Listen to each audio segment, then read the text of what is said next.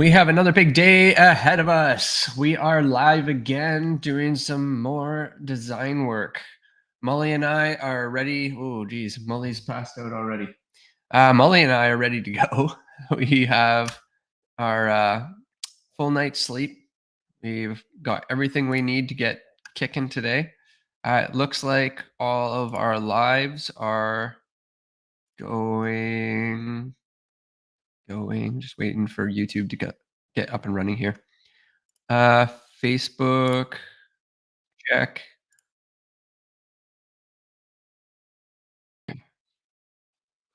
Just see. All right. I'm gonna mute that because you don't want to hear my crazy audio. Looks like YouTube's good to go. LinkedIn, good to go. All right. We are firing on all neurons. Okay, so yesterday, let's give you a little bit of a recap of what happened. The yesterday we had worked on creating some infill solutions for an ER2 and ER3 zoning in Nova Scotia, specifically in Halifax. This ER3 and ER2 zoning allows for increased density. It is a residential neighborhood. So that residential neighborhood has a lot of single family home dwellings. Some of it has accessory structures in the backyard, and they are about the smallest, I would say, is roughly about a 30-foot wide lot on average. And in that 30-foot lot, uh, we basically have a 7.5 meter um, setback that we adhered to for the purpose of this design. And in most cases, 3 meters to 2 meters setback from the road, depending on what's across the street. So what that allowed for us to do is provide essentially a 26 or a 26-foot or 24-foot wide home, and that fits on the property with about 44 feet deep. And we'll show you what we came up with. I'm going to share my screen here just so you have that. I understand. Let's proceed. Entire screen. Let's look at this one. Okay. All right. Let's pull up some images here. I know I have some kicking around. All right. So yesterday we looked at a backyard suite. We had this designed out. This backyard suite is essentially set up like a bachelor. In the ER3 zone, we are limited to a 15-foot high building. So it means we can essentially go one story. We could build a loft into it to make the bed go up above, but we are limited to that height restriction. So being at an 8-foot tall ceiling height, the peak of our roof can only go up so high. So we have to pay attention to that. That is an option. However, we do want to make this more adaptable. So we could turn this into a ramp and provide wheelchair access. This is essentially like a laneway suite where you can just drive out to the back and have, a backyard suite. And because of the bachelor, we opened up a lot of space, and we'll show the floor plans for that. We also yesterday pumped out a 4-unit or fourplex. This fourplex is been built to be very modular. And we'll open up some of the plans there just to kind of show you where we left off. The idea behind this was not to design it as a modular building, but to design it so that it's flexible enough that it can become modular. So what we'll look at is our where we left out in our floor plans. So you can see that from this design, we provided a front entrance that's accessible to the front right-hand side. We added a staircase up to the top that allows us to access both units. The units were quite tight, so we were able to fit a 2-bedroom in and a 1-bedroom in with all of the needs that we have for laundry in our kitchen. Each kitchen was able to supply a dishwasher as well as full range and a large refrigerator.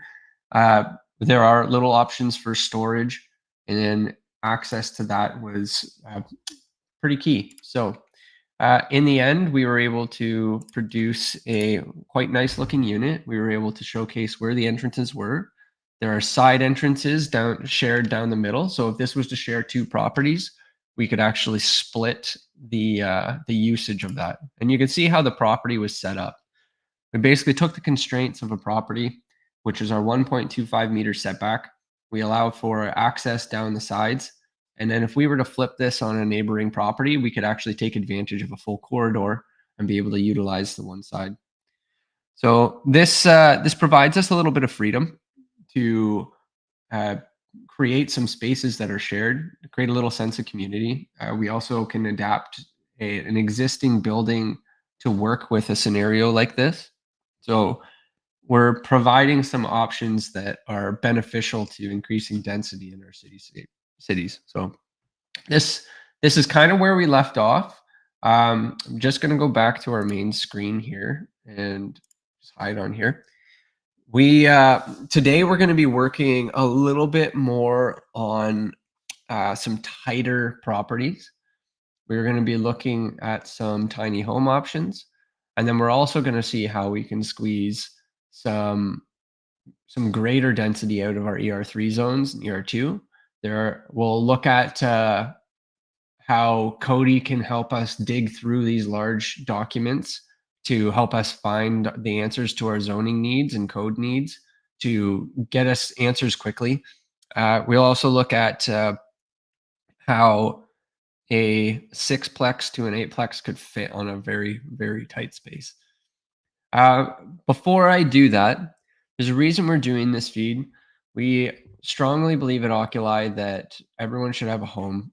And in those who can't afford a home, especially nowadays, it's really difficult to get in anywhere. There are also a lot of homelessness happening, and we would like to provide support to those who are homeless and provide them the capabilities to get on their feet and really make a difference. So in doing so, we've left a link in our socials, and we'll copy that link over just so that we all have it. If you would like access to the designs that we're working on, we're going to make them fully permit ready. They will be able to be utilized at the city of Halifax. If you would like access to those designs, you must subscribe to the YouTube channel and donate to Welcome Housing in the link provided in our chats. So again, I have provided that link in all chat platforms.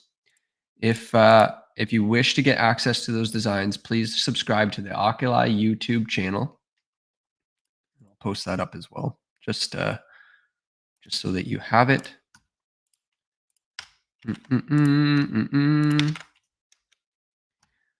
And post that in all of our feeds,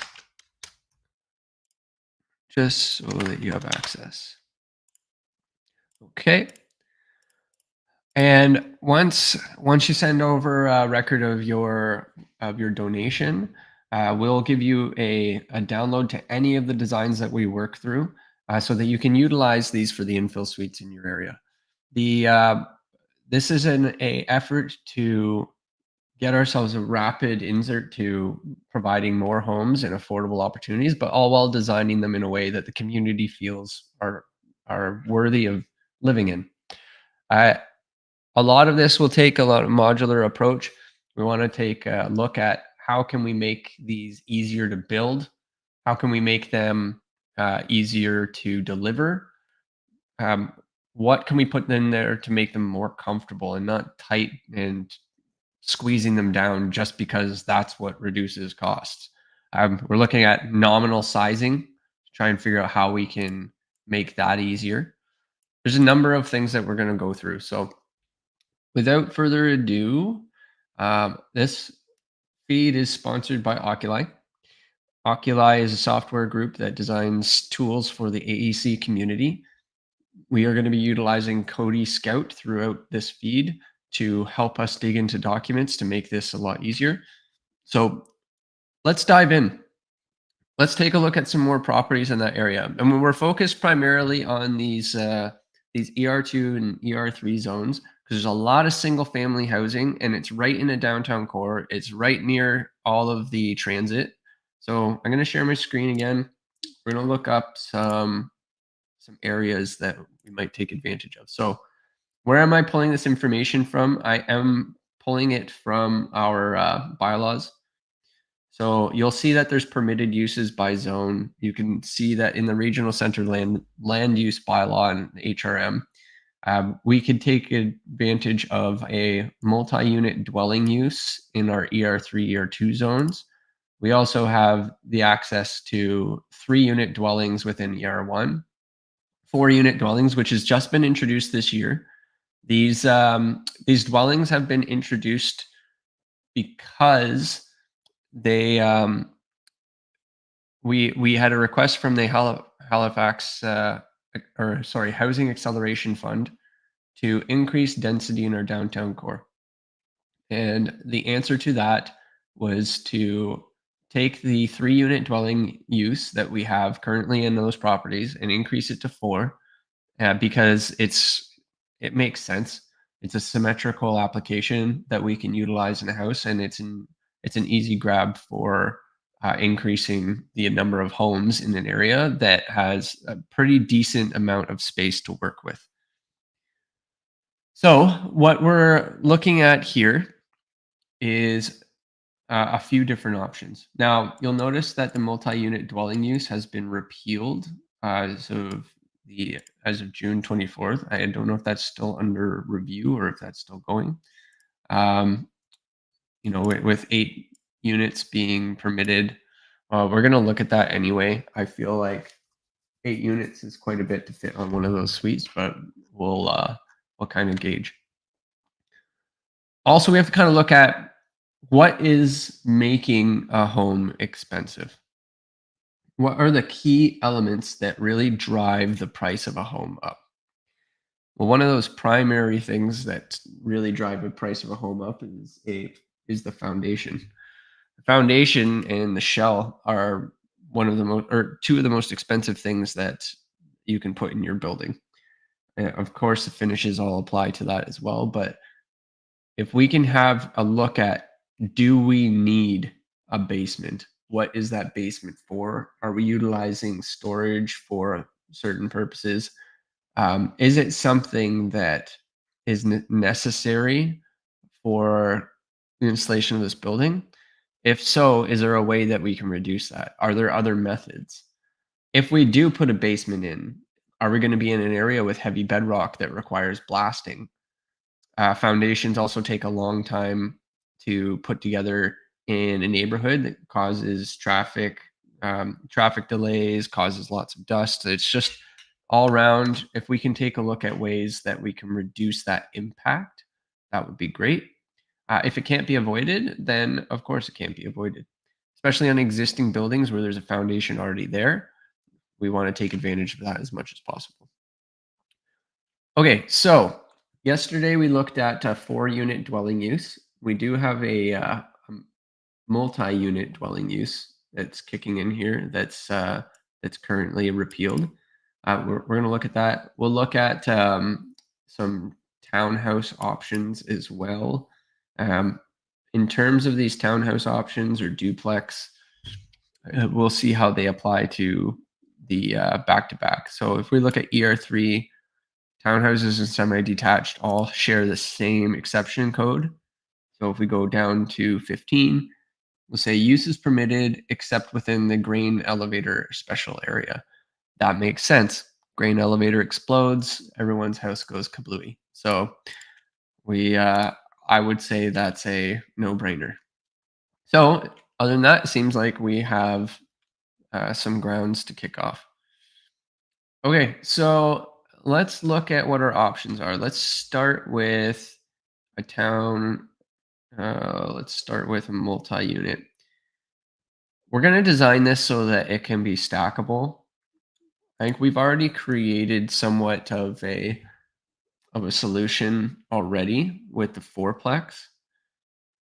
Now, because of the fact that in some of these areas we may be able to increase our square footage and pull this up to the 3-meter mark, we're going to use that as our guide. So I'm going to pull this property over and I'm going to start fresh. We're going to come over here and draw a brand new property. Now we have another property over here that we use for the backyard suite. That was something that we did yesterday as well.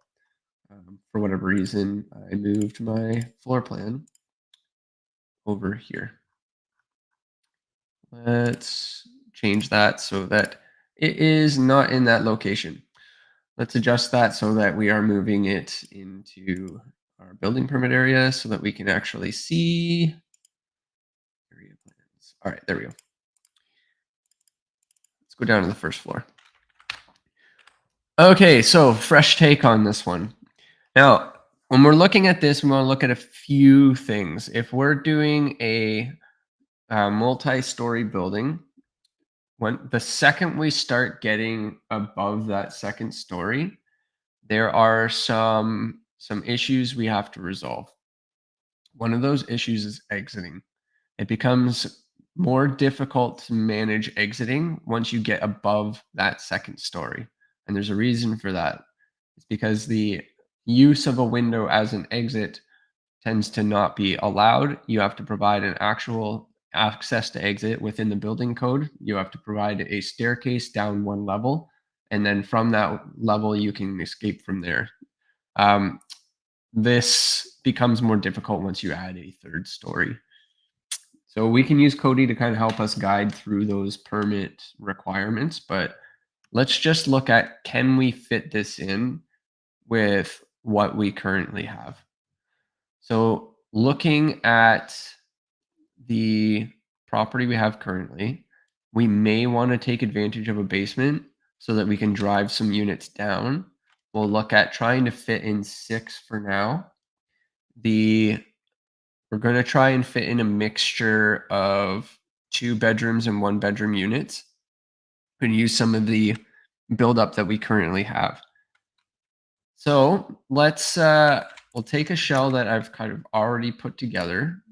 I'm just going to copy this over. And the reason why we're using this shell is because it's built on a modular frame. We're trying to use 4-foot increments or 2-foot increments of our exterior frame so that we can utilize a delivery of on a flatbed truck. That way these can be hoisted up by crane in terms of walls, floors, etc., and dropped into place to limit the amount of time we're spending on site. So you could build these off-site in a controlled environment inside of a garage, make everything square, level, toss it onto the back of a flatbed truck, crane it up, fasten it into place, and then make your installation time that much faster. Especially in unpredictable climates like Nova Scotia, where the weather can change at the tip of a hat. So let's look at dun, dun, dun, dun. How can we make this more modular? All right. So let's take the front of our building here.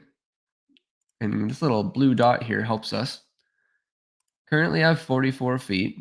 We're going to want to try and keep this in multiples of 8 feet as much as possible.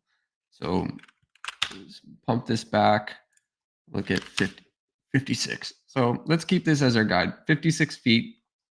That means that if we're designing our grid system, and I'm not using grids just because I just don't want to. 8 feet. I could have used array. That's okay. I'm not listening to any of my Revit practices just because I'm feeling cheeky this morning, and you can see it. You can literally see it as I'm working. All right. So let's have a look. So this means that we can build out all of our wall sections in 8-foot chunks. And then we'll look at it the same way, the opposite direction. So right now we're hugging the property line. We are literally taking this property line and hugging it, which means that we're going to have to focus on fire rating on that left side. Means it's going to have to be non-combustible in terms of whatever material we use on that side. Aluminum siding, making sure that we're taking advantage of full sheathing, no exposed rigid insulations, and make sure to adapt that to your workflow. So on top of that, we have to make sure that any transitions around that corner are being met as well. All right, so we have a kind of a modular grid set up. We have a little bit left over, which should be about 2 feet, if I'm not wrong. Yep. So we'll apply in all these dimensions just so that we can see what we have at our disposal. When we're laying this out in terms of units, we want to make sure that our windows fit within these. So whenever we're planning out our windows, we want to at least provide enough room that we can have a king stud jack and enough strength within that window to fit within one of those modular wall components. So we want to make sure that everything that we put together will click together nicely when we go to deliver it. And we'll carry that design down. Awesome. And same sort of thing. I'm just doing this slowly so we can all see where this is going. So we have our modular components. And for those who don't know, flatbed truck can take on about an 8'6" before becoming a wide load. You want to try and avoid having trucks become wide load because that adds extra cost to delivery when you have to have an escort and have to take the extra precautions. So for us, when designing modular, we want to make sure that that can fit. And 8 feet is a good option because that fits not just within the truck, but it also works for materials. So if you weren't here yesterday, in order for us to reduce the costs of these homes and the labor and installation involved, what we need to look at is how can we use nominal and modular sizing of materials that are available on the market, easily available, that can be utilized in a way that prevents wastage. So when we're looking at setting up the framework for our buildings, and I know this is, from an architectural standpoint, it's looking very engineery, but don't worry, we'll take that into consideration as we start working. I remember yesterday we worked through some design options when doing a fourplex. We're going to treat this very similarly. It can still be done elegantly and still have a good curb value. Okay. All right. So we're going to have to add another level to this. The further we go up, the more restrictions we run into. So the first question I'm going to be asking Cody is, what are our limitations? So let's have a look at what Cody has to say. And I may have to start a new chat and log in.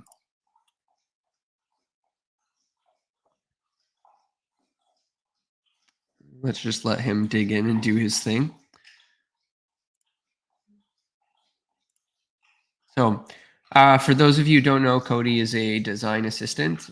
Cody will jump onto your documents and dig into them, find some information, and provide it back to you in an answer that makes sense. So you don't have to go flipping through tons of information.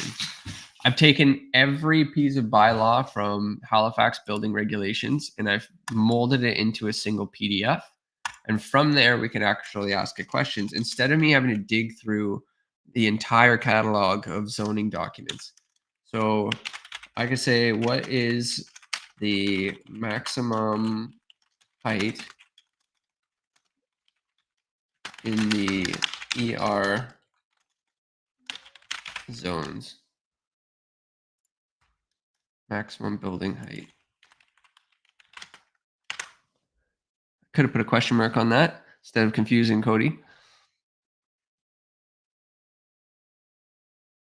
So we let Cody do his digging through the documents, kind of hashes his way through there to find the information that we need.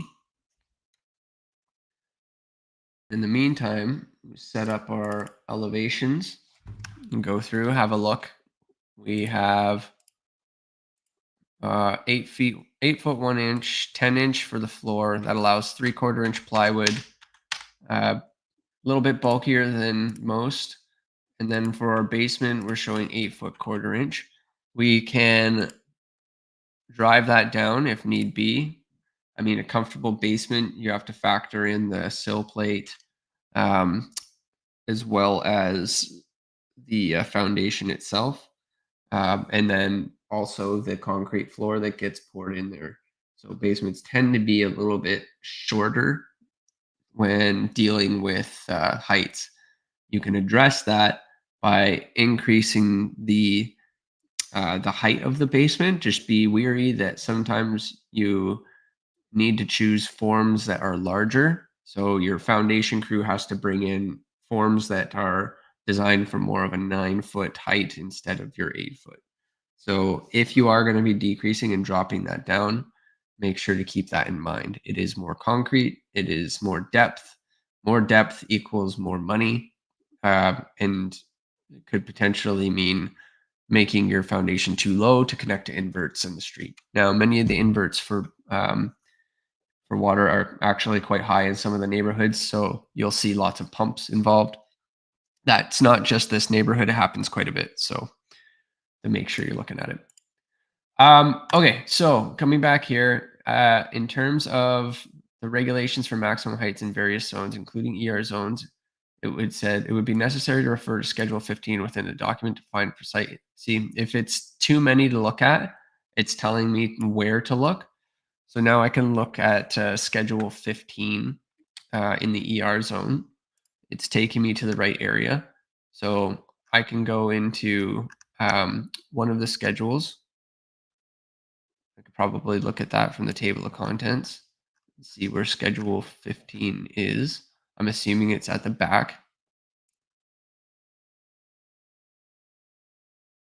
Do schedules.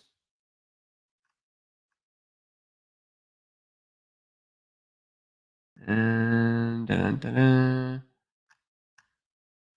added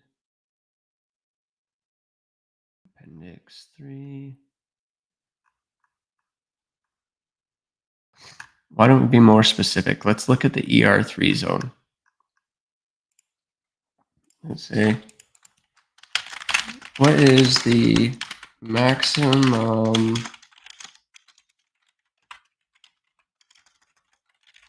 height of a building within an ER3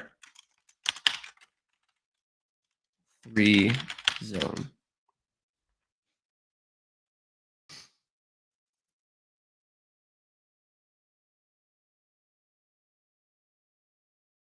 Make it more specific.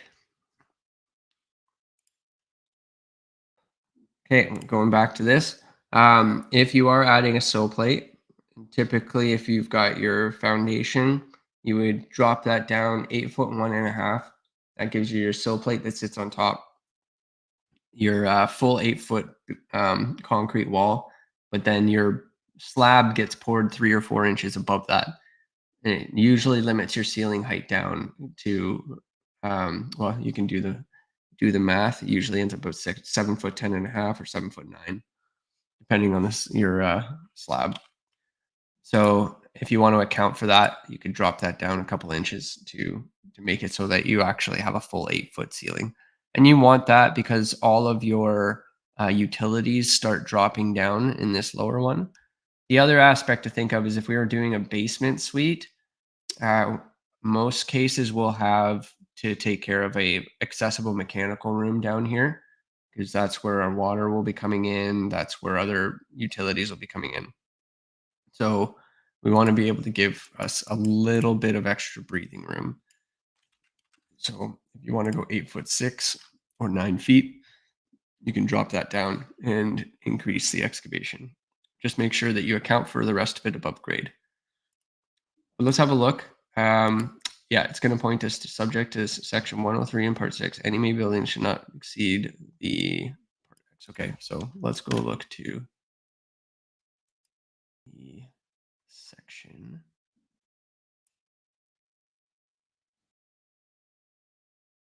106.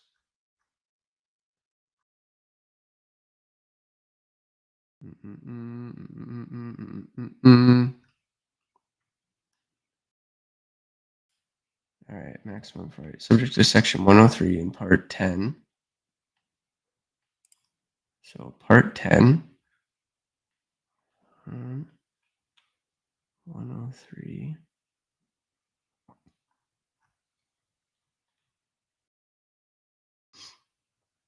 Mm-mm-mm. All right. I got to make these more searchable. What is the maximum height for a residential home in ER3 zones?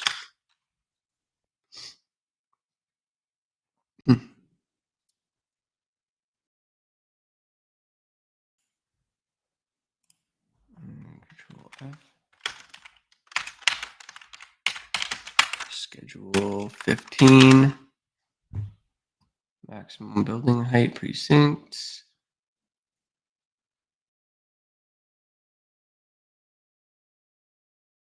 All right.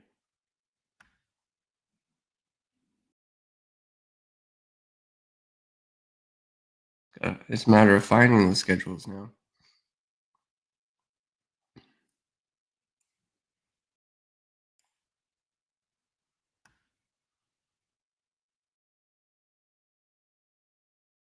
Yeah, it'll keep taking me here. So let's see. Did I add this in is the question.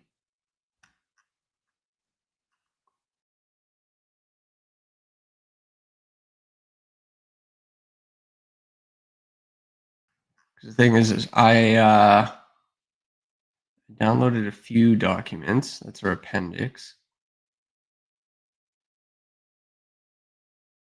Well, let's look at next available. What are we at? We are zones and permitted uses. Maximum height, CD, DD2. Skip through.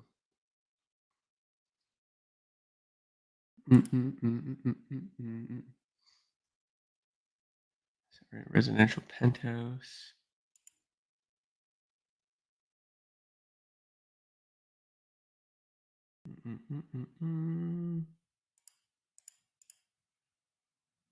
Oh, heading back. Within any ER3 zone, a slope roof of a main building shall not exceed the maximum height as shown on Schedule 15 by no more than 3 meters. Looks like we're going to have to go look at Schedule 15.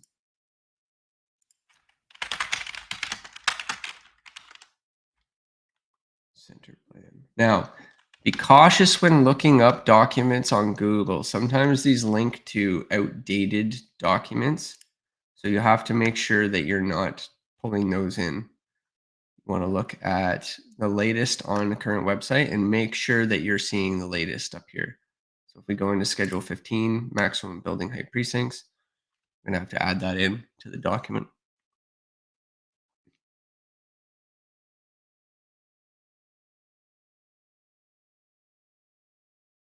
So in here, let's have a look at our neighborhood. It's looking like 11 meters, but we will zoom in. And if Adobe's watching this for whatever reason, please add a zoom feature that's easier to use on your web. All right. So 11 meters, 11 meters, 11 meters. And the odd one, which goes a little bit higher. Okay. We'll stick with that for now. We're going to utilize 11 meters. All right. Sounds good. Beauty. All right. I don't know why my Slack is going crazy.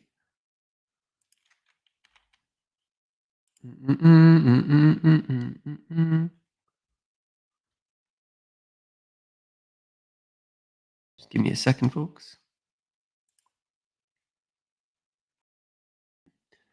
All right, cool.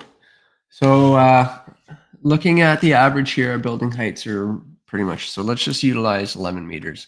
Let's set our top of roof so that our grade is consistent with that requirement. I've set our grade to be 3 feet above or below the first floor, but we're going to try and bring that up and make that about 1'6" roughly. So we'll make that 1'6",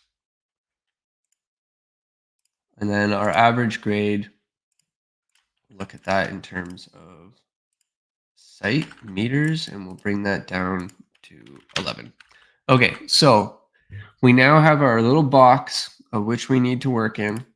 We have the extents of where our property should be sitting. So we should be looking at how can we fit everything into this area. Okay, so first of all, let's chop this up into something that makes sense. We need to provide at least a 3'6" corridor to allow for our 3-foot doors to get access to our upstairs units. We need to make sure that people can get down as well. One of the things is we're gonna have to provide either a U-shaped or scissor stair to get down from the upper levels, so that we can access the taller units. Um, if we are going a full 3-story, if we are just sticking with a 2-story and driving it down to the basement for a sixplex, then we can get away with a single staircase providing to the upstairs with a window, operable window that can get access to the outdoors for those units. So let's have a look. We have the opportunity to drive 6 units, 2 in the basement. We have a little bit of extra length to work with, so that gives us options for mechanical rooms. However, let's look at the overall length of our building. Because of the fact that we designed this building to be 56 feet, we will not be able to fit this on a traditional truck bed. Truck bed or a flatbed is about 48 feet long. So that truck bed would not be able to take the full length of a flooring system or portions of and stack them end to end. That being said, we would be able to build it in enough chunks that we could split it into 2 separate loads and maybe pull a 24-foot section with one and then another 32-foot section with another. So let's have a look at that, because if we're doing 1-bedroom and 2-bedroom options, that may be our split. Now, the biggest thing is determining how will that split work? What are we providing to make those functional? And how are we going to give our 2 bedrooms in terms of amenities versus 1 bedrooms? Now, 1 bedrooms typically get a little bit of the shaft because they're usually, placed in the areas of least enjoyment. I feel that because they're not getting as much, we should give them a little bit extra. So I usually like to put my 1 bedrooms at the front and then give more space to the back for the 2 bedrooms with a little bit more privacy, but with a look of the rear yard. So you get the people watching at the front and then the nature watching at the back. So let's see. We have our main corridors coming through here. And for those of you just joining in on the stream, if you've jumped on, it's what we are doing today is we're designing some infill housing opportunities for the Halifax regional municipality. We are looking to provide permit-ready drawings that can be utilized for submission for contractors or whomever in the area. If you would like access to these designs after they are finished, you will have to subscribe to the YouTube channel, the Oculi YouTube channel, which is in our feed, and make a donation to one of our charities that we're working for right now. And that charity is Welcome Housing and Support Services. These housing and support services provide access for housing support in terms of affordable housing, shelter diversion, and a number of other great services. So please make sure to pop a donation in there to help. If you want access to these drawings to utilize them for your own infill needs, then please do send the donation, subscribe to the YouTube channel, and then from there, I will provide download links to these after our feeds are done this week. Okay, back to the grind here. So we're working on a 6-plex right now with potential for an 8-plex. But remember, when you go to eight units, it becomes more difficult because the height restrictions kick in. So we've decided to dig down a basement. It does increase the cost of putting a basement in. Ideally, we would want to put it all above grade, but we do have to talk about exiting when we get into that. There's also limitations for having primary entrances near the back of your building. Not just from a code perspective, but from a safety perspective. You want to be able to get away from your property if it's caught on fire, and you don't want to be limited with one way to go when you're trying to escape your home. And running down the side of your building when there's probably a fire blocking your path, it's probably not the best idea. You want to be able to provide 2 safe exit paths. And because of the fact of the way the setbacks work in this ER3 and ER2 zone, we are driving our building off to one side to allow for egress to another. And you'll see that when we look at the division of homes in our active planning. You can see how many of them are adapting to take on one side of their property. This is just how the zoning has been set up. You have to excuse my dog. He's very excited. Molly is super pumped about infill housing. How's it going, Molly? You all right? Surviving? Okay. What's you doing, pup? You stay right there. I know. Who's that? Is that Mommy? Okay. Like you said, super fun. Okay, so carrying on here, we are looking at a 6-plex here. We do want to be able to make this so that we could pop 2 units on it in the future. So, and just having the egress alone with proper exiting and entrances will be a huge help. So we already have a stair designed that we can utilize on this side. I am going to take the core over and I'm going to copy it. This entrance design lends itself well. So I'm just going to take that application and move it down. I'm going to take the entrance, and drive it down to the front here, and then move it up. Let's give 5 feet of space and provide some access. Okay, now I want to copy and paste this down to our top of footing. I'm going to increase that by 4 inches and bring that to top of floor. Okay. So if we drive a section through this, we should see 2 stairs stacked on top of each other. And I'm going to take that so that we're not looking way out in the distance. And we should see 2 stairs with very questionable interior railings. We'll make that so that it's just a general guardrail for now.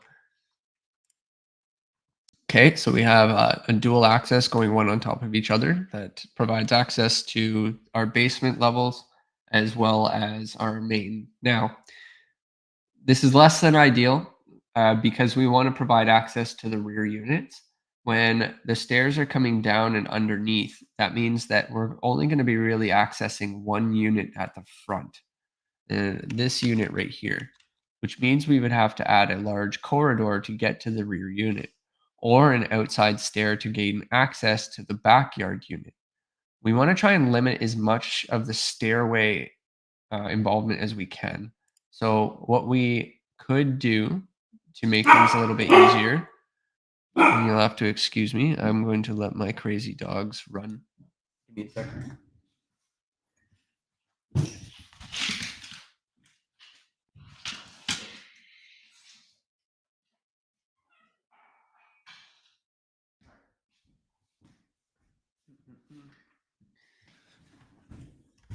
Well, at least he's not snoring this time, so that's a win.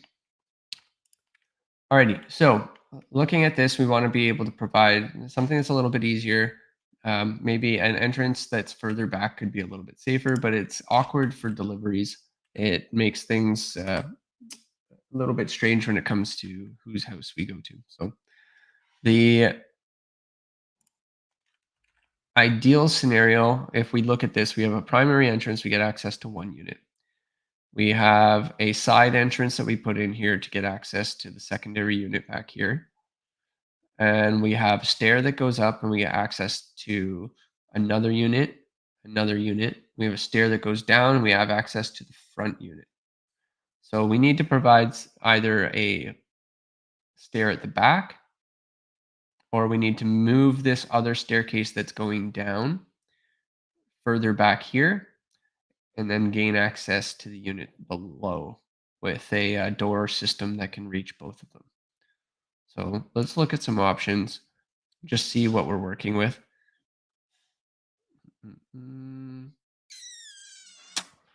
What if we put this one so that it was down?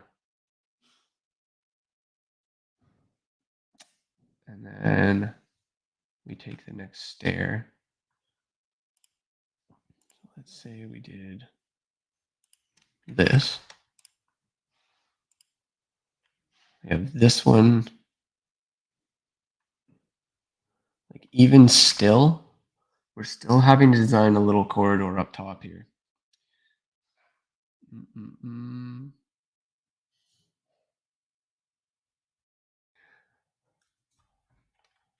But we can provide a coupled entry so that we have side access to go up. You can choose one direction or the other. We come in here, we can go down.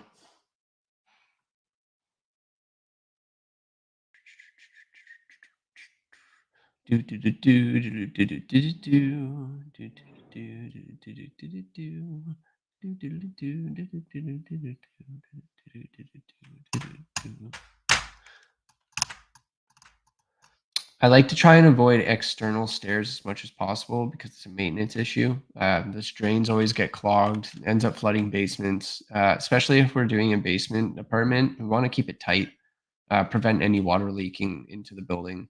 It's a maintenance thing. You don't want to have to deal with that when you're a landlord. So let them come into a nice, comfortable entrance, and then they can access the rest of their building from there. Don't make it overcomplicated. Okay.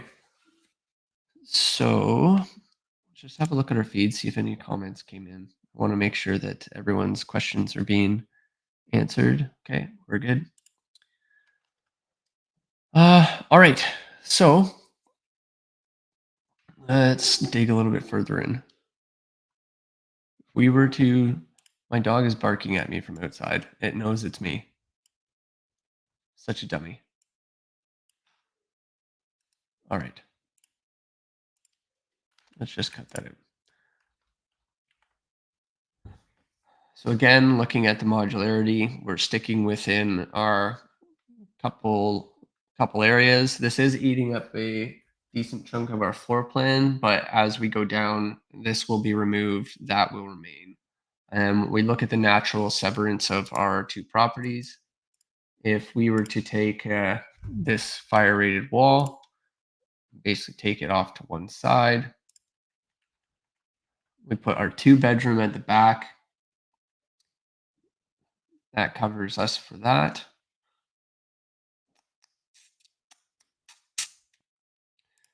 And that's wanting an entrance. Yeah, so I'll have to flip that.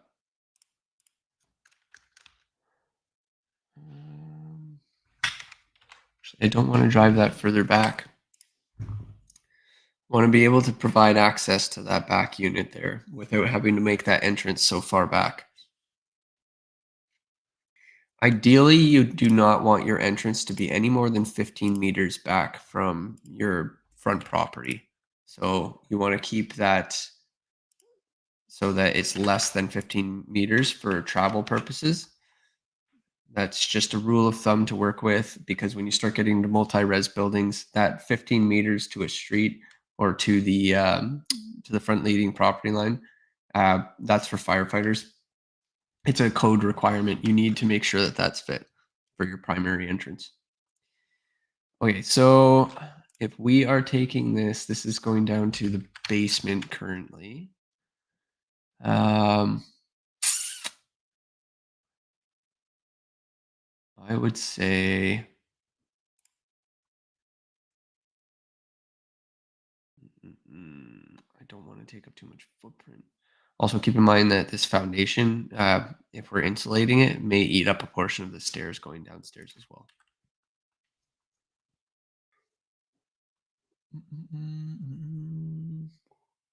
I really don't want to do an exterior staircase.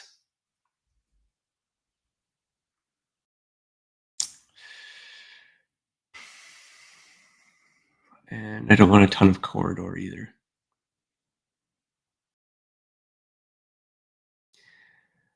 I mean, for the purposes of it, I might have to do two staircases on top of each other here to give access down to one unit and then another one down to the other to avoid having that exterior stair. But at least they're keeping them outside.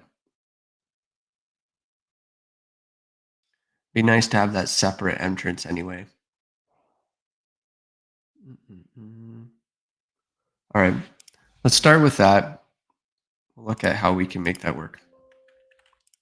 And then RO. Let's rotate that. Let's move it right on top of this other staircase here.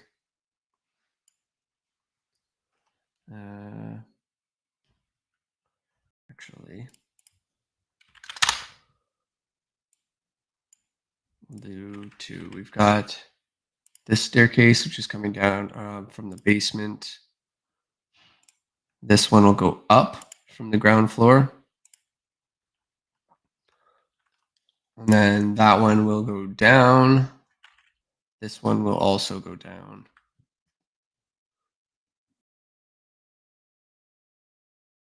That way we're not eating up the space of their actual unit and we're keeping it consistent. And it's a nice interior look. And then we'll put all the doors to access those units separately. That way we can compartmentalize this entire stair shaft and make it all fire rated. Makes it a lot easier to do from a construction standpoint. So, okay. So let's have a look. We have our doors. Exit from entrance from the outside. Welcome back. Nice to see you join the party again, Molly. Molly's my design support dog, if you didn't know. He just sits there and tells me I'm not doing a great job. Okay. We need to provide additional room to be able to fit this entrance in. So instead of making the entrance to the rear of the building, let's line this up here and then give ourselves a little bit of space to work with. Okay. Again, let's just move that there. Why you gotta be so difficult? It's because one of them decided not to be joined. There we go. We can move a little bit of that back. If we have some headroom, we can drag that back to give some more space. Okay, so we have our two stairs back to back. We have our exit door, which we would ideally not swing out. If at all possible, like to take this unit, flip that in, and I'll explain myself in a second. We did this yesterday with the other. want to provide access to exit, then we can start really cramming this in. I'm a big supporter of providing inset entrances, not just because it's covered by the rain, but because it's not inhibiting your exit from the building.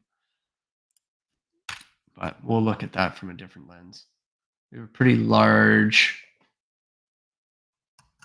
landing right now. That's because we need entrance to that suite. So if we're putting a door in, Halifax requires all doors to be 36 inches. So you have to make sure that these doors to your suites are fitting that description. So we don't need access to this unit.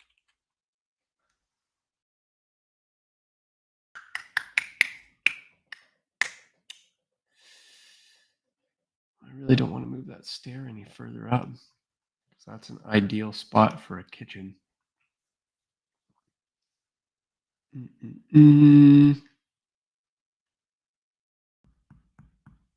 Don't think I have a choice because I got the nosing of the stair there. Let me see. We need to move that because it would involve me cutting out a vestibule inside of here, or at least moving that wall down. I don't want to do that because of the way that we've set up our infrastructure. Also, I have to move that down so it's centered on the well, that will be our link to join the two modular components at the end.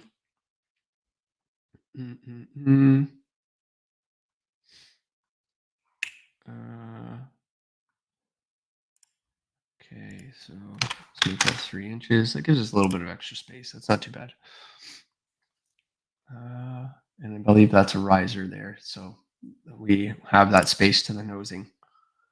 One thing Revit loves to do is provide you with that extra nosing line that you don't really need. So we'll just hide that so that we can't see it for now. All right, so we have a side entrance. That side entrance provides access out of the building from a unit that's coming out of the basement here, and a unit that's coming out of the basement here. We will flip that change of direction so that it is actually coming out this way. That means all units are coming out in this direction. We do have to keep an eye out on the distances that we have here. We are showing 2'7.5". Ideally, you want to be able to get around that door when it's in its full swing from an access to exit travel. We do have access through our staircase here, and emergency access coming out that door. So should be good to go. The front entrance up. We should have a landing upstairs that will be similar to this, and it will access to this unit and to this unit, and we'll wall it off a little bit earlier. That way the upper unit gets a little bit more square footage because they don't have direct access to the backyard. So we have the 2-bedroom unit with access to the backyard. How much area are we dealing with here? We got room 694. Okay, that'll make for a good 2-bedroom. Now is the question of what do we want to take advantage of? Do we want to give the bedrooms natural light, or do we want to give our front areas some more? See, these comments are not coming through. Cool. All right. Continuing on with Facebook here. Just checking a few things. If you are tuning in, thank you. I am keeping this feed pumping. We are looking for your assistance in terms of design work. So jump on with me if you like. It's something that I really enjoy doing, and all of the homes here are going to be provided for charity. We will, if you donate to the link for Welcome Housing and subscribe to the YouTube channel, you will be put in line to get free access to these design drawings after they're complete. So please make sure to donate to the link that's in your chat and subscribe to the Oculi YouTube channel in that feed. All right.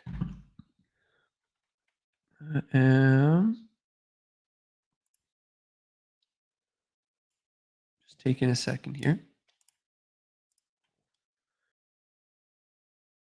All right. I'm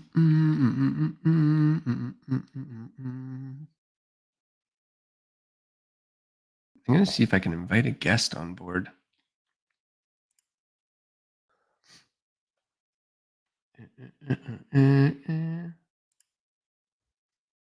Add guest.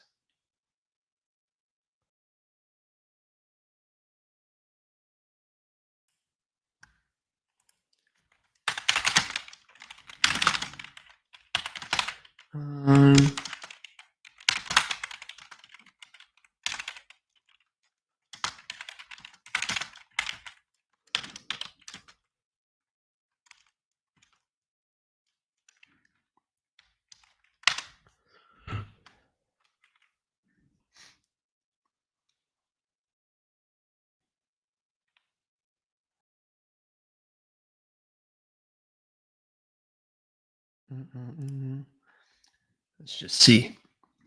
I wonder if it will add the guest video to the stream.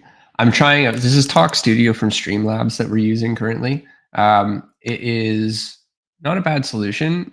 They're working out a lot of kinks. We're trying to figure out what where the chats come in, what's available to us, and how that can help. We'll see if the audio comes through. I'm probably going to need headphones. Let's see. Hopefully that will help. Let's see. See if that works. All right. So that should block it off.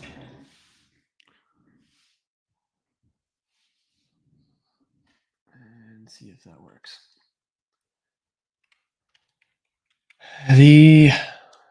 Going back to Revit here, splitting up these two units. All right, and I'm going to move my Streamlabs window over so that it's not blocking my screen. That way, if our guest does jump on board, we will not cut them out. Okay, continuing on here. We kind of have the framework for our two units. Both of our stairs are front to back. They access the units above and below. We do have some components that we could probably take advantage of from our other designs.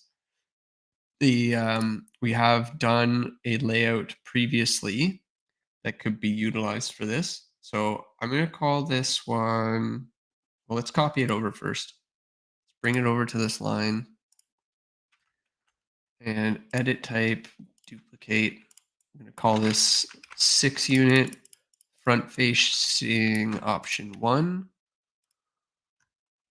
And then what we're going to do is we're going to move this down so that these back walls are against here. We have a little bit of extra space to work with. This opens up this layout. I'm going to take that insertion point and put it right at the front of the property line. That will help us keep it anchored. That way it's not causing too much of an issue. Okay, I'm just going to move my mic over out of the way so I can see everything.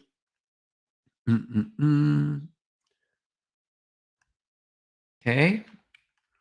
So in there, we have one of our original layouts. We can change that up as we need to. It just provides this little galley style kitchen with laundry off to the side, access to bedrooms, some bedroom storage, and a full size living room where you can outfit it however you like. whether it's with a four-person dining table, couch, or anything else that you see fit. So just for the purpose of this, I am going to add in some furniture. Um, wow, what did they name it? Is it chair? Furniture? Oh, sofa. Yes, I should have known it was a sofa. Yeah, so we can take that sofa. We have options. Put it against the back wall. When you have a back wall, if there's light coming in, there's glare. Really, there's no best option here if you want to try and avoid the light hitting the lens. The um, best option that you have for this sort of layout is to kind of split them up. Maybe you can put dining in the back and so on and so forth. So you do have some options. That provides some living options. Now, back here, we do have a new layout available to us. This back unit, we would ideally like to provide natural light to as many bedrooms as possible. The With the location of everything here and due to security, we want to try and keep our bedrooms protected.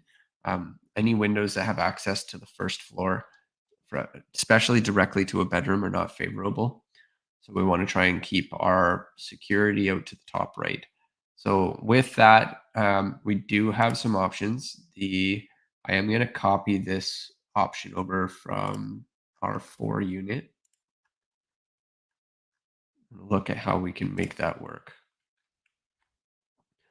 Actually, that looks like it works out really well. That kitchen just lands perfectly in that little corner. I knew that was going to be the case, but it's much better now. Also, we've opened up some major space to be able to change up this unit. So we're going to do the same thing. We're going to duplicate this. We're going to call this our 6 unit rear facing option 1. And then we're going to do the same thing. We're going to take our little insertion point, move it up to this corner. Remember, that's how we're going to swap out options as we start working with it. For those of you joining on the stream, this is a 6 unit building that we're working on in an infill application within the Halifax municipal regional municipality. Blech, lots of tongue twisters. So I'm just going to take a second to see if we can boost up this feed and get some more people on board, because your feedback is going to be crucial to make this work.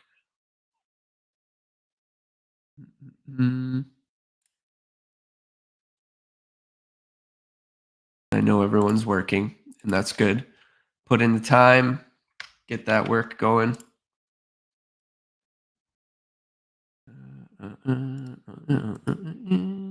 Oops. Open in new tab.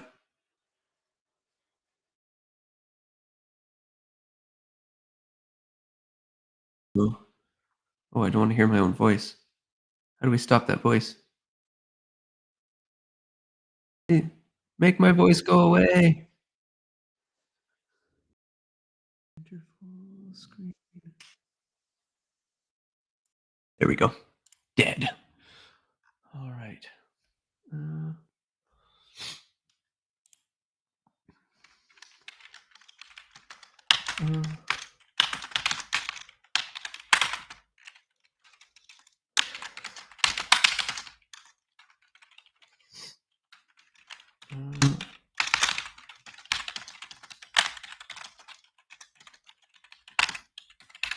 And help me design some homes, some affordable home options for our community. All right.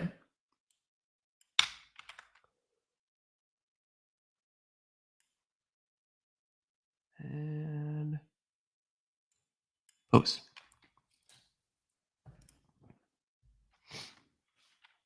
And create.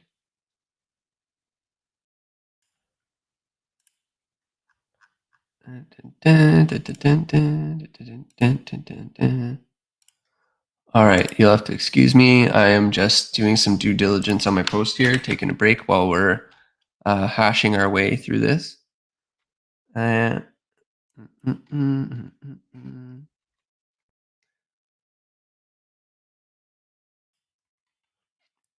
And currently going live on LinkedIn.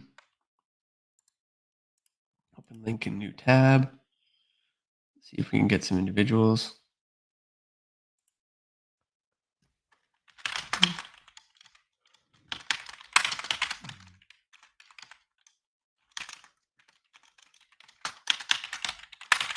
As we work through some housing catalog designs for, let's just see.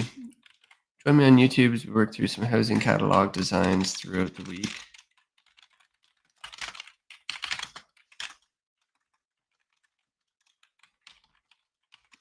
To raise money for supportive housing.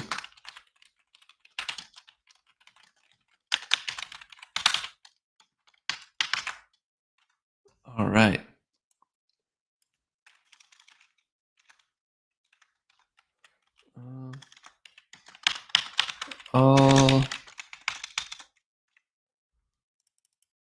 All right. Here we go. Done, done, done. Continue. Wicked. See if that crunches through. Back to our design. Having a look at some other options. Live streaming. Keep an eye. All right, so we're having a look. Currently working on a sixplex. This sixplex can fit into an area that is utilized for a single family home. We're looking at a 30-foot lot. That 30-foot lot, 31 to be specific, will have ourselves a 1.25 meter setback off to one side and a protected fire rated wall off to one side that's hugging the property line. This infill design lends itself well to the ER3, ER2 zones within Halifax. We are trying to cram in some additional space in here and create some basement suites. One thing that we're going to have to pay attention to for the basement suites is we will need window wells to provide access to exit. We do have currently two staircases going into the basement, but they're only supplying one unit. So we are going to have to provide access in another way or form to get out of this unit in some capacity. So that may prove to be difficult with the way that we've set up our staircases currently. Looking at what we have, the only available option that we could possibly use is a window right by the entrance here at the front underneath this staircase in the basement, or at the very front of the house, which can ruin the curb appeal a little bit, make it a little bit difficult to sell that front feature. We're take notice of the way that we're placing our windows. Windows are in a modular standpoint. They are allowing us to create these 8-foot panels that we can stack up and join together. This is something key to look at when we're navigating through the throes of design. And even the flooring systems are designed in a way that they can lock up and sit on top of a centralized structure. So we're going to have to keep an eye when we design this next unit here as to how we can take advantage of our structure in this application. So just by looking at it, we want to see if we can fit our stair risers underneath this nosing. So if I was to come up 1, 2, 1, 2, 3 risers, I don't think I'll be able to actually get up underneath. Just judging by what we have here. If I was to take this third riser here and go to Yeah, minus 10 inches is not enough. 6'2" is too tight to get underneath that staircase.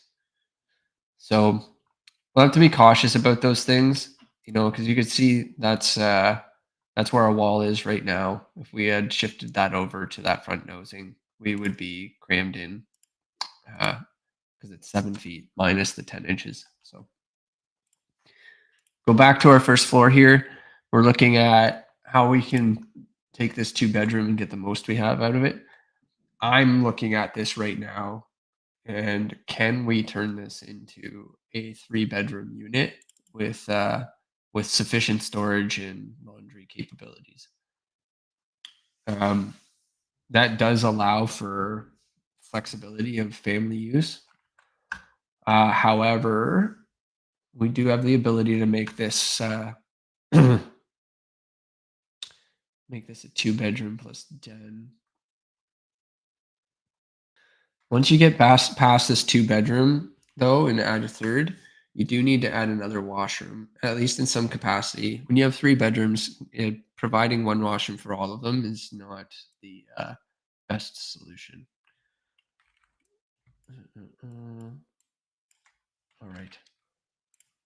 RO 90. All right. Okay. So if we were looking right off the front entrance, we get a bathroom access. We can have this closet supply the kitchen. Um, we have our access to our laundry. How much room do we have in that closet? That's 2 feet. Laundry, we could probably wedge back here. We're trying to keep all the utilities close to the front. I would love to have the kitchen close to the front as well, but it's not in the playing cards. So we let's take this unit and make a proper laundry room. So, and let's increase the bedroom sizes a little bit to make them more comfortable. We have the extra space here, so let's take advantage of that. Let's make this a 12. That's 12 feet. 2 feet. Longevity 3 inches. Okay.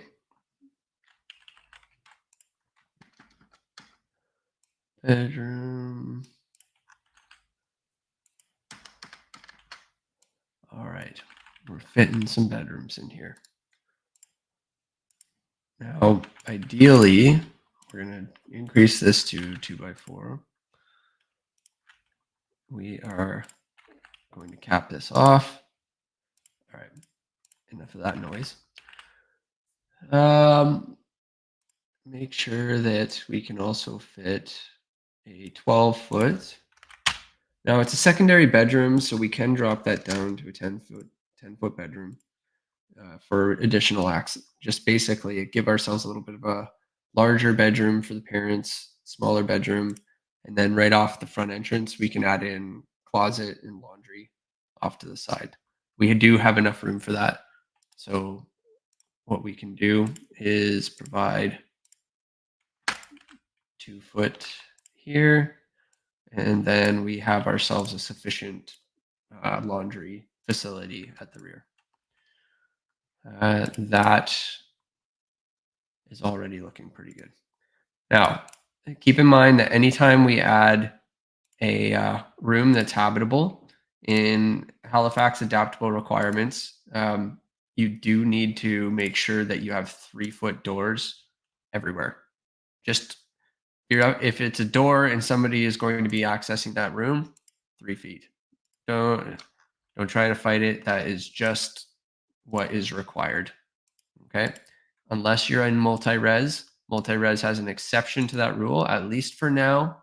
I do not know if or when they're going to implement that, but you can be sure that it's on the radar to add that to condos as well.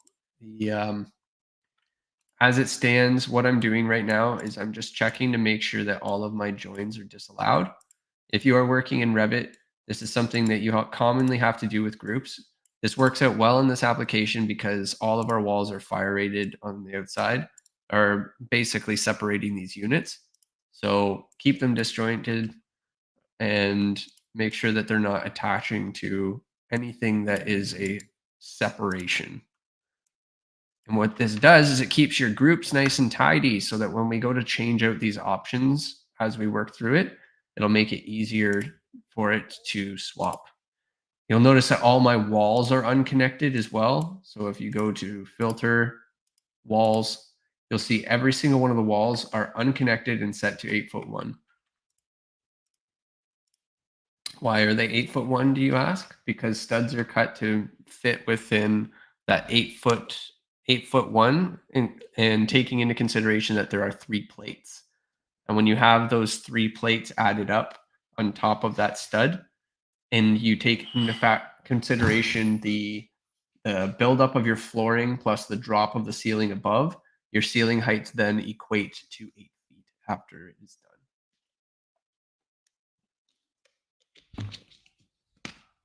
done. All right. We have ourselves a washroom. It's away from our main kitchen area. We have enough space back here for a living room. We can add access to the outside, but you always have to put your furniture in first. So previously we had a window here. We can add an additional door right beside the kitchen because that would be favorable. We'll have to look at how that plays on our elevation. But from what I can see, we would literally just take this, move it over 3 feet or 2'6" or whatever it is, 3. That keeps our window composition a little bit offset. It also makes sure that they stay within their 8-foot modular components. I could actually probably just line them up with the windows that we have at the front. That way they're consistent. It's the flip of that variant. And then same thing with this door. I could take this door, maybe not. We'll take this door and put a new one in here. Make sure to give yourself some distance to the cupboards. Those doors, when they swing open, slam the front of your cupboards. And it's not ideal to have a doorstop. So you have to build in a doorstop into the actual door. That's something you're going to have to look into. You do have the option to put some sort of a floating island in here. This living room environment kind of lends itself to position over here. Oops. So again, adding in this sofa just to split up the usage of this space. You have an option to put a 4-person table down here or a fold down if you need to. We have additional pantry off to the right to supply the kitchen. If we could split this up and do pantry for the kitchen and linen for the bathroom facing towards the hallway. And then off the front here, we already have our coat area, a seating area to put on your shoes, and that adds some comfort to the layout. So we've got natural light to the master. We have a smaller bedroom off to the side. We have a laundry space in the back, coat closet. So decent amount of storage, good sized kitchen with a pantry off to the side.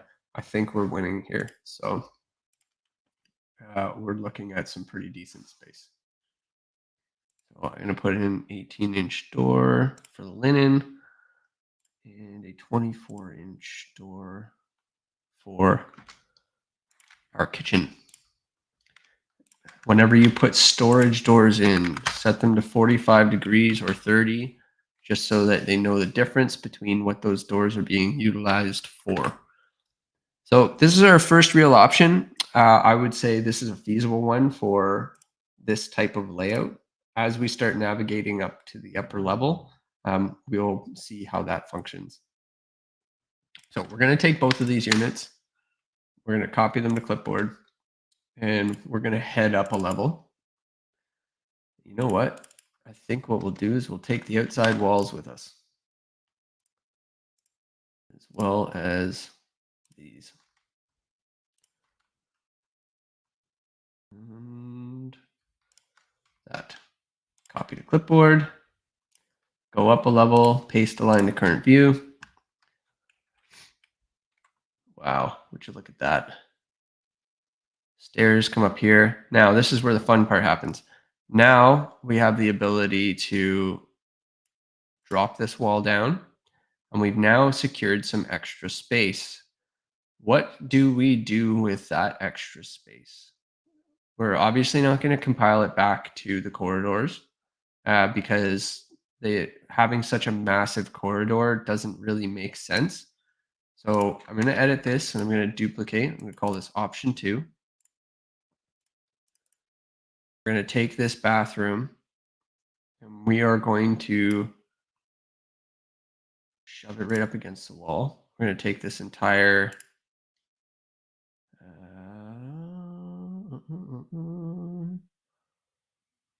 let's just do that for now. Okay. We're going to get rid of this pantry. We're just going to change this pantry. We're going to move this door to make it an opening. So see if I have an opening loaded. I do not. So in that case, I'm going to go to Insert. I'm going to finish this first. Load Autodesk Family. Within here, you can actually search up opening. And you'll see a door opening. They have cased openings as well. Might as well just choose that. Bring those into our project. And then we're going to delete that. There's a reason why I'm adding this opening in, because this is an opportunity to add in kind of like a butler's pantry. More storage, better. Always try to factor in storage into your equation. Component. All right, is it going to make me search for it? Or did they finally move openings to doors? They did. Holy smokes. Thanks, Autodesk. You did it. You did the right thing. All right. Wow. Openings are finally in the door category. All right. Would you look at that? Requests have been listened to. Fun and fancy free. All right. So when figuring out these openings, take a look at the distance that we have, measure it to the back frame of the door. Ideally, you want to give yourself a little extra room back here. But if you were to take that opening, one that's in there, and say 2'3", that gives you enough for casing around, and then you can provide a cabinet at the back side of that door. What this does now is, let's see if we have enough space between here. Yes, that's perfect. We can then take our closet and for the purposes of this, this will be a extension of this wall. We'll run that into there. And then our closet, and I am using smaller walls for our closet. There's a reason for that. You can get steel stud that can really outfit a wall pretty easily.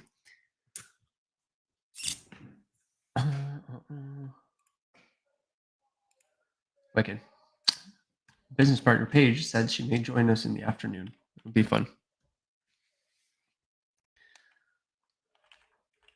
Okay, so we still have a pretty large problem. Our corridor is still quite hefty.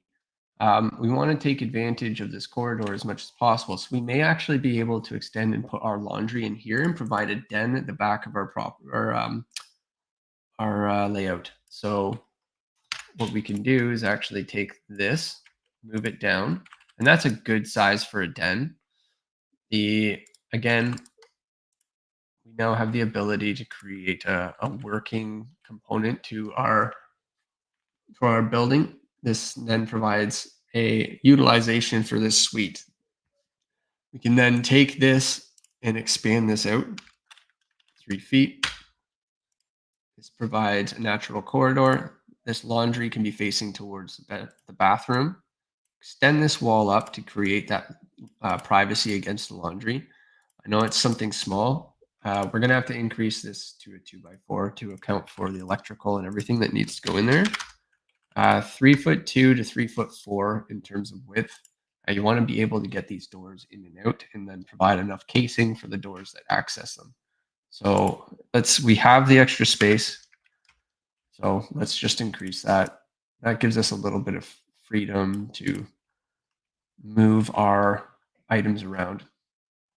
All right, get rid of that. We will look at, okay, yeah, sure you want to do that. Okay, so we have our bathroom back here. We can just lock that entire laundry away into the bathroom and then tie in this door and do something like this. That opens up your bathroom. This is really good for accessibility. Keep in mind that your tub is currently on an outside wall. That's a no-no. So we want to make sure to create a furring wall to bring that out. That is something that is very frowned upon. That's how you freeze your pipes. You want to be able to pull that away from the wall and generate a different application, or rotate your bathroom so that it's in a different configuration. So if that's the case, furring wall is relatively inexpensive. You just add extra 2x4s out to the front and then change where your drywall location is out here. So let's just move this up 4 inches to keep that off the wall. And then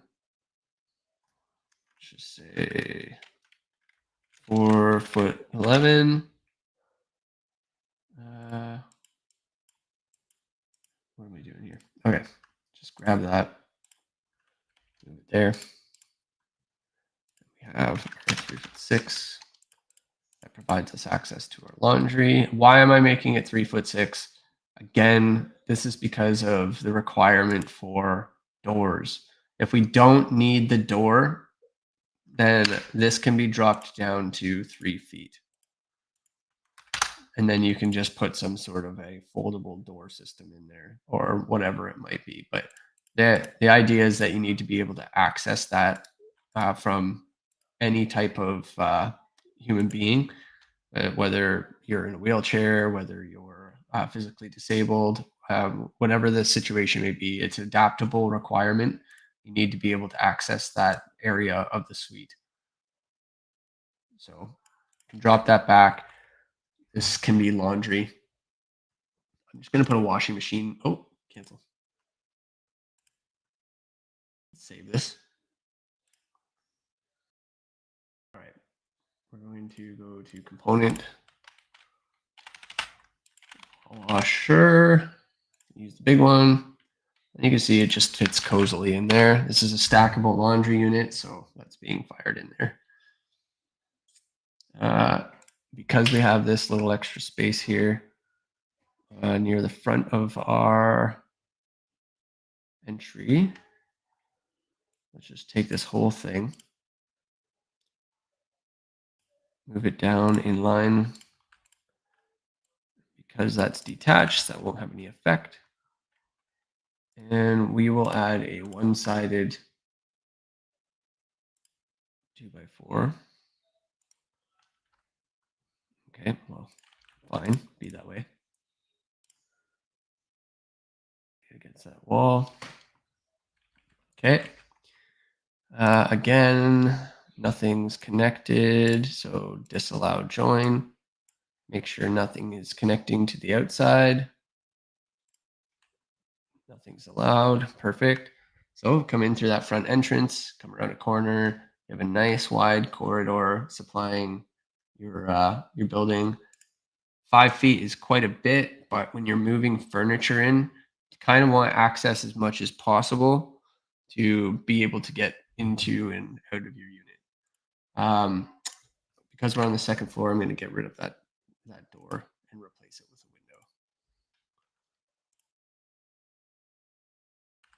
window. And we'll line that up with the door on the main floor. We may not need it, but just good to have. No windows on the backside. We have our den, and then we have our bathroom. Okay. I do like seeing a window in our primary entrance up top here. We did this in our previous design. We will not need a door here because our exit is going down the stairs, and we will need to change up this unit up here. All right, so overall, this is a pretty decent setup. This allows us for pantry storage into the kitchen. Because of the design that's in here, it's a 2+ den. So a family can work in here and still have a separate office area to be able to get away from the children, so to speak. So this is, or children's homework. So overall, decent unit.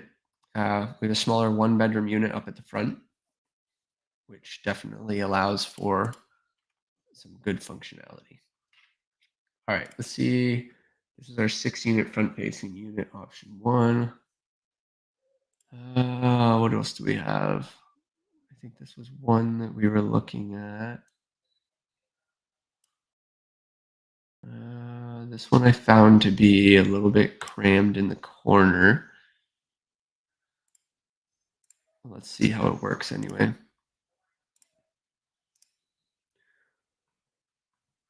Okay, again, that one did not leave the walls disconnected. We have to be careful of that. This one was if our entrance, yep, because our entrance is up at the top, you're accessing the unit, you have your kitchen, and then you have your living and bathroom or bedroom down here. This might work out because we could actually expand this down a bit and provide some extra space to our front bedroom, and then basically take this island and drop it down a little bit further, just because it's not impeding too much. I am going to duplicate this though. I just need to figure out 6-unit front facing unit option 2. Okay. Duplicate 6-unit front option 2. From there, we need to edit that group and disconnect these walls. Disallow join. Disallow join. And make sure that nothing else is being attached to the outside walls. Same thing here. That one can join. Actually, it's a group, so forget it. Disallow join. Let's just pretend these walls are being done after the entire shell is being built. All right, so take this entire unit setup.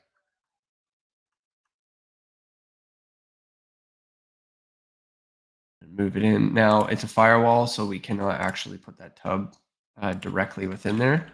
So we need to pull that out so that that tub is sitting flush against the side of the firewall. And then another layer of drywall will have to go over top of that to cover the lip of that tub. Okay, so that provides us adequate location for our laundry, our bathroom. We've got storage within the bedroom. We got additional space within the bedroom, which is helpful, which probably means we can either decrease the light or just leave it as it is. We currently have about 4.5 feet plus a 3-foot travel path between here. That gives us sufficient room to work with. The entrance to this suite, first of all, let's take our group and let's fire that up there.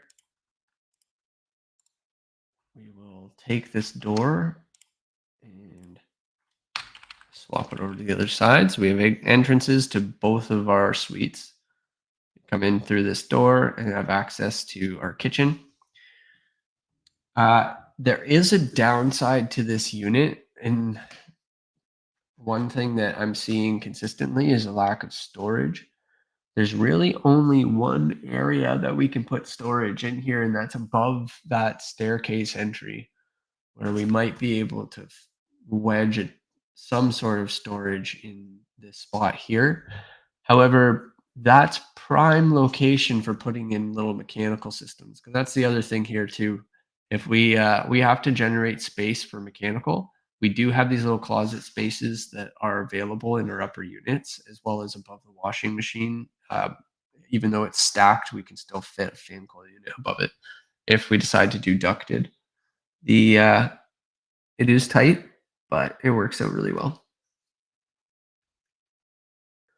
Okay, so that's definitely one option. We have kind of pieced out the basics for this. Let's go back down to first floor. I still would like to see if there's some way I can get a better entrance in this, but it is what it is. Yeah, but we have some viable options, all using natural light and bringing it into the back end of the house. Wicked. Uh, Master has access. Sorry, by master, I mean primary. I know that primary is the new terminology. So, primary bedroom is what I mean. Uh, yes, the suite that is in here. We have a full-size kitchen. We can put in an island if we want. You can bring in your own floating island, your own dining table. This provides a little bit of flexibility for options. You're not dedicated to having one or the other. There are ways to store these or make them more available. There are different ways to outfit your living space. All right, we have closets. So that takes care of our second story, our first story, and now we got to work our way down into the basement. So the basement, we have two separate stair entrances. We have a stair going through here, and then we have a separate stair entrance coming in through the basement down below. So that's going to be a bit tricky when we get down to the lower level. Um, that being said, we have a limitation to how much sunlight we can get down there because we are going to be in wells, in um, window wells. So when you're doing window wells, you got to pay attention to the location of them. We can't put them underneath this door that we have here. So our door entry is not going to be in the same location. And in the purpose of stacking, we've placed our kitchen in the same location every time, and we've had our door in the same location every time. We're not going to be able to do that. We have a staircase running directly into our kitchen. So we have to look at how can we best make this work.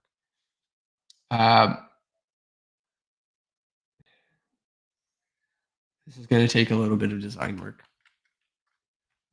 So we're going to take these walls here, copy them to clipboard, go down to our basement, paste the line to current view, and we're also going to build out our foundation wall.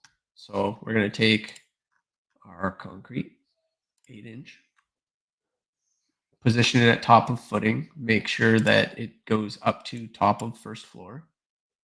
And then we're going to build in a 1-inch offset so that it's back from the finishes about an inch.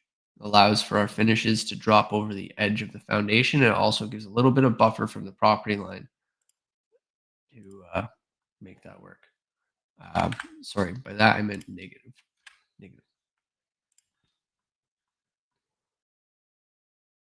Okay.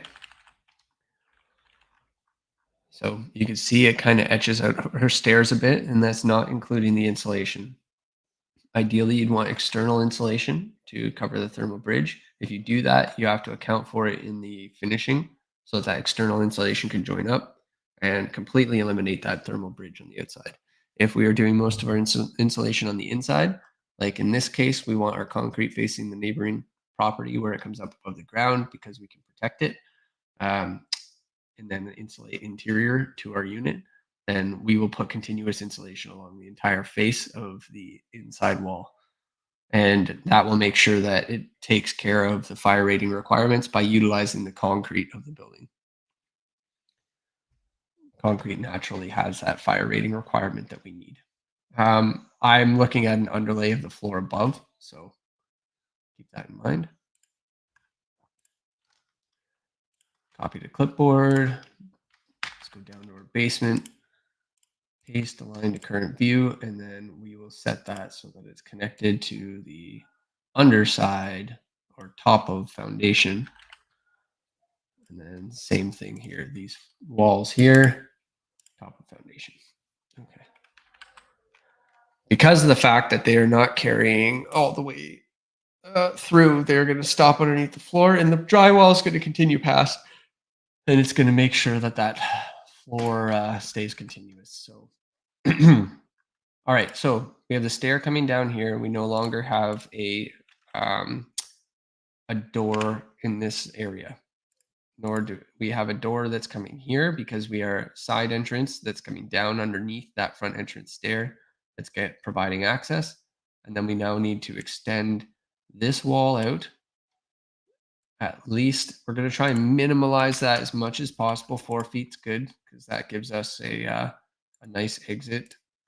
And then because we have this nook over here, I don't want to interrupt it.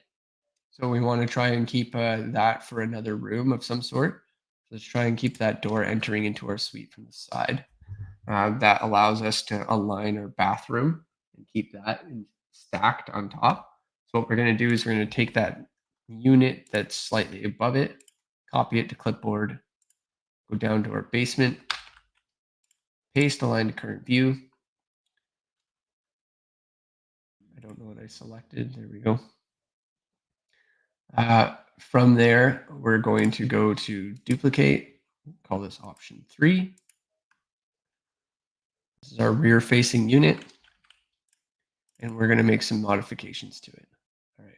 When I look at kitchens like this, I'm just going to take this and shove it out because we're going to do a little bit of a redesign here. I'm just going to hit finish so it's out of the way. And I'm going to turn off the underlay for now. We know that the bathroom's here. We're going to leave it. All I'm going to do is going to change the use case of what we have. So we want to basically get rid of this. We have our washrooms all stacked. We can put our stacks inside of this firewall that we have in here. Just make sure the penetrations are fire caulked and not being closed in a certain way. Make sure to follow the specifications listed out in your fire protection. So you do have to make sure that anything that penetrates through that wall is being treated properly. Now, with that being said, we have escutcheon plates and all that stuff that are on this tub. So we're just going to rotate that or flip that tub. We should probably do the same for all of the levels up above. Oops. We're going to flip it and not copy it this time. Okay, that way our water is over here. It's not ideal.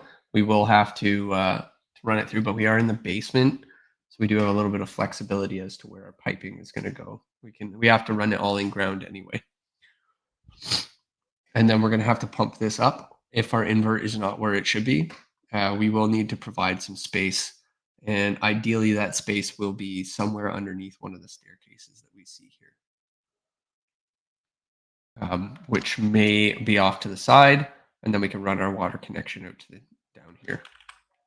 It does require trenching, but if you're going to be building a foundation down there anyway, we can take the water, run it alongside the building, and join up with whatever water system we have. That's assuming they allow us to do that. We just have to make sure that the water meter is pumping up where they ask you to put it. So, okay, so kitchen space, we need continuous insulation. So we're just going to put that in right away. We're going to make sure there is a wall type that I created. It's called basement insulation furring wall. It's R10 continuous insulation with R12 bats. Um, Out of habit, it is best to just take this and fire it around the entire basement. Just grab your little rectangle tool. Um, Make sure you choose finish face interior, offset that, and then boom. That is your continuous insulation around the outside. That is a 2x4 stud with R12 bats in it, and then a drywall finish. So it does eat up a good chunk of space in your basement, but it does provide warmth, and it makes sure that everything is all sealed up nicely so that you don't have to deal with mold.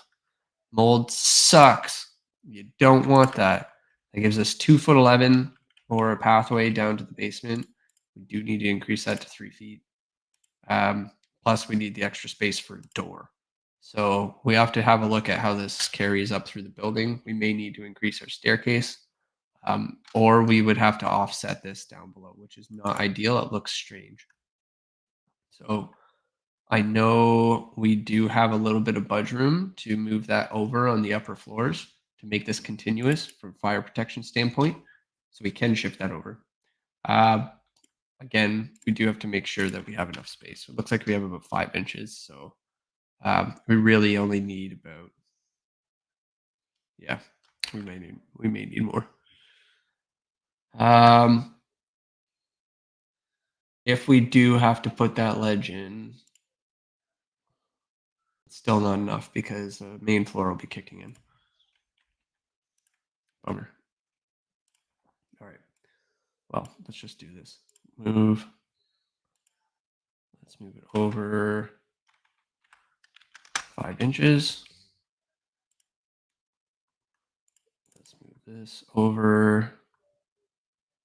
Oh, yeah, we can get that space out of there.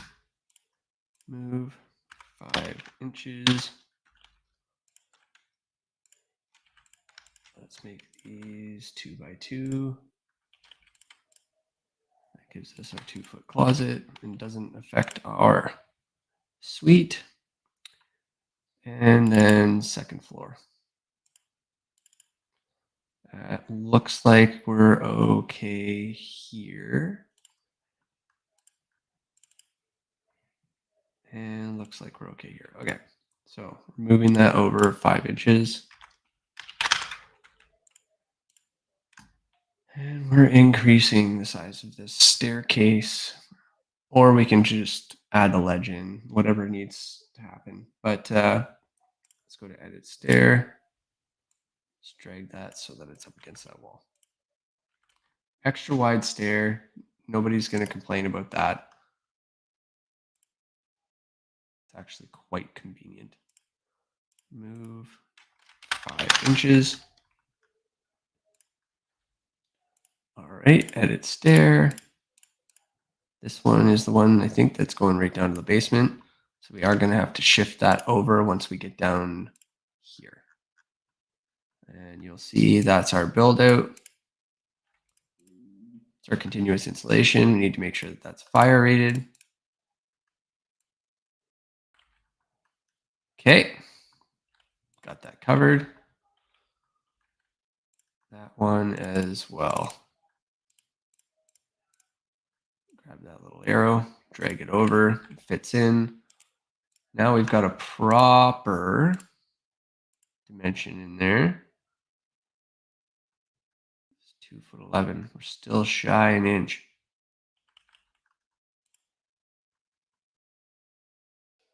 Let's do 3 feet. That's all we're giving you, no more. All right. Let's drop it in. Here we go. We've got egress down to our basement.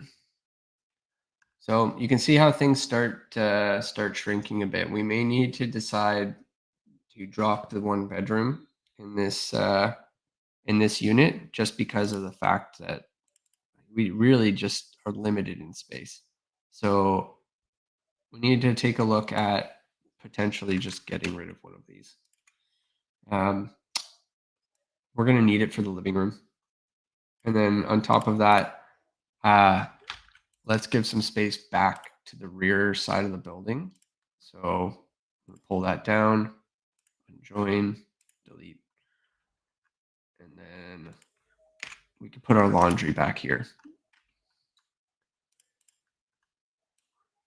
All right. Okay.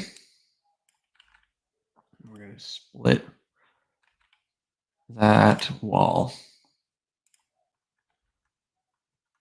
Actually, you know what? I'm going to remove these because these should be part of base building. Should not be part of our overall design. Also, let's undo that. Let's take our bathroom and move it over. Okay, we have this back area, which is perfect. We're going to get rid of that. Drop this down. Again, making sure to disallow that join. We don't need quite the size we have in here. We'll drop that down to 12 feet. Make that 2. Move our bed ever so slightly. Make sure we have enough interior dimension within our suite. Ideally, we'll shift that out to 10. Move our door down. We have an area down here for laundry, except what we'll do. This is all in alignment with the, you know what? Screw it. Let's align this all. More alignment, the better. We have this wall here. We might as well. Let's just take that, drag that whole thing up. Get a little bit of a larger bedroom. No. Turn that double click option on. If you're working with Revit, you can turn these double click options off. Just switch it, go to family, do nothing. All right. Then we have in our back area some room for additional cabinetry. Yeah, that's looking a little nicer. Now it's just a matter of where we want to put our kitchen and our living room. Now, the entire time we've been putting our kitchen over here, I think we should still do that. We do need window wells inside of our room, so we'll probably take advantage of a window well back here. Same thing at the front. We do need a window well back here. We have an access to exit out here, but we're going to need one. It looks like we're going to have to put it out front. Otherwise, we can probably get it underneath here. But my guess is that's where the door is. Yeah, it is. The door is over here. Looks like it's unavoidable. We're going to have to put something at the front. They need a second exit out of that suite. You can't just go up the stairs and out. Especially if it's a bedroom. Bedroom needs to have access to an exit.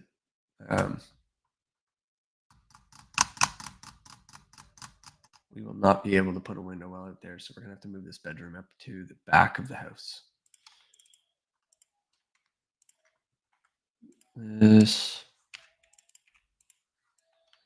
Every bedroom has to have an exit out of the basement.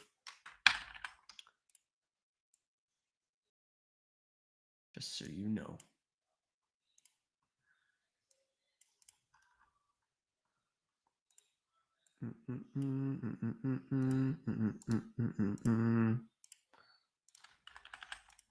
Okay. Find join, copy to. This is not what I was hoping for.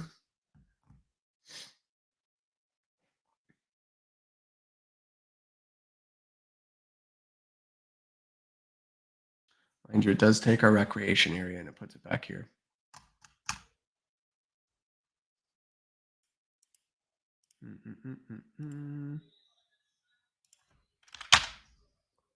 12, 2.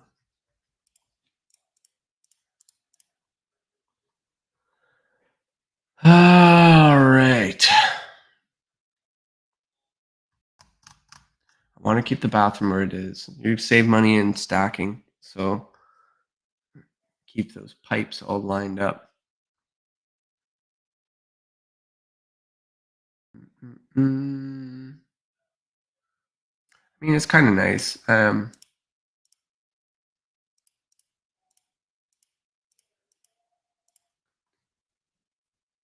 this living room tied back here. It's not the end of the world. Do that and just drag this down, make this laundry. Yeah, and then that makes this all kitchen. So that's not a bad idea. The kitchen, probably try and take refrigerator, stove, and dishwasher and see if we can fit that in there. Kind of tight. What do we have for distance between the stove and the fridge? You don't want to go below 21 inches. That's makes it so that your cabinetry doesn't work out too well. How much extra room do I need? How much extra room do I need? 4 inches? Do I eat that out of the entry? Or do I change how our kitchen is oriented? Yeah, you know what? We're going to rotate this 90. I'm going to take this whole kitchen, put it at the back of the building.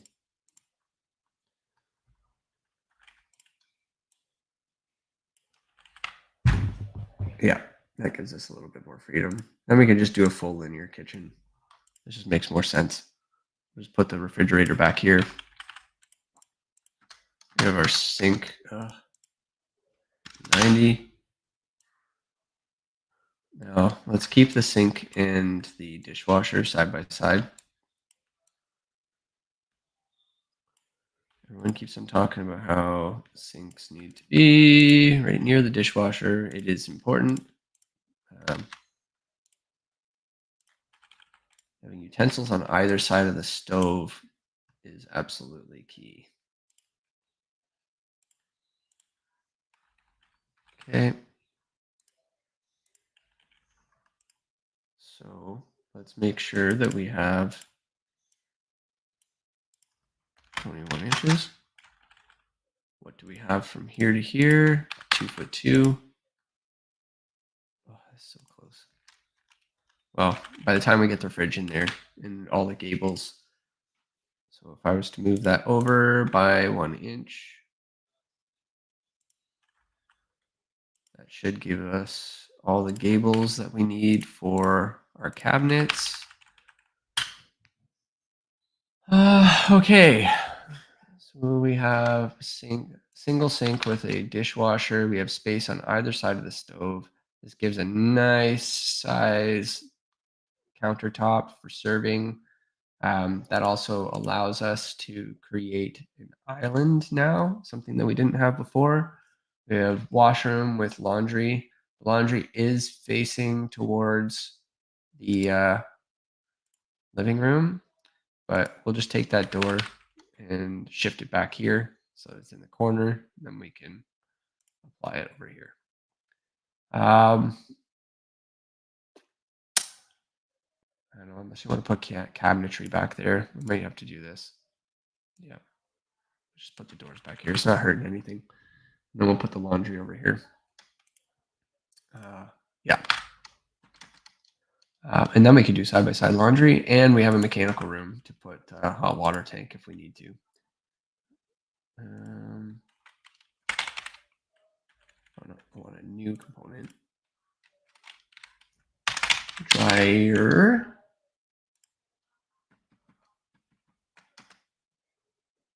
Depending on what size you want them on. A little evenly spaced. Look at that. Dryer and washer. A bathroom right off to the side. Mm, mm, mm, mm. I need to get that door over. I want to get a entrance closet.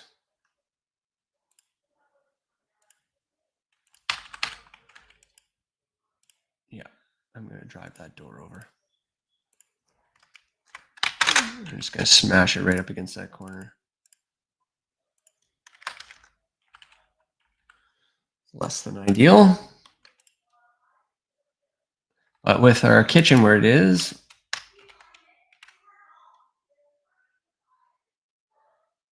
we don't have enough space for a 3-foot door with casing over there.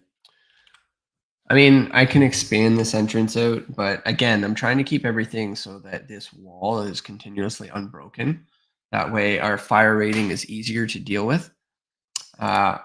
We do have, also this wall only has one sheet of drywall. That's not how that's going to work.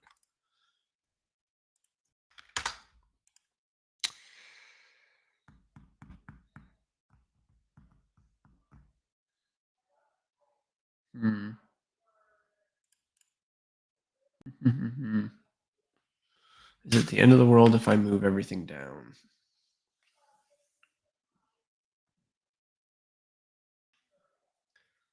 I have a little bit of extra space.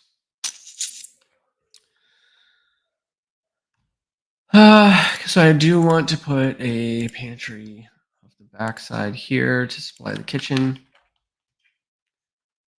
And we have a little island here, or a table.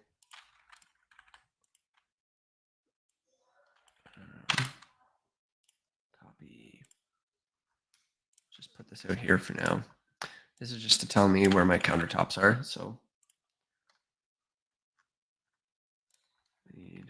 usually you want 4 feet.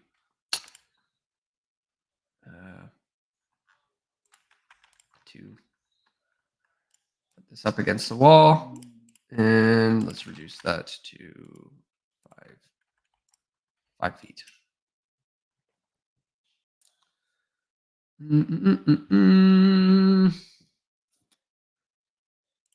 Then we need to look at access to the bedroom as well.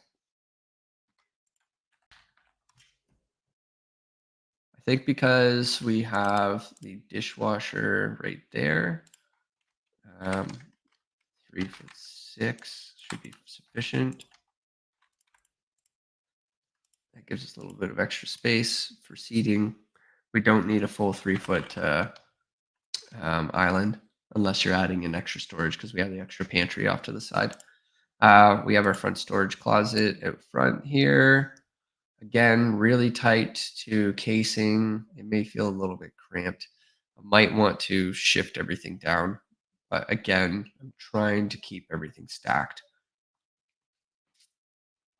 If there's some way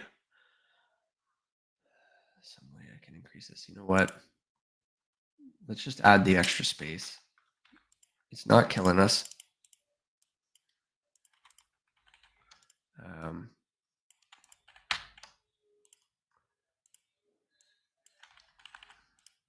It's not hurting us any.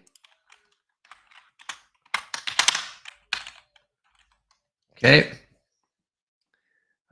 We will have a window up here, up above our dishwasher sink area. So we'll actually fit that in just above. So when you're looking at the island, you get a little natural light. Got our stove that we can exhaust out. We could probably take it outside and above the refrigerator. Now we have a proper entrance closet. We have proper pantry. Again, let's disconnect that wall. Beauty. We have our rigid insulation going around the outside. We have our galley kitchen. Get rid of that. We have a fair-sized recreation room, which is nice. This is similar to the size of space I have had in Timberley. It was, except we were able to fit 2 bedrooms in the basement. I cannot add another bedroom down here just purely because we do need access to the outdoors. You, this is a pretty standard requirement. So, however, we can put in all kinds of stuff in this recreation area. Why I've just got a couch in there, I do not know. All right, so that's our rear-facing unit, option 3.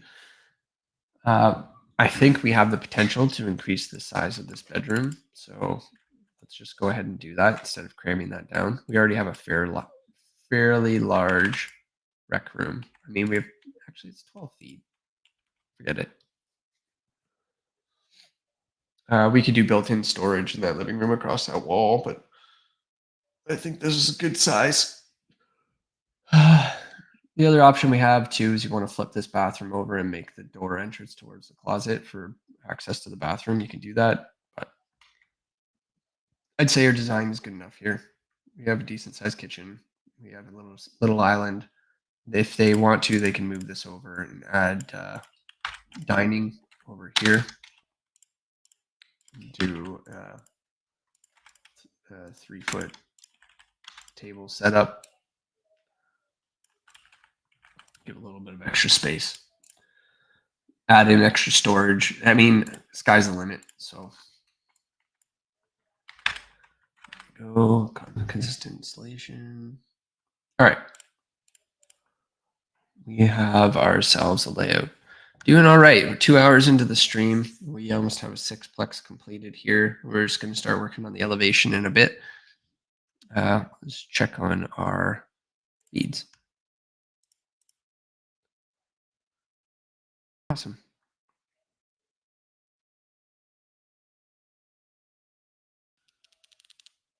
Wicked, wicked, wicked.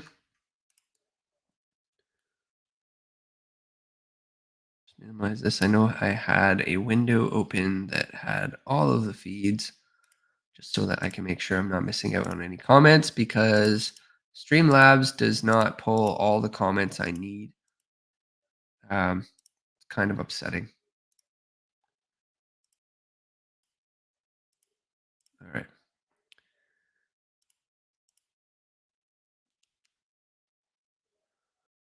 Okay. All right.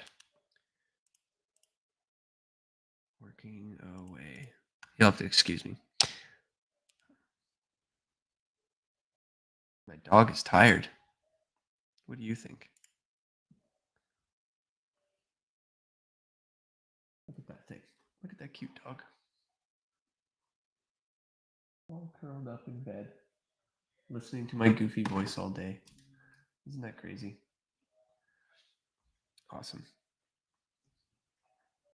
Let's shift that over. All right, my feed's probably going to die out on LinkedIn shortly. I think I have a limit of 2 hours. I am going to take a slight break before we finish the layout for this next unit.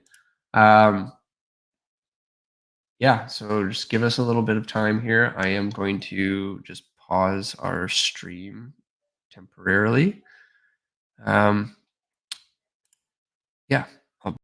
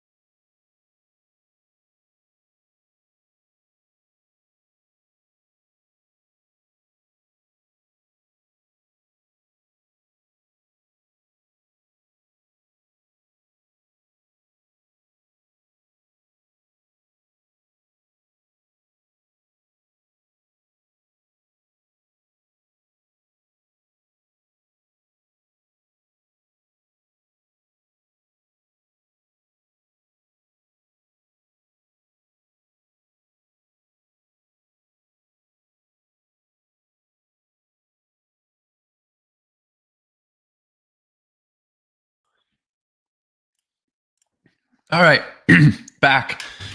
Just had a bathroom break. Let's just check. Hopefully nobody was kicking around as I was out and about. Mm-mm.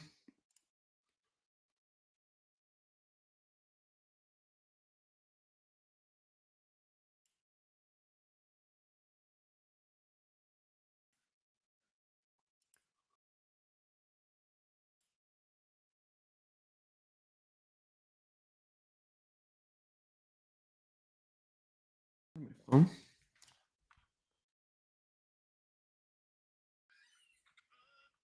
All right, let's keep this going. Let's keep this train going.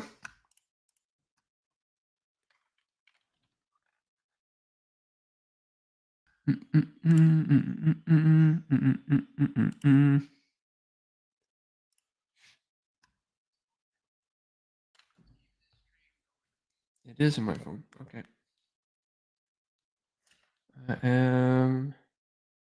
Oh, that's why. Let's close that down. Going to switch account.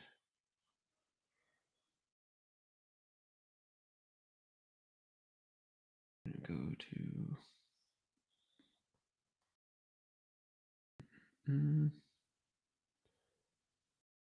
Oculii.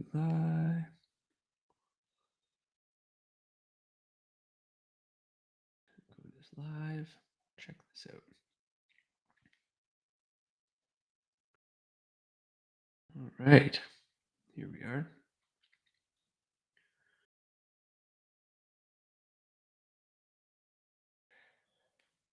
All right, let's start.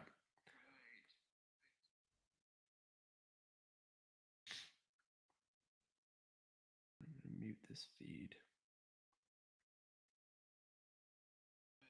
or at least turn down my audio so I can't hear it. All right. Okie dokie. Artichoke. We have 2 feeds going at the moment. Just making sure everything is looking fantastic.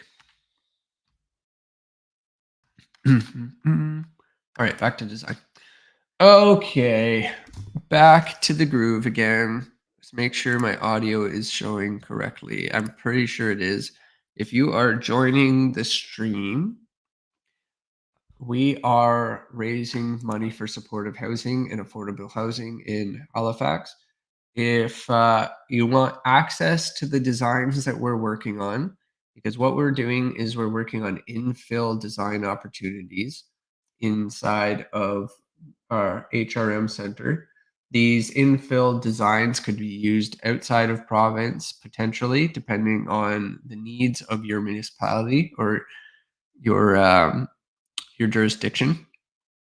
And after we finish up the design work that we see here, we are going to get them dimensioned, get all the details added in, because we have a library of details that have been built over the last 15 years that will just very quickly turn these into working drawings.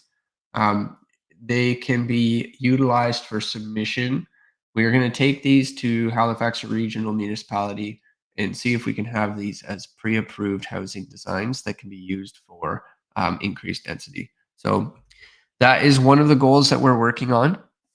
If you want these designs for yourselves, please donate to Welcome Housing. The link is in the marquee that's scrolling across the top of your screen.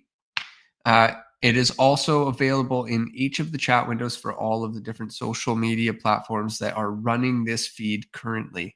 So please make sure to give a donation to Welcome Housing and they will help you out. Okie doke. All right, I am going to jump back on and do a little bit of design work. Before I do, I'm just going to give a shout out to our local community group if and see if they want to take part in what we are working on as well. Just trying to keep everything rolling and yeah, just keep the stream going. Share, copy link.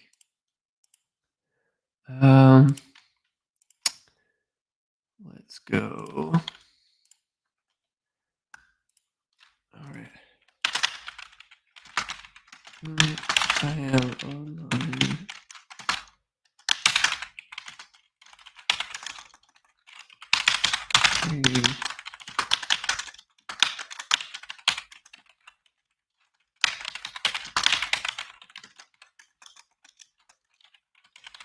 And options for increased density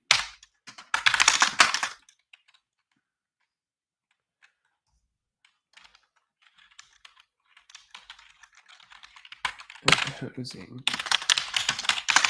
If you would like to join in,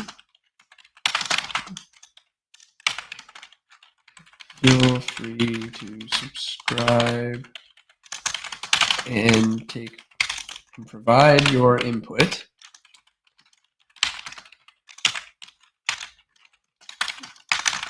As I work through the options.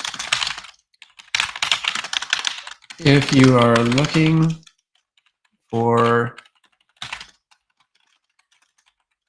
a backyard suite design or tiny home design, jump on board and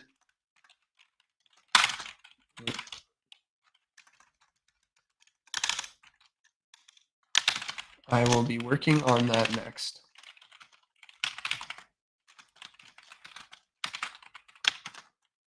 Link below.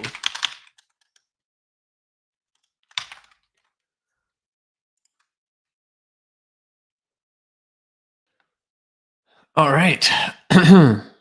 Let's put this live stream back up.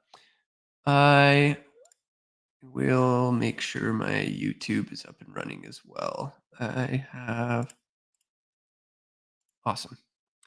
Okay, here we go. Back into live mode. Keep this going. Let's finish this sixplex. Get this rolling as quickly as possible. We are looking to finish off the front portion of this sixplex. We're moving at breakneck speed, which is great. I'm going to copy this layout down to our basement, paste align to current view, and ta-da, we have our kitchen with living room space coming up the center. Now, this unit may not work because of where the door is entering into the suite. May have to alter the way that this is being utilized. Now, we do have our bedroom, which has access to the front, so we don't really have much of an option. However, we may have to drag our living room either further off to the back, or we're going to have to swap our kitchen so that it's changing to the opposite side. So we do have the opportunity to increase our kitchen, which is actually kind of a bonus. We'll be able to take this and move it over and drag it over to one side. Again, this is leaving the sink off to one side, but that's okay. We do need to provide enough path off to one side to be able to access our bathrooms. So we will unjoin that and leave it so that it is a functional space. With that being said, the sink doesn't need to be there. I just like increasing counter space. I'd love to hear your thoughts. If you feel that counter space on either side of the sink is more important, let me know. I know, or do you feel like having a larger counter space accessible to your unit is more feasible. Personally, in terms of having a pantry nearby, we do want to limit the amount of distance that our exhaust is traveling from our suite.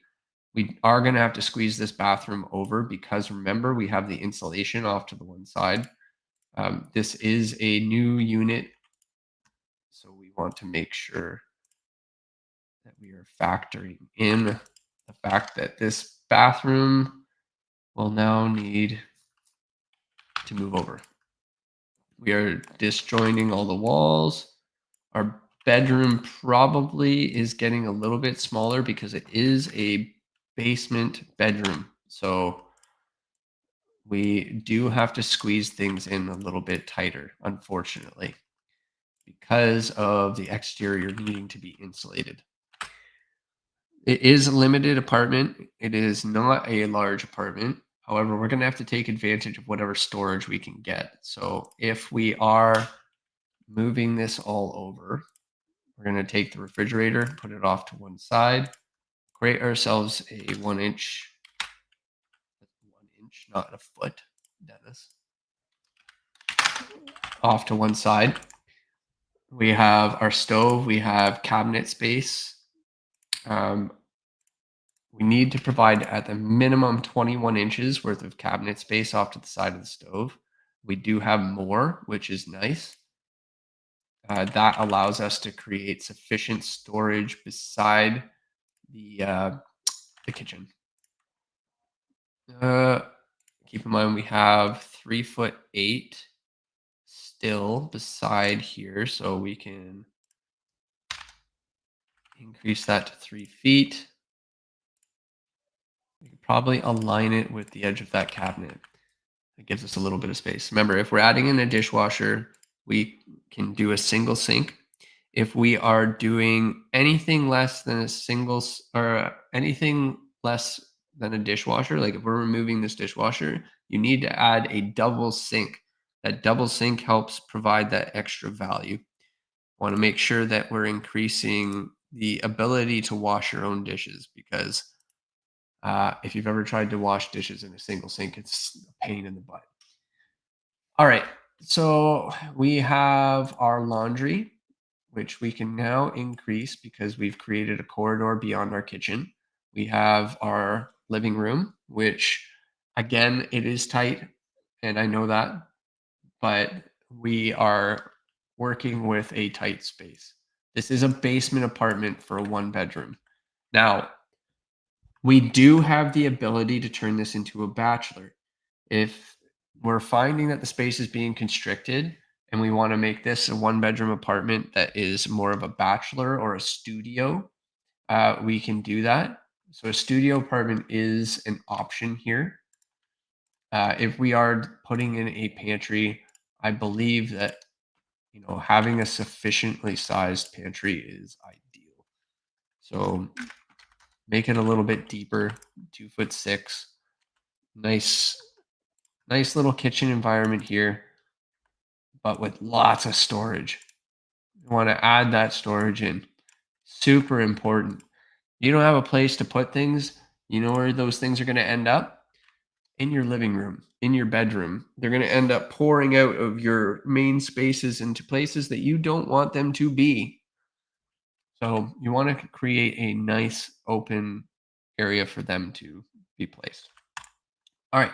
If you are joining this feed for the first time, we are just wrapping up a couple of design options here. We are working on a 6-plex design. And why are we doing this? Because we're trying to help the housing crisis in what we consider to be the crisis for homelessness. We're not looking at the aspect of firing in tons of homes to give people homes like that. Yes, that is one of the areas that needs help. But we're also looking at affordability. We want to try and find homes, areas inside of Halifax that we can fit more density, build smarter by reducing the costs of our homes, make things more modular so that we can adapt these to proper use cases and ultimately just provide better places to live. So we're going to go back to the main floor here and kind of showing you what we have done. We've provided a layout that can be essentially stacked up on the back of a truck and utilized for an application that can be delivered on site and basically tilted up and utilized for a fast construction.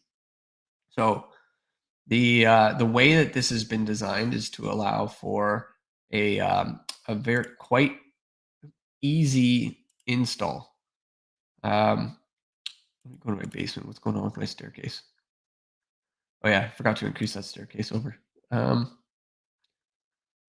yeah, we've got 3 feet throughout there, 3 feet. Okay, I've just got to go up and make sure that everything's in alignment. So if that staircase has already been adjusted, bonus.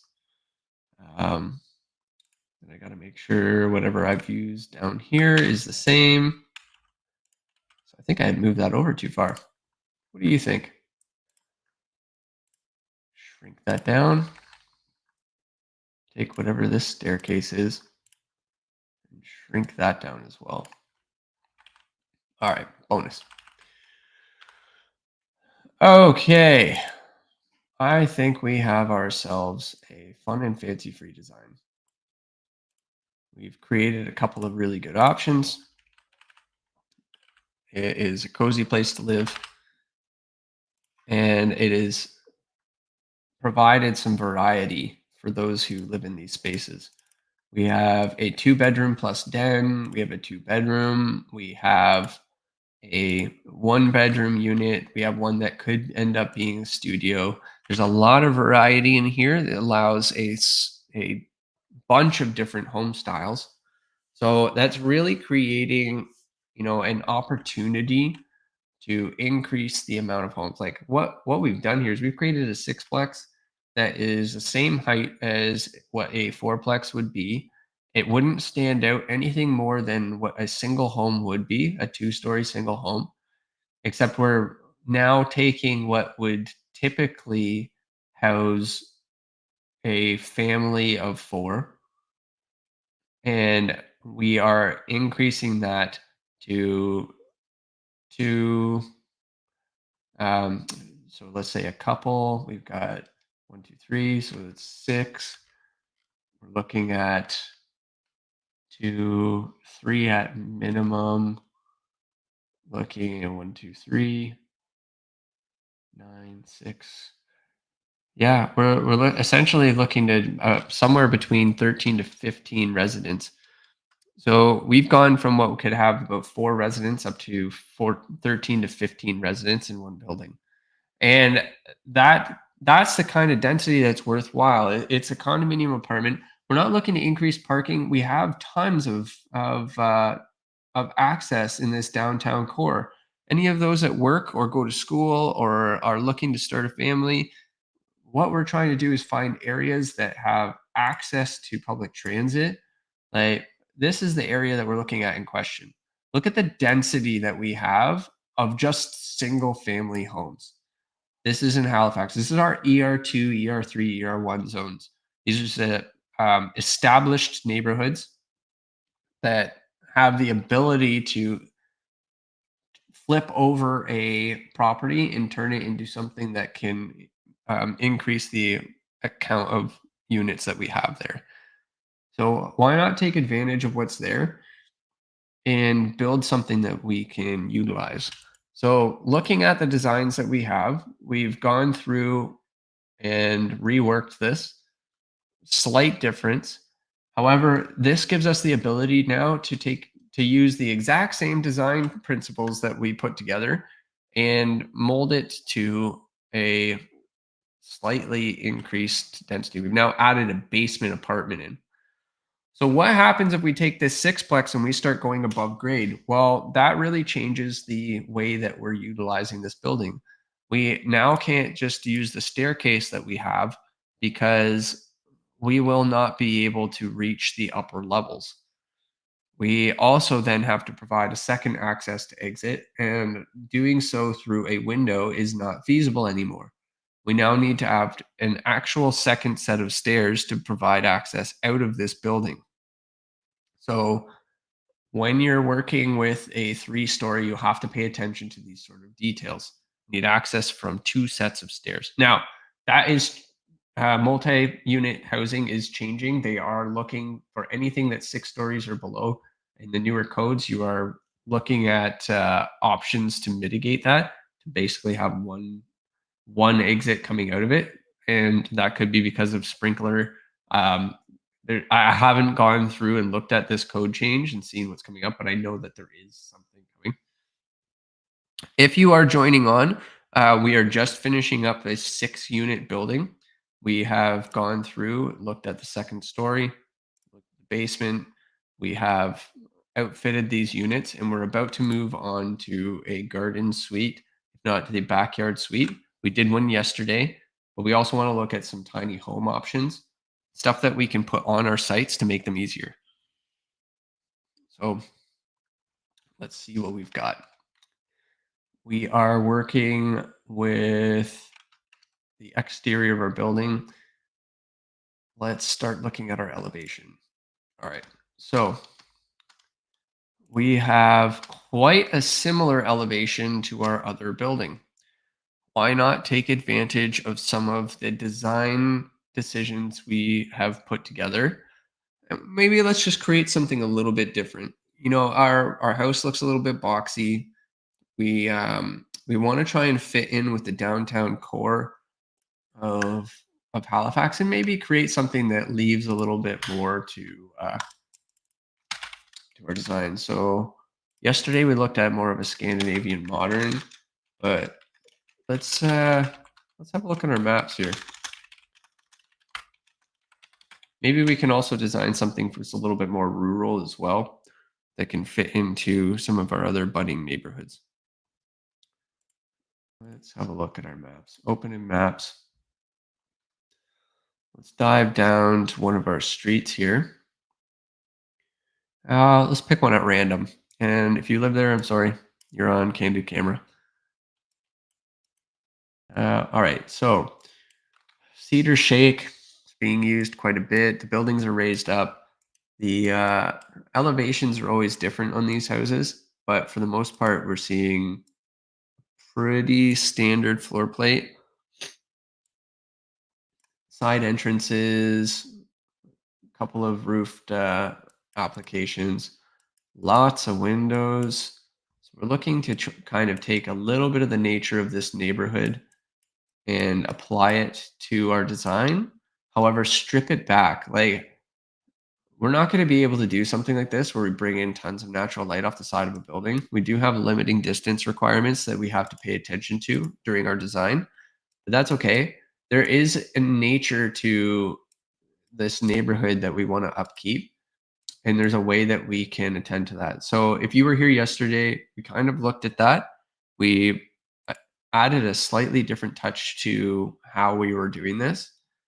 We went with more of a Scandinavian modern to minimize the amount of material being used, however, to provide a similar impact to the design. So if you take a look at some of the design that's in the neighborhood, that still is befitting the style of what we're looking for, adapting some of the shingle look. Um, I don't know who did this building. Um, if you know, I would love to hear from you. Um, Harvard Street, Halifax. I'm obsessed with this building. I don't know why.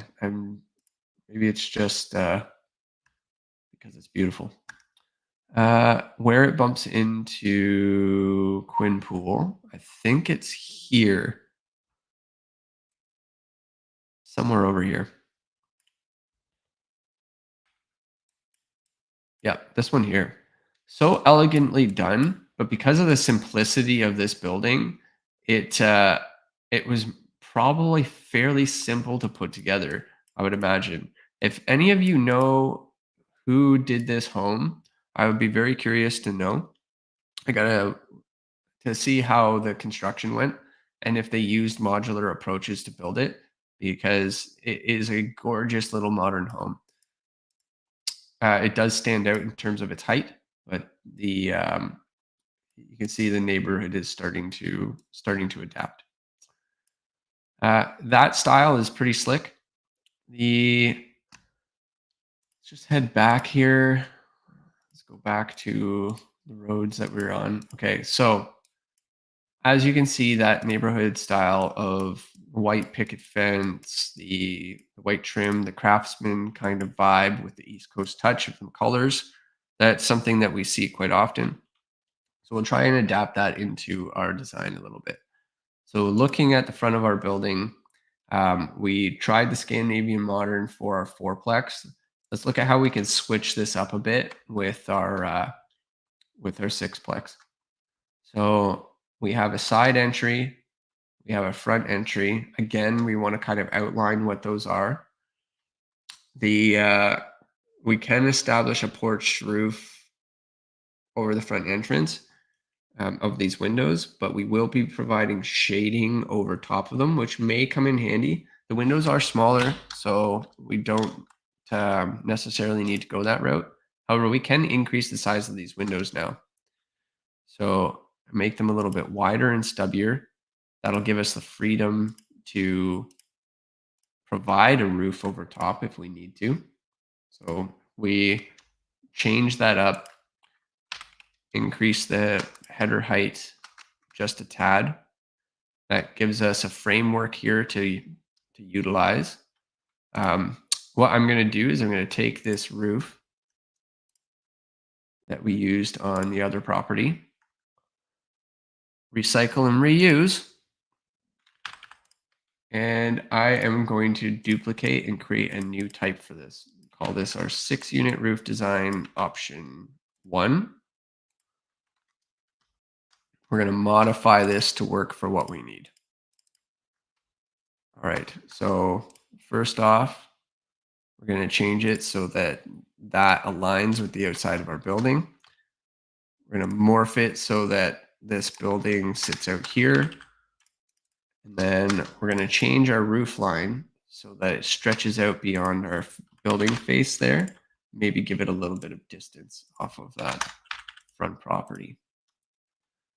Don't attach because, oh, it looks like we have 2 roofs there. I'm going to get rid of that one. All right, so we have our main roof design. This is just a start. We're building the framework out just so that you don't get all excited. Also, what in the world is this thing doing? We have that roof is sitting top of top plate. Okay, good. Unconnected. All right. So that means the rest of these walls here are sitting too high. So let's bring these walls down. There should only be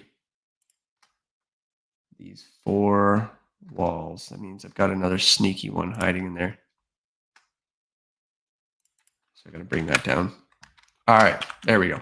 Now we're set. All right, so we have some tighter windows. So looking at our neighborhood here, let's take out some options. If we want it to fit in with the neighborhood, just to kind of maintain the vibe, you can see a lot of these separations have been created at midpoint, and that's because the porch encroachments tend to allow you to bring those buildings a little bit forward. So the main building face is pushed back. That gives us the option to create a low slope roof. However, I do want to bring your attention to the front of this building. Any building in general, it doesn't matter which one you go to. If you have a look at these front porches, what it's doing is it's creating this connection into the building that can produce damming. And by damming, I mean like this connection, you can see where it starts rotting inside of your buildings. The more you penetrate the side of your building, the more you're increasing the potential for higher maintenance down the road. Yes, it does create a nice little roof above your front entrance, but you do have to take into consideration that you may have to run into situations where that will have to be fixed down the line. And you'll have to excuse me for maneuvering this around so quickly, but you can see this is slowly starting to deteriorate on many buildings. And a lot of times people don't clean off those roofs. A lot of these details just sit over time, collecting snow, and eventually will break off, especially scenarios like this, where you can't quite see it now, but you can see them pulling the shingles out from the top because those connections can slowly rip that front roof off over time. Um, yeah, just be cautious. Anytime you create these little details, you're creating a potential for water infiltration. All right, so looking at the front of the building, we tried the Scandinavian modern, so let's readapt this a bit. Let's increase out the front of the building. We gave it a 1 foot overhang. Let's add ourselves some fascia to the front of this. So we have a 1x8 fascia. We'll attach that to the front. So let's really dress this up. Okay. And then above and beyond that, we have an unnatural symmetry that's happening at the front of our building. So we have a set of windows which is kind of offsetting it and creating a roof line that is different than the one we currently have. So we can do one of two things. We can bring that symmetry down to the main floor and cut it away and elongate the sections that we need over our front entrance, or we can break up that symmetry by taking our roof line and taking the center of these two windows and bringing that roof line out down a little bit further by adding in another little roof detail. And that's not overly difficult to do. If we keep it underneath that existing roof, it gets protected and it's not as much of a snowdrift issue. But again, remember, any of these penetrations can still cause a little bit of difficulty during the wintertime. So I say create that roof along the exact same location. I'm going to take that. I'm going to take the back of it and cast it over to the front of our house. I'm going to take this distance here and measure it to the outside of this window. It's got 5'5". We're going to do the same thing from this side, except we're going to take the edge of this window and 5'5", and we're going to change it. And what you'll see is it drops in a roof just a little bit out in front. We do have the option to now take this roof and cast it out 2 feet to give it a little bit of extra depth. Same thing. I'm going to take that fascia board. I'm going to create a new one. I'm going to outline the front of this this little roof we have here. Creates a little bit of difference. You can see how that plays out. Let's have a look. Let's get some inspiration from some houses down the street. You can kind of see how, most of these have been going the full distance, but there are some that break up. You can see like this is an extension, even though the roof is fully back here. You can get some ideas from the neighborhood. Dormers, use of dormers, use of hip roof, extension of gable roof, and so on and so forth. And you can see there's a common use of separating this out because an attic is used quite frequently in most of these buildings. These are because they're single family home, you're creating extra storage.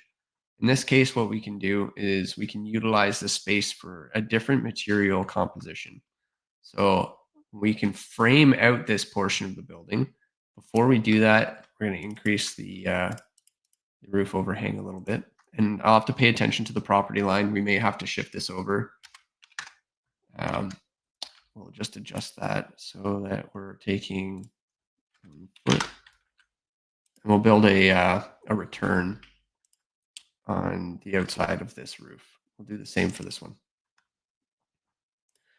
So take that edge, because it's 4-inch, we'll switch it out to 1 foot. Same with this. Whatever you do to one side, make sure you do to the other.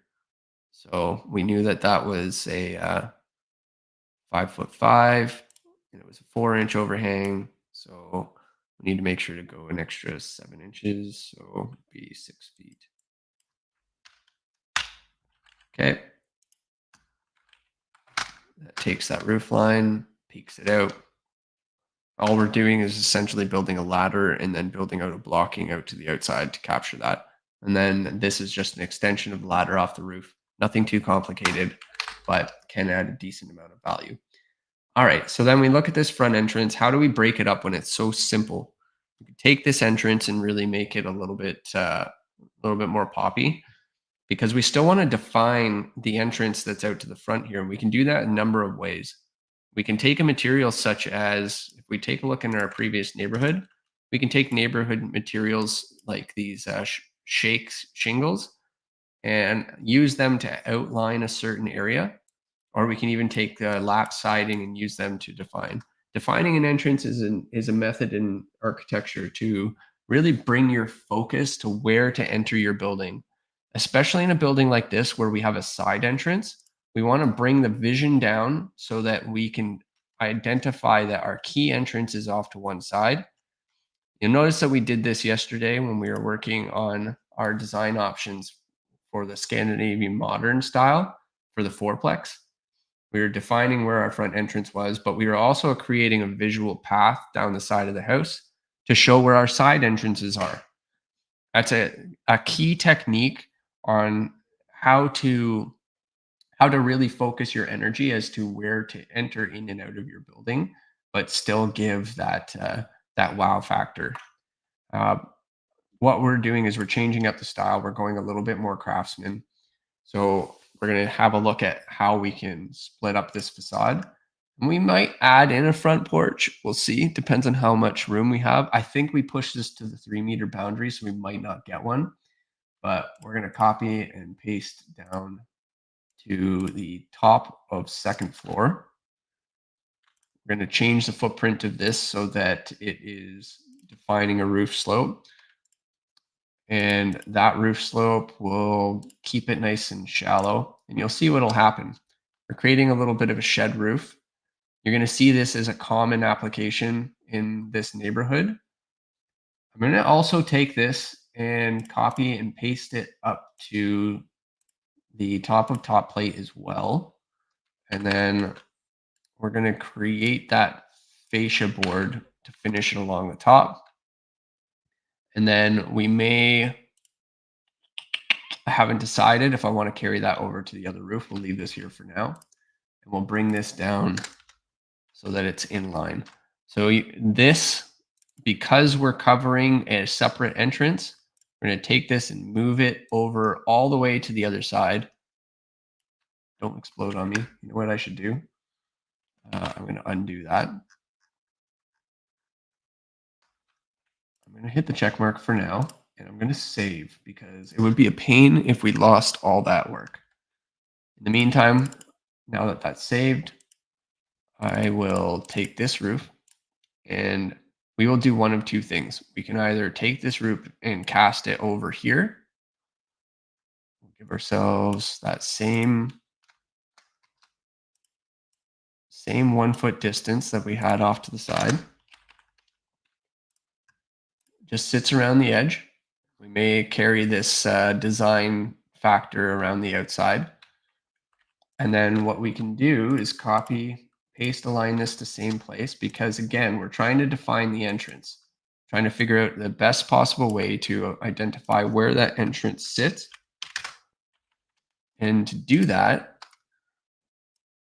we can pop out just a little bit off the front and get rid of our slope. Oops. And create a gabled version of that roof. That gabled version of that roof creates our little porched area off the front that we can utilize. We'll add in some fascia off of the front here to dress that up, just so that it's cleaned up. We will tie that all together in a moment. So you can see how this building is completely rectangular and square, but we're already starting to add some value. We have our windows, which have been offset. but now they're starting to feel more natural and a part of the building. And we can do one of two things. We can add a clear story window to add more light to the staircase that's in there. So if I was to take a window over here and copy it to above this area, we can then start looking at the materials and how we chop this up from one side to another. We can take this and shrink it down and look at things like maybe a smaller window, and then change up our materials so that we're splitting it off the side, or increasing the size of it and getting rid of this overhead canopy entry, and looking at methods for that. If you are just joining on, we're wrapping up a sixplex right now. This design is going to be available for download for free. All I'm asking is that you subscribe to the YouTube channel, and you can maybe make a donation to Welcome Housing. The link is in the feed. And Welcome Housing is a supportive housing initiative in Nova Scotia that provides services to those who are homeless, as well as those who are looking to get into an affordable home situation. We are doing this marathon all week to raise money for those. We are also going to be taking the designs that we work on, and we worked on a few. We did yesterday, we managed to complete an entire fourplex unit system with all layouts with multiple options. We also worked through and created a backyard suite, which was fully laid out. And we're going to do another option of that today with tiny homes right after we finish this sixplex. So if you are interested, please let us know. We are going to be tackling through a few different options, and I'm in the mindset of keeping this affordable. So the yeah, we'll keep trucking through and doing what we need to do here. I'm just going to check our feeds here and make sure there's nobody uh, asking any questions. Awesome. Okay. All right. Kicking back into gear. Let's have a look at this front entrance. Again, let's just take this and start shifting it into twin motion. So twin motion is a little bit of a design software that we can use to see this in a much brighter light, let's just say. So we're going to open this in twin motion. And what I'm going to do is I'm going to export this file.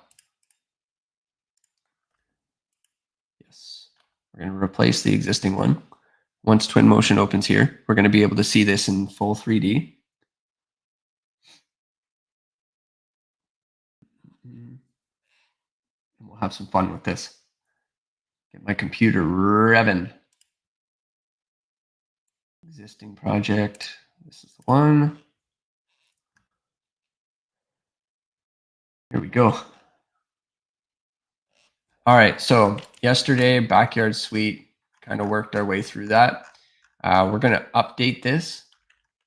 So I'm just going to click on this unit and go to let's get this out of the way. Let's look at our imports. And I'm just going to update this file. All right, this is the one that we've been working on with the green overhangs. We're just going to update some of the materials. I'm going to take advantage of some different styles here and rotate 90. We'll change some of the hues up. Any suggestions in the feed for color? We are in a Halifax neighborhood here, so if you have any color options, let me know. I would love to see what you have in mind. More options, the better. So, are there any options for color? Would love to see if somebody has any ideas to what to put in here. Don't be shy. I am super open to see what you have. Our materials, just in general. In the meantime, while we're waiting, I will leave that. We can try anything. I'm going to go back to materials, wood. I'm going to add some fascia, some aluminum fascia. And just to keep things simple, put in some aluminum panel for soffit. We do have our carbon for the windows. Glazing seems super cloudy for some reason. Again, if you have any ideas for color for the outside, just let me know. We'll add that in. We also have an extendo sidewalk, which I will keep going through the neighborhood here as we do more designs. Don't attach. And just for fun, I will keep this exact same pathway here as we work through our building option. This just tells us where the divisions between the properties are, just so that you can see that working. So I am just going to export this just so that we stay on top of it. Synchronize, you can see everything will update accordingly. There we go. We add materials in for concrete, stamped concrete, whatever it is that we need to do. All right, so starting to take shape here. This is pushing the boundary that's not where the sidewalk would be. So let's just go down to the site plan and make sure we're putting the sidewalk in the right area. And yeah, I definitely put that sidewalk too close. So that sidewalk would actually be down here. And then all of my other concrete build outs would be over here. Don't attach. Pull that out there. Okay, and one last one. Let's pull that right out to the front. All right, and then same thing. Let's go to 3D. Let's export this. And you can use a live link in here to create them, but I prefer to do this manually. Let's create that again. Come on now.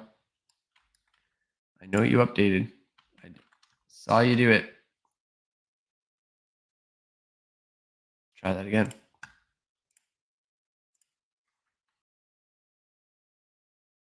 Okay. Oh, he's just being picky right now. All right. We have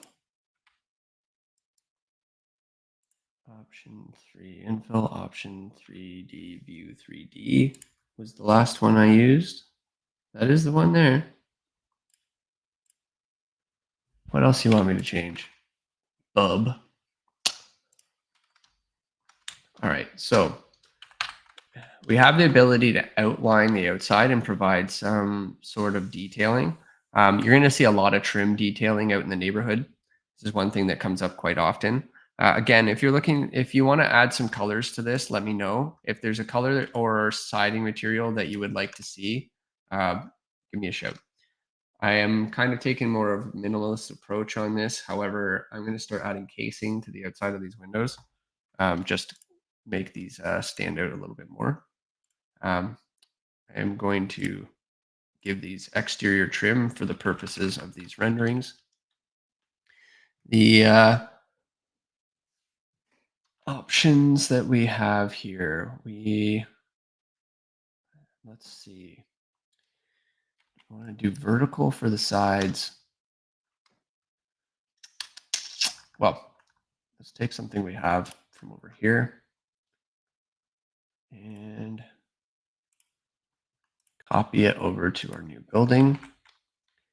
Go to our first floor and move this into position. Okay, we have a starting point. So from this starting point, we can look at how does that work with the building we have now. We'll take mm,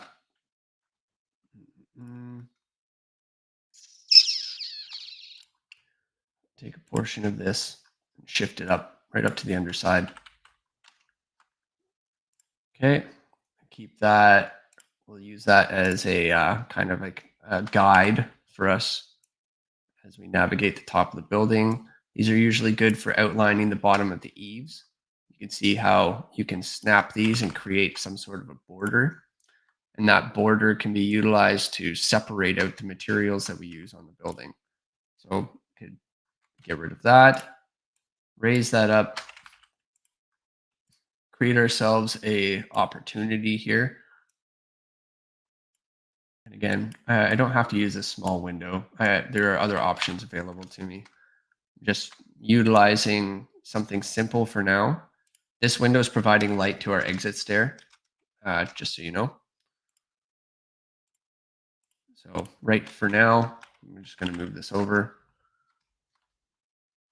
And then we have the option to also change up the material inside the peak as well. I think it would be great to add in some sort of material just like that to outline the peak, or at least change up the direction of the material that we have up there. That is another option that we have.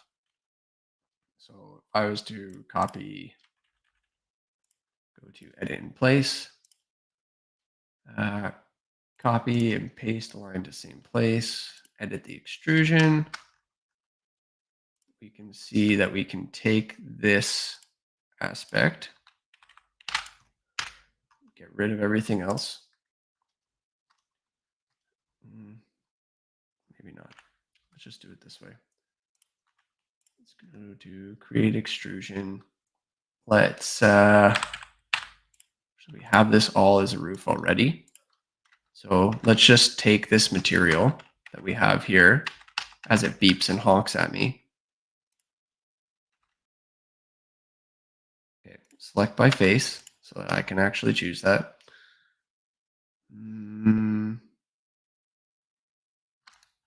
Well, let's give it a shot. Just see what it looks like from a pattern standpoint. So we'll change its foreground pattern to something else for now.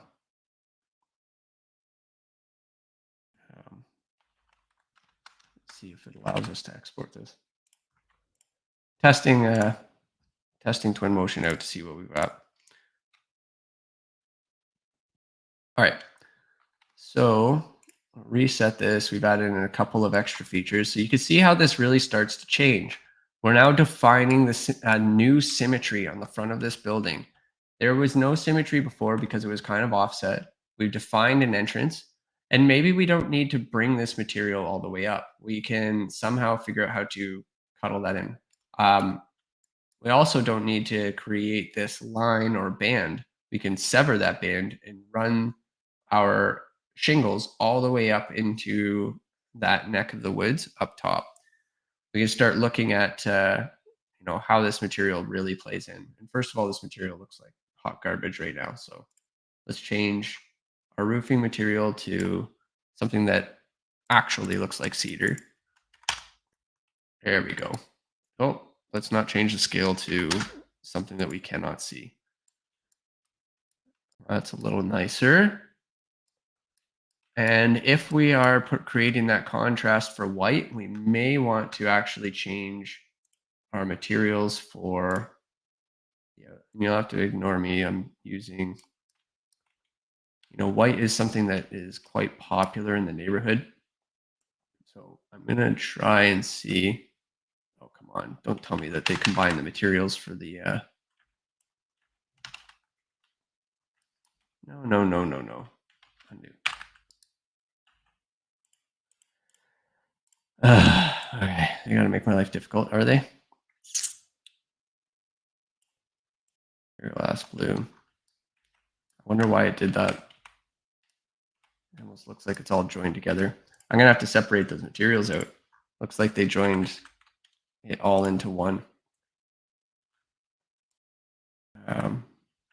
Anyway, Well, that's unfortunate. That wasn't the case before.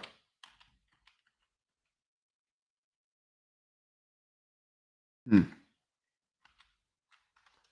right. Let me see.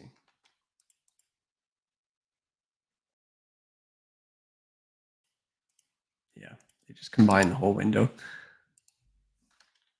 Well, for now, let's just put that as glass. Clear glass blue. Let's go to the inside. And the inside is white.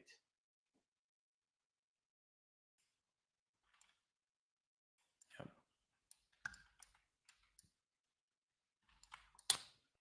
And I believe we had all of that is white. Materials. Let's make sure our roof coverings. This time, before we were going with a steel roof covering, the longevity of it is always great, but it is quite expensive for an upfront cost. So add in just a nice little shingle on the outside. If you have any options that you would like to see in terms of materials, please let me know in the chat. The entrance is still showing as black. Let's take some inspiration from the neighborhood here. Yeah, you can see most of the neighborhoods taking advantage of a white trim. Standard design. It's very traditional. The front doors do have their own character to them. Maybe we can add a color to that front door to make it stand out a little bit. Sometimes I see these as reds or blues. The materials that we can use are, look at, maybe not. Let's look at something a little bit more marooned, maybe.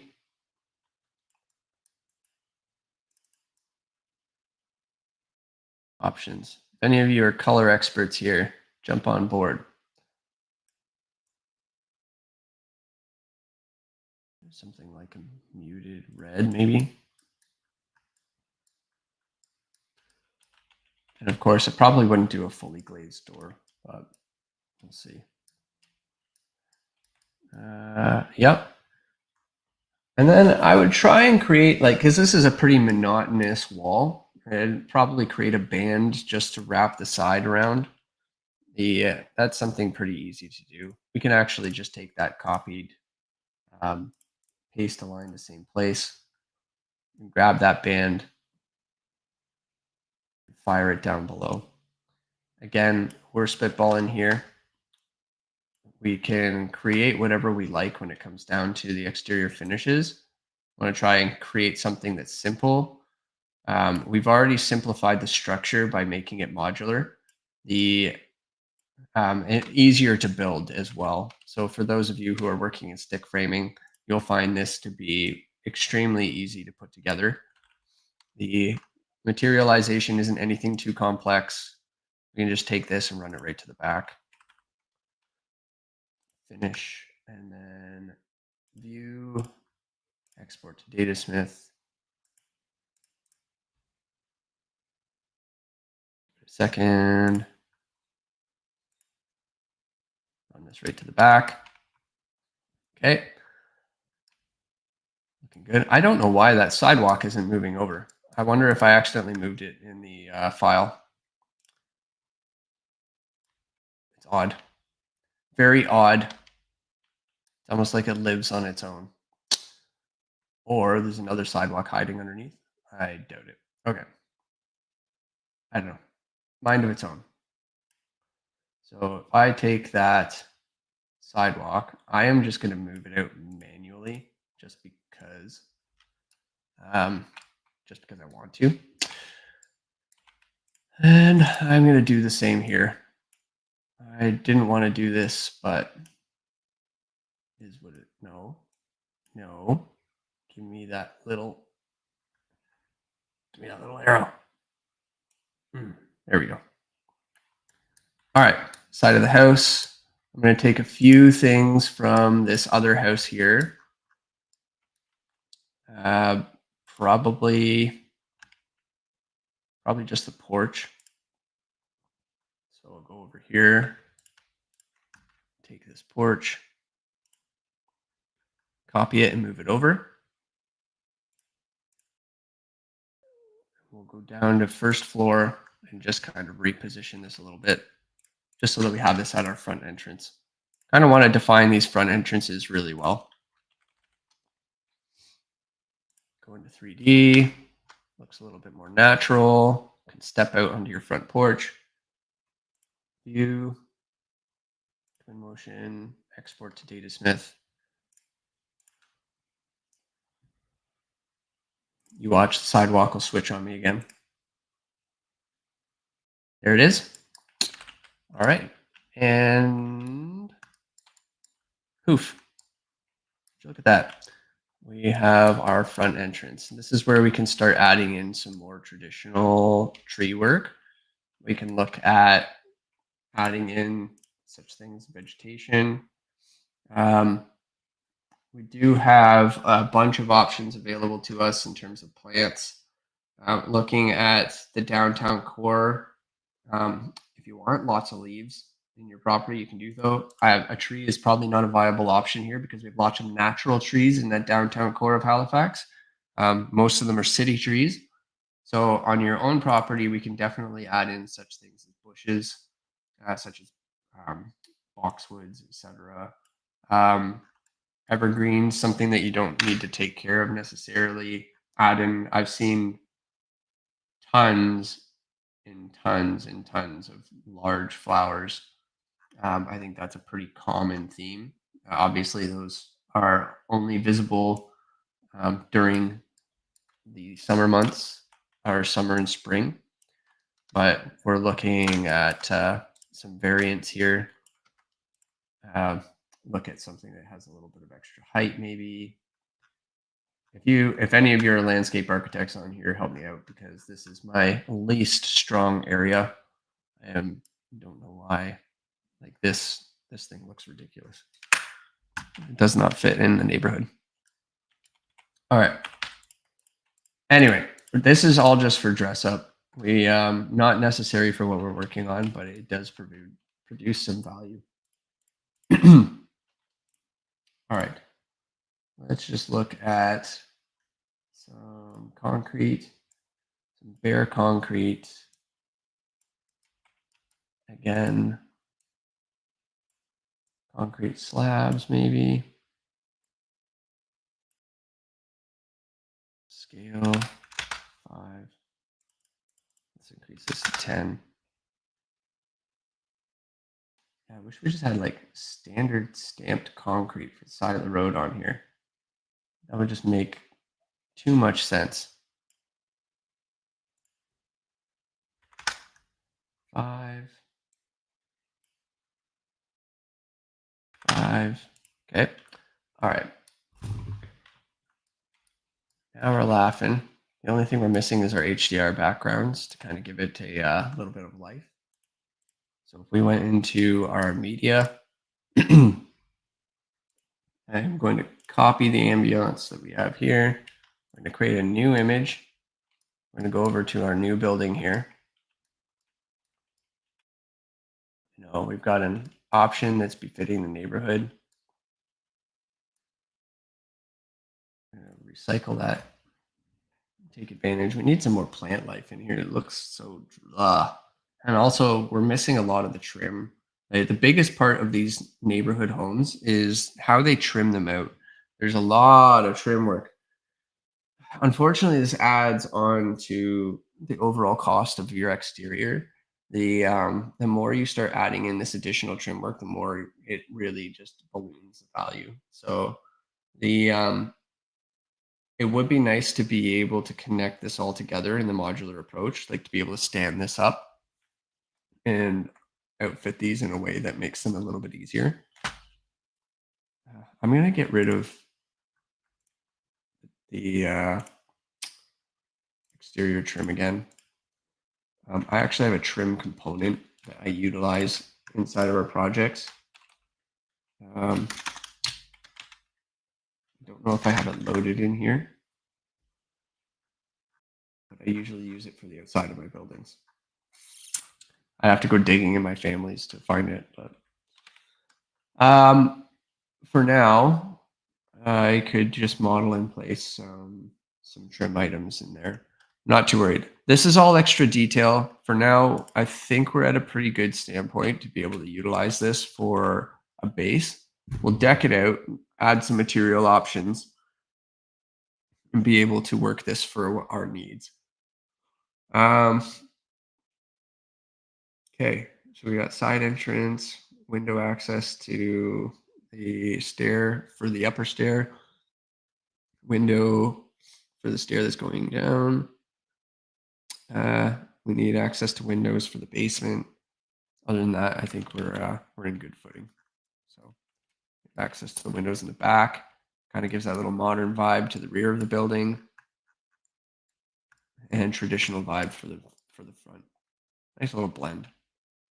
Go through the building up to the second story, navigate into your room. There's no floor, you fall to the bottom. I'm just kidding. There's kitchen area. Come out of the suite into the next one. Next one, nice and open. Window facing the street. I think that's pretty good. Awesome. Okay. And believe it or not, we have wedged in 6 units into this place with 15 residents. That is a definition of infill. That is what we're looking for to increase density for the Housing Accelerator Fund. Now, this could work on existing foundations of buildings. If you want to take one, level it up, and you would not even be able to tell that this building is supplying multiple residents. Because if you take a look at the neighborhood, the way this building's set up, single family dwelling, look at the height where it's fitting in, and then you take into consideration what we're wedging in here. And it's not like we're doing anything crazy. We're wedging in a number of apartments.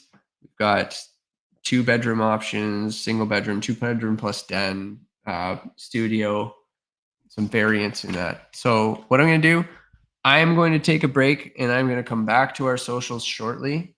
I just need to wedge some lunch into my face and then we will go from there. But overall, starting to really take shape. So we got some traditional, we got some Scandinavian modern.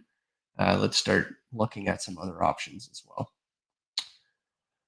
Okay, so thank you. I will be back in about half an hour's time.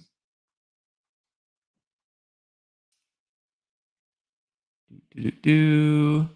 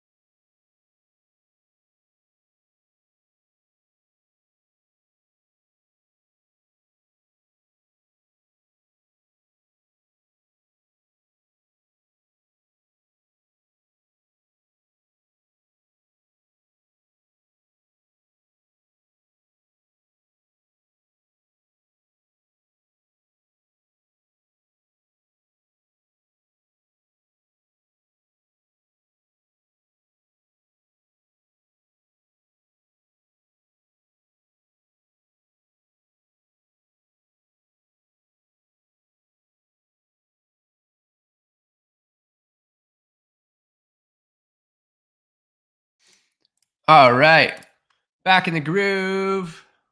I am just gonna hide my shared screen and turn off this banner. Yay, making music and stuff.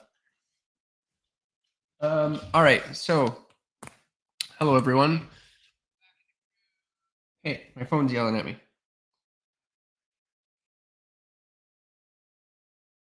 Where's it even coming from? Oh, there it is. Alrighty. So let's see where we left off here. We were just wrapping up our sixplex design. We decided to go with something a little bit more traditional in this sense. We've already laid out the options that we need for this, but let's take a second here to get back into the groove of what we're doing. So Oculi is here to do a design marathon over the course of this week. We are going to be producing design options for infill solutions in the downtown core of Halifax. We're going to be using some of the most restrictive properties to base our designs off of. So many of these will be able to fit in thin applications. We are going to be working our way through things like sixplex, fourplex, backyard suites, tiny homes. We'll be looking at how to take advantage of duplex or stacked. There's many options that we have available to us. So we're going to go through and create a series of these designs. And after this is all said and done, we are then going to take these units and we are going to make them available for everyone to use. Molly, what are you doing, buddy? Showing everybody your butt. Yes, I know. That is Molly, the design helper dog. If you didn't know, he likes to snore and not be very helpful with color selection. So I wish he had extra hands so we can do double the amount of homes, but that is not the case. Okay, so hey, don't do that. You're on live camera. You're cleaning yourself. Nobody wants to see that. Yes, I know. Army crawl over here. Give me one moment. Doggy cuddle time. This is important. Hello, puppy. Hello, puppy. I'm sorry for ignoring you. You're just trying to help. I know. What's going on with your ear? There's a crazy ear going on. I know. You just stay right there, okay? Can't come up. Okay. All right. Back to business.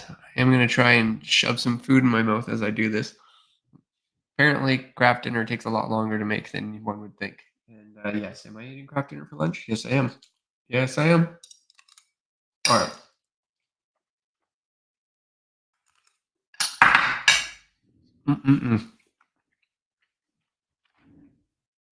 All right, stream. Let's get us back and rocking and rolling. Oh, we looked at the sixplex. I do have to jump off of the feed for an hour or two. I will be going to an event with Pam Lovelace. She is one of the running candidates for mayor for Halifax. So I'm going to go to an event and see what that's all about. I will continue the what we're working on throughout that event. I may even be able to pull up some topics from the individuals that are there live at the actual event itself. I'll see if I can pull this up on phone, which would be kind of nice. And that way I can continue it there. That way I don't have to stop the feed. It'd be kind of nice. I want to see too if I can keep this running. Let's give it a shot. Let's see, Streamlabs. I wonder if I can connect to this stream.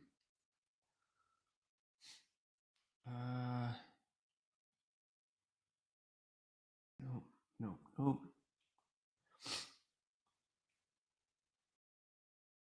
Any way for me to join this stream? Add guest. Email. Google Chrome just once. Nah. Okay. Copy link. Let me see. I'm going to see if I can message this to myself. See if I can join myself as a guest. Because that way I can join with the team here as I'm away. And do a little bit of traveling. Let's see.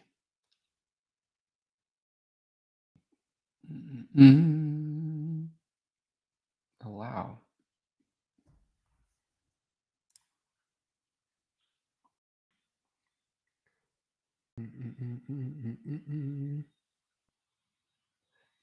All right, let me see here. So I've joined as a guest. What does that do? Check your camera.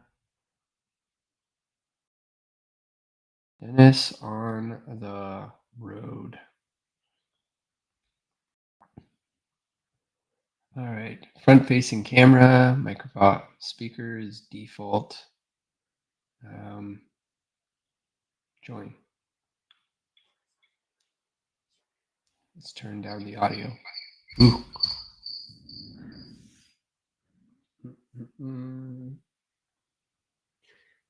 Look at that.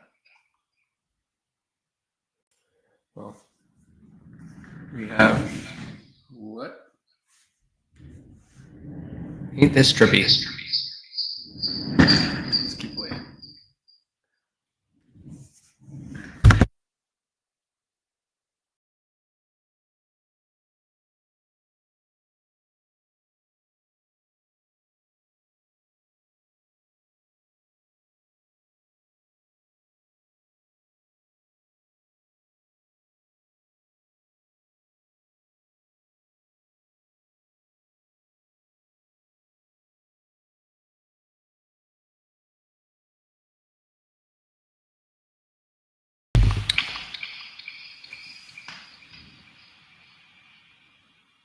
See, that's the problem that's coming through here.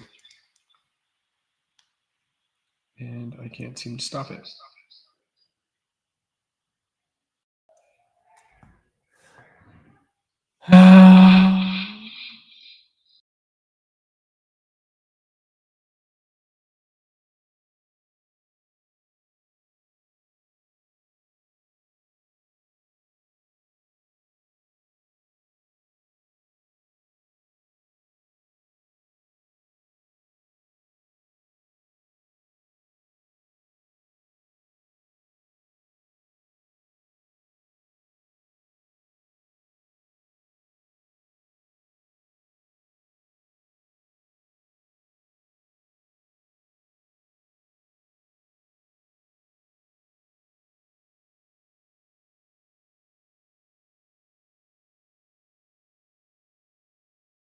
Let's switch to an unmuted. Here we are. Yeah. Hey, look at that fancy background. We're outdoors at the moment. I'm just taking a break from our regular feed. I'm going to take this phone with me. I'm going to an event this afternoon at 4 o'clock. I'm going to go hang out with one of the mayoral candidates for Halifax. She has an event going on from 4 to 6 today in downtown Halifax. And we're going to continue on with some more of our designs. We've actually accomplished quite a bit. We've done a backyard suite, done a 6-plex, 4-plex, and now we're going to start shifting our efforts over to some more options, housing options. We'll look at smaller single-family dwellings, singular one-off units. I've really wanted to do a tiny home for a while now. I don't really think that tiny homes are the answer to all of this. They have a lot of restrictions, and because of building codes, they tend to be very difficult to manage. They're also not very adaptable. They're not great for the regulations that Halifax has in store. So they do have their applications for, really helping to provide fast and easy homes, and they are inexpensive, but it's still, I don't know if it's actually fixing the overall problem about affordability. It's just creating a smaller home. You're paying less material. It takes less time to build. You can get them out very quickly. It's good as a bandage solution. Also, it's very difficult to invite people over to have dinner. So we'll have to see. Like I said, I've always wanted to do a tiny home, so we're going to add that to our list today. We're also going to look at a number of other things as well. I think a townhouse element might be nice. We should also take a look into how we can make larger scale builds faster with more modular components, staying away from things like shipping containers, but using renewable resources in a way that can be stackable, can be brought in to make up to 6 stories maybe, and have each of the components kind of outfitted and dropped into place. I know there's a number of different firms that do this, but we do have to discuss what that modular practice is, and why a lot of these modular applications are failing, why the upfront costs are too high, or because of the overhead of factories, where that's coming from and where it should actually start. Like, modular should be starting directly from the source. It should come from the lumber suppliers. It should not be a third party that has to procure the information or the stuff from those. They already have large warehouses for storage. We just need to outfit it so that storage is a little bit better. They have employees that are more than capable of putting these things together. It doesn't take much, right? A little bit of extra training to get people on the same boat, building it out of the shops in the spaces that we already have. They already have all the equipment to move everything around. I think there's a method to the madness. If we can combine a lumber supply shop with a modular building component to it, I think we can answer a lot of big issues. So the Home Depots of the world, the Ronas of the world, Kents of the world, maybe take a section of your lumber yards, section it off, and use it for modular approaches. Just saying. Anyway, I'm just gonna have a quick bite here and go back inside. I wanted to make sure that this live feed app can work so that I can keep this going throughout the day. I'm going on the road shortly. Okay, I'm gonna go back inside, smash some food in my face.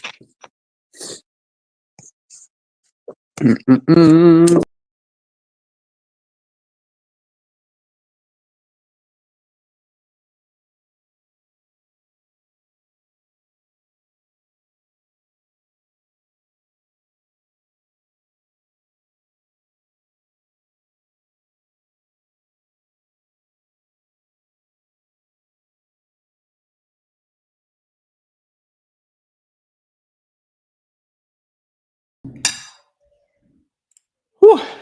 I definitely made this too spicy. Spicy Katie. Just checking a few things over here. Don't mind me.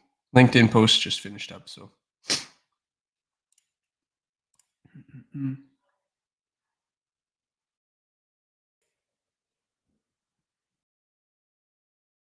Cool.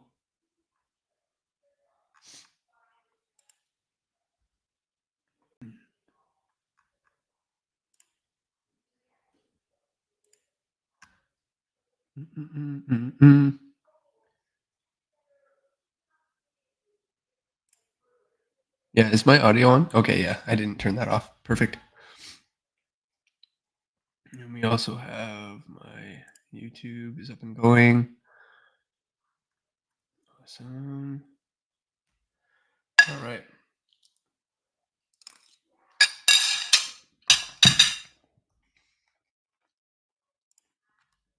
Here we go.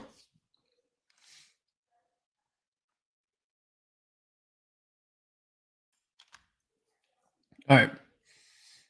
Back to the groove again. It's weird that twin motion is shrunk because it's only taken a portion of my stream. I have no idea.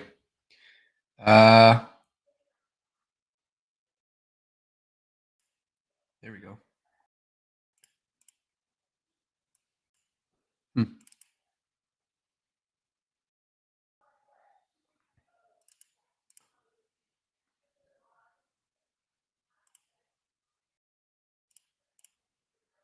Okay, cool.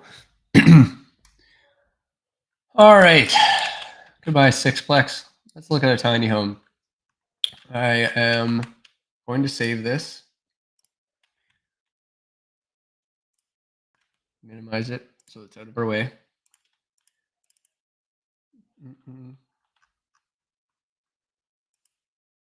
All right.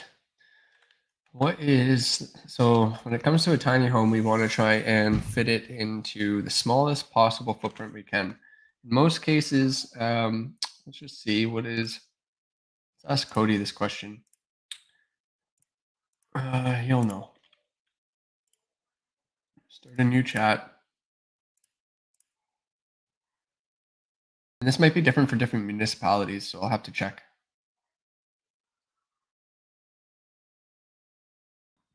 I'm going to go and ask the municipality itself and then also check with the building code.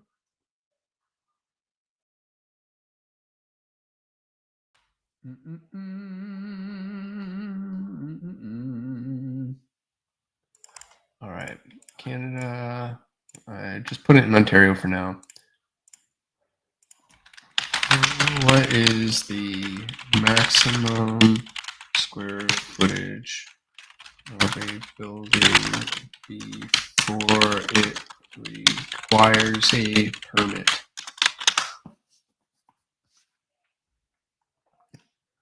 Ask it that question. Again, we're using Cody here to kind of help guide us in that area.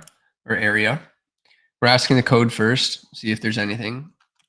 This is handy if you're a homeowner or a builder that just wants to have access to the code but doesn't want to, flip through all of the pages. It's kind of a pain.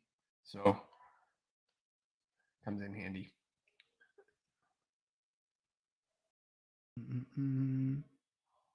And probably should have built out square footage just so that the whole word was out there.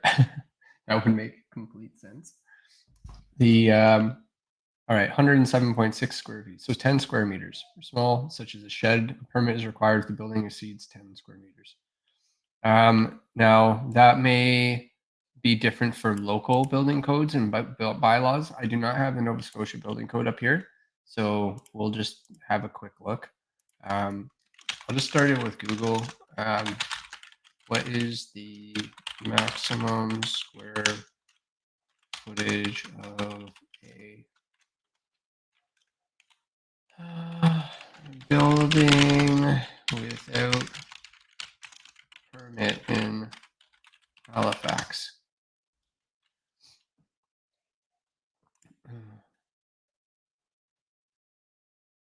All right, let's see. New accessory structure.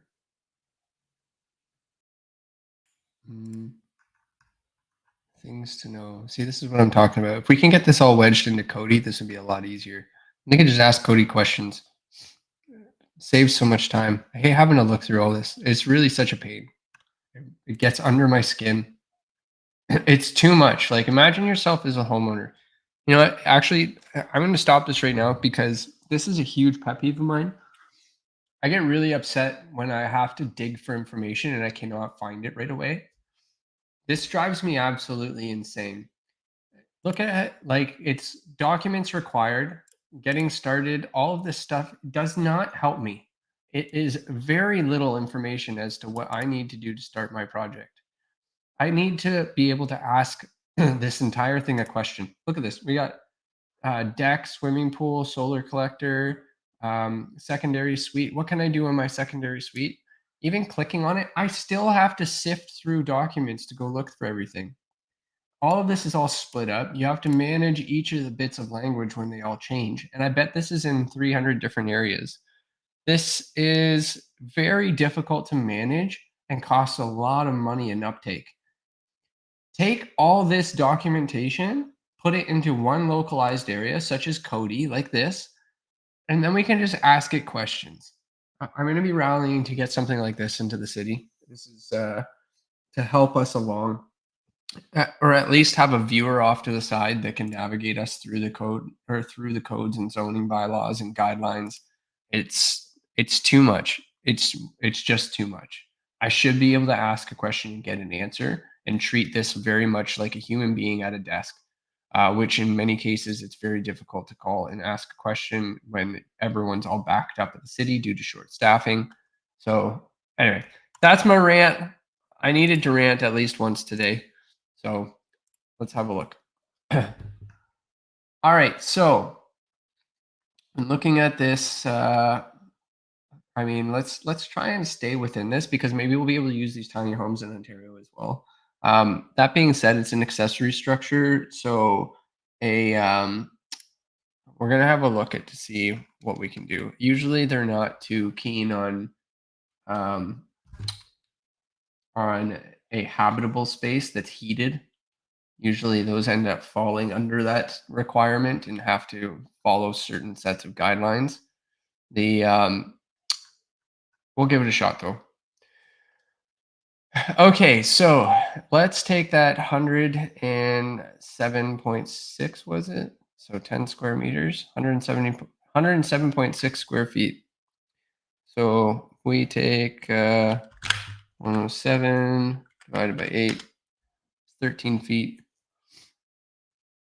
See if we can fit that in 8 by 12. That's really small. So we'll see. All right. In order to make this work, we're going to have to really thin down the walls. Because of the exterior, we might be able to do 2x4 with an exterior insulation, or 2x6. It's going to work out to be the same size. So may be able to shave an inch if we use 1 inch exterior insulation with an R14, R18 bat maybe. Potentially. We'll see. Let's just start with a siding on 2x4 wood stud. What's the difference here? 5 3/4. That might work. But we also want to strap it too. So 6.5 inches. Yeah, I think it's still just a little bit smaller. We're going to have to scrape for every 1/2 inch that we have. The backyard suites in Halifax are required to be 1.25 meters off of all property lines, and then also 1.25 meters back from the rear of the building. You need to give enough access to walk around all of these areas. So if we're building a tiny home, we'll have to look out for that. We're going to take our footprint here, and I'm going to switch it to an exterior face. Let's just build one out here. And my temporary dimensions are showing. You know what? Forget it. Yeah, all my temporary dimensions are showing to inside face, but whatever. All right, so 8 feet. Let's switch this other option out here to 12 feet. That's what we're looking at for a tiny home. So let's take a bed. That bed is going to have to go up into some sort of a loft. We also have a requirement of 15 feet maximum for accessory structures in a rear yard. So I'm going to take this little box we have over here. I'm going to copy it over. just so that we have some sort of guideline to go off of. I'm going to take it and maneuver it so that it's out here to the back of the house. Make sure that that is 1.25 meters. That is where we can build that unit. So it kind of works out perfectly. Let's take it, make it right to the back corner. Gives a little bit of an area for a fire pit or a seating area. Okay, so this is my first time doing a tiny home. Bear with me. We have go to view. I'm going to drag this over. Copy. I'm just going to recycle a roof I have over on this side. Again, this is a backyard unit. One thing to get in the habit of when working with certain aspects of your design is isolate what you're working on so that you're not seeing everything in your view. It could help shrink things down. So if I was to grab this unit, I could section box it, and then that's all we're looking at. All right, so that's a glorified shed, and we have 15 feet that we can work off of. So a maximum ridge height, 10'8" and 13/16. We're gonna want to make that as high of a peak as we can. So 13 feet. Well, show me my section box, please. Let's raise that up. All right. All right. That gives us a little bit of extra breathing room. Attached top base. Notice what we're taking the roof and we're making it so that it works in the horizontal or the width dimension, not the length, because the length dimension will increase the roof height too high. So that will give us enough of an area to put a bed. That unfortunately the beds are only about 6'6". So we're gonna have to be really creative here. We have 12 feet of length. Should be able to fit that in there. All right.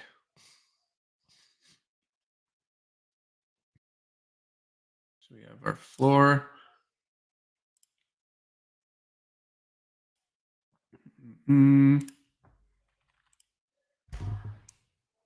Let's try and make this as, let's say, 7 feet. That gives us 3'11" to get up to the second story there. This is not a concrete porch slab.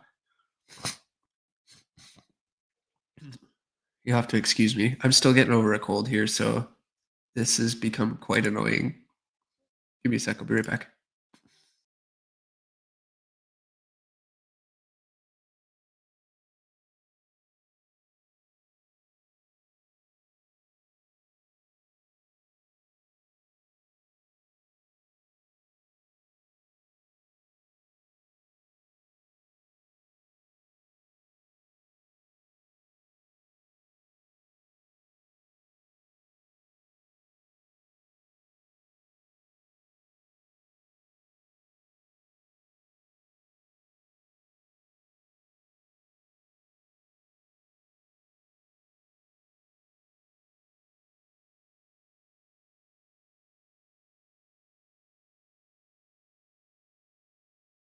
Back in the groove.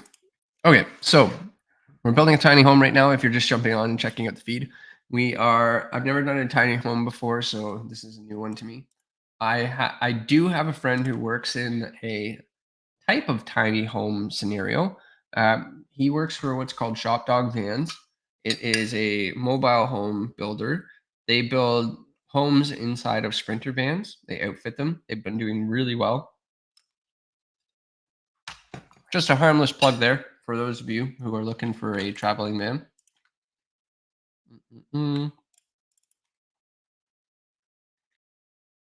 All right. Okay, so just cutting a section through this so we can see how tall our masterpiece is here. So We're staying under that 15-foot mark. Perfect. And then also going back to our first floor plan, let's start looking at the components. So we're obviously not going to be fitting a full-sized dryer in there. I don't know how laundry is going to work in a scenario like this, but we're going to have to look at something a little bit more compact. I'll put it off to the side for now. Look at the bare bones basic stuff that we need. So we definitely need a cooking surface of some sort. So we're going to look at a 30-inch range.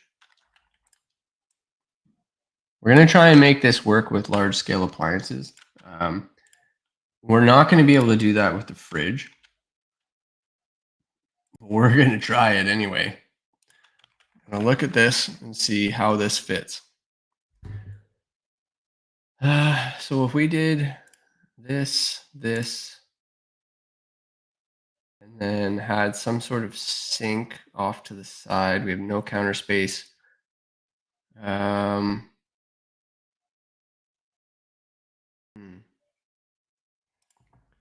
not going to be able to do a full-size refrigerator.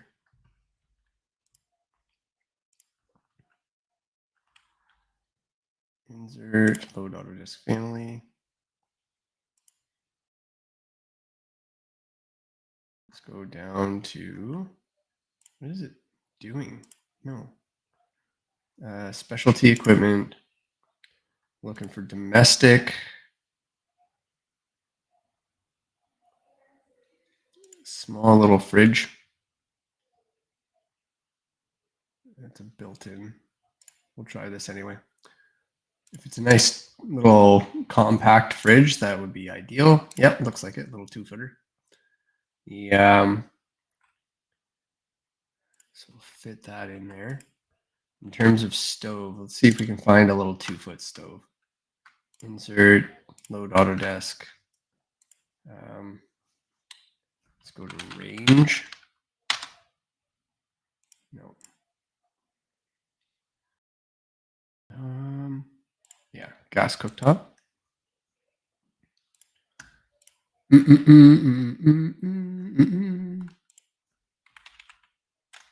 Gas cooker. Smaller the better. There we go. Getting something a little bit more compact. Starting to shrink this stuff down. Let's. Don't know why that's not showing, but whatever. Oh yeah, it's because I have things set on course. Whatever.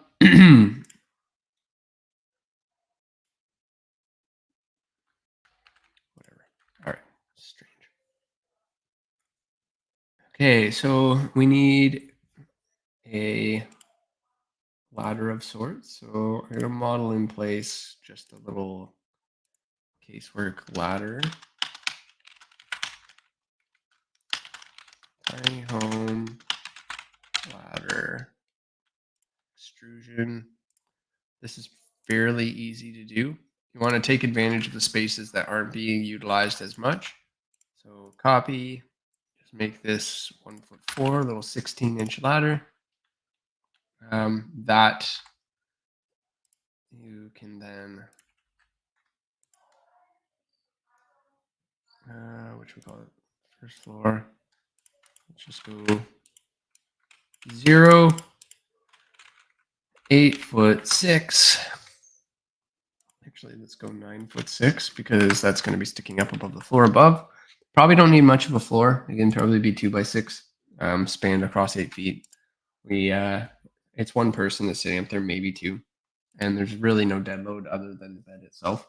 So we should be able to accommodate that. Also, this ladder, keep in mind that we don't have a raised heel on here. So that ladder may have to be treated in a way where it can be tucked away.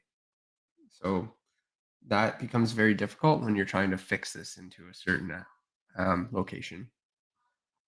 So we may have to have that so it can push in and out of the way on a track. so that it can push over here when you're not using it and then move it over into the middle when you're getting access to your bed up above. So let's take these components. We'll move it right out to the edge and then give ourselves about an inch worth of tolerance.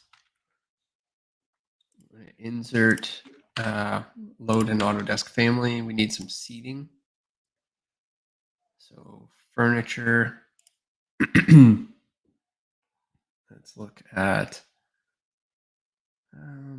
just a few small chairs. Little crescent armchair should be fine. So the idea here is to just, I think that's perfect as is.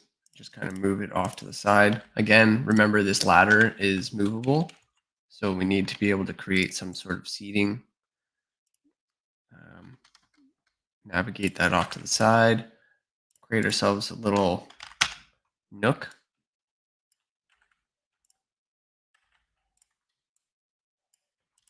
And maybe do the same here. Rotate it.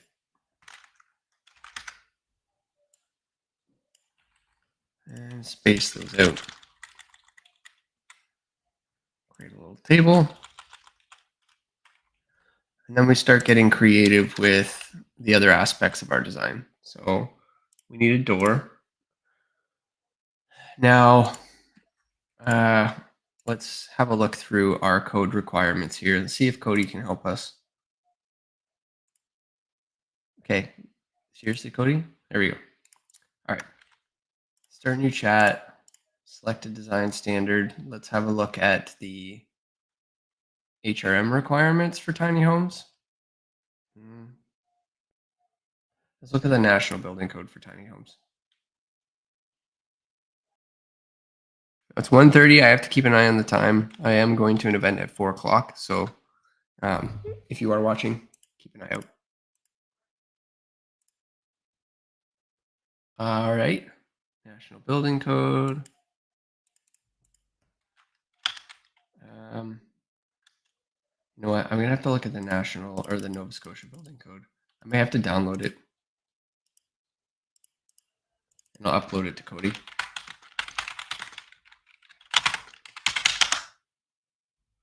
No.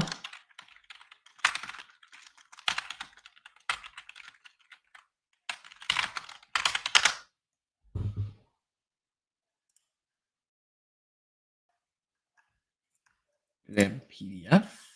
Where is this thing?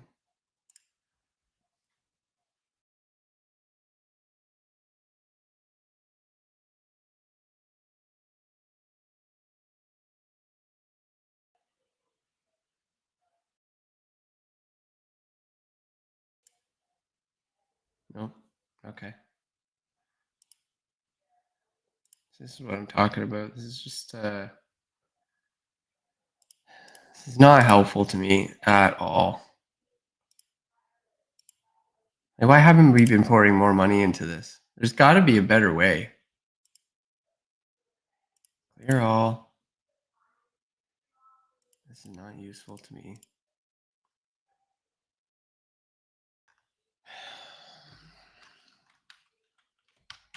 Why am I doing this?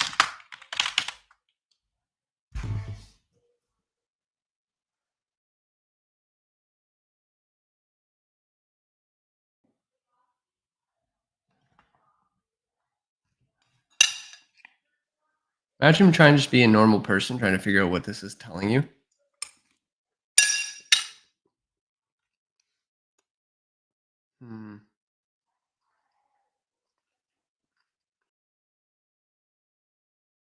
All right, 9-39 tiny homes.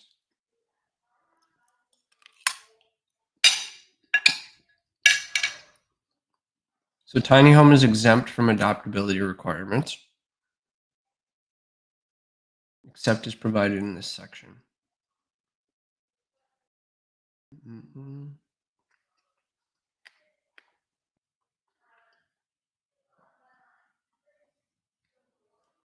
Ceiling height of less than 20-30 and used as sleeping or living space shall meet the minimum area and dimensions of this article. Loft shall have a floor area of not less than 3.25 meters squared. Check. Shall not be less than 1525 millimeters in any horizontal dimension. Check. Except as provided, portion of the loft with a sloping ceiling measuring less than 915 from the finished floor to the finished ceiling shall not be considered as contributing to the minimum requirement area for the loft. I'll have to look at that. All right. Well, we'll see what we can raise to make that feasible. Under finished slope ceilings, the minimum slope is 612. Portions of a loft with a sloping ceiling measuring less than 405 millimeters from the finished floor to the finished ceiling shall not be considered. Okay, that makes sense. We definitely fit that. Okay, the access to primary egress from a loft shall be any type described in the following articles. We can use stairways, ladders, a ladder, 305 minimum rung width, and 255. Yeah, that's fine. So that's what we have. Look at us go. We can do alternating treads, but why eat up all that space? Ship's ladders, height of the handrail should not be less than 645. Nope. Yeah, we're just using a ladder. Installed at 70 to 80 degrees from horizontal. That's fine. Loft guards. Loft guard shall be located on the open side of a loft, which is located more than 600 millimeters above the floor. Yeah, we would probably just put a glazed portion to cover off the upper edges of that tiny house.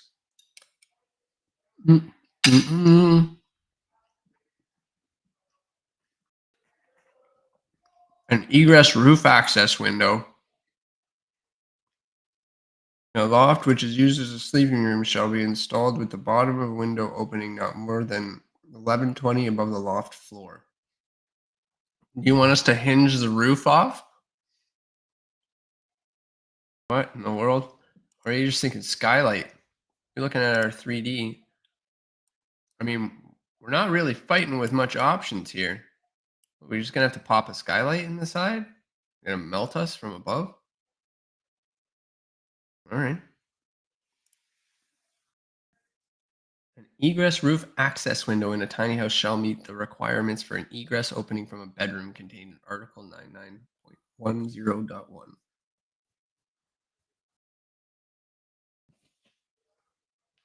Okay.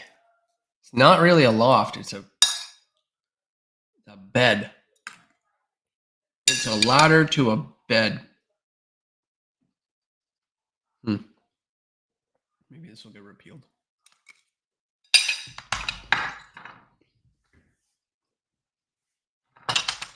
Maybe change the requirements for backyard suites. We got all this. Okay. Again, if you're providing a website with access to what look like functional statements and objectives, provide links to where you can find them. Add these as hyperlinks. Take us to the area where you can find them. Okay.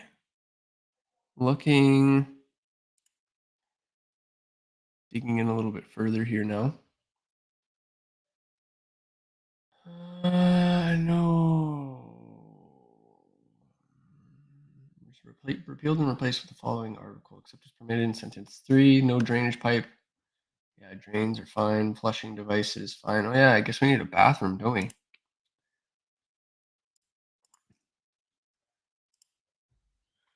All right. Well, that seems pretty straightforward. I'm going to assume a wall needs to be put in here so that we can use the services. Maybe just a 2x2 wall.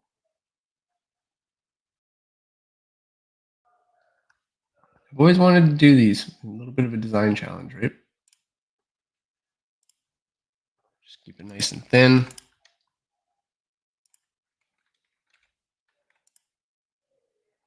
And do I need it to be 3? Yes, because my elbows are small and I want to be able to perform what I need to do. Again, Again, looking at the fridge, that ladder is going to actually tilt out. So we have a little bit of extra space to work with, which is perfect. Stove has some budging room. We have our fridge. We'll put the door into the bathroom area right in the center. We'll have to provide some sort of moving table to utilize. I think these chairs are a bit much, but you need kind of a little bit of an area to work with. So we have our cooking surface.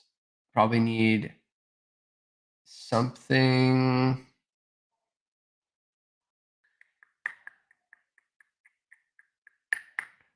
to maybe drop down directly in front of the fridge or stove. I mean, we take this bathroom, we just kind of shove it over here.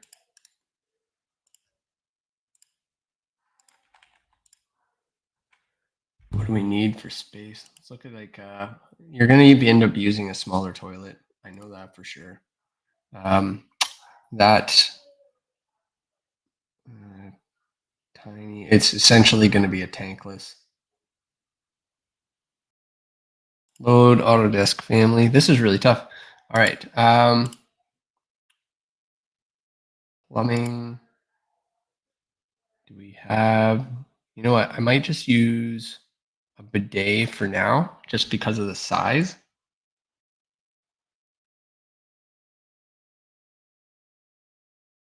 Basin.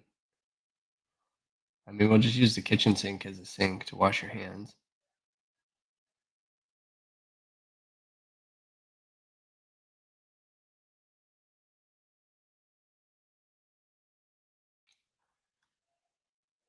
That's probably the one that we did. Oh, no, right here. Load. Component. Super small and compact. 1'6". I'm just going to do this for now, just to show that this is like a sliding door, maybe. I don't know. We'll leave it for now. This is off to the side.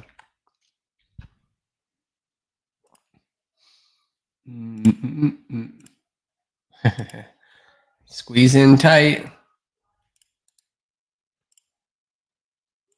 Let's cut out that corner.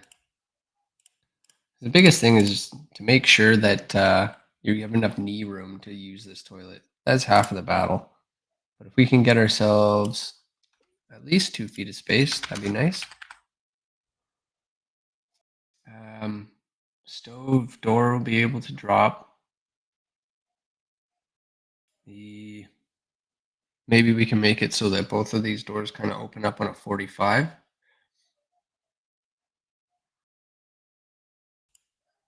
mean, will we be able to fit laundry in there?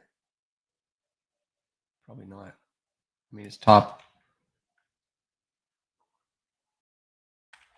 I mean, we're squeezing. We are squeezing. Let's just see what we can do.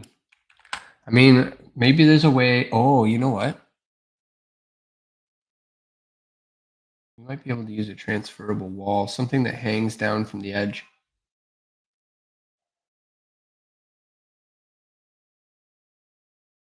Kind of a movable partition. So something that just hangs out here. Essentially would move frontwards and backwards to close that space. So you can use it, basically pull it along this direction until you're ready to use the bathroom. It closes off the washing machine. And then when you pull it back, it closes the door for the water closet.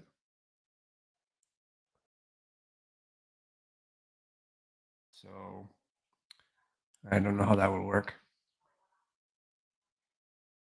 Because you need at least 3 foot. Just trying to think of sitting on a small toilet like that. My legs are going to hit it.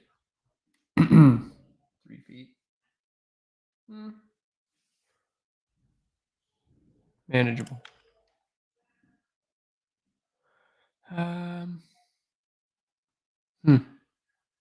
Or this becomes your movable partition.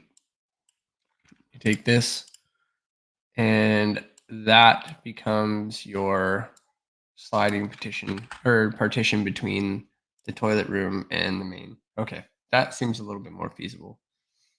Then you can take that and move it whatever direction you want. So I'll just put this in here for now. Actually, I have arrows. What am I doing? Slope arrow. Yeah. I'll put that there. And the other direction. Cool.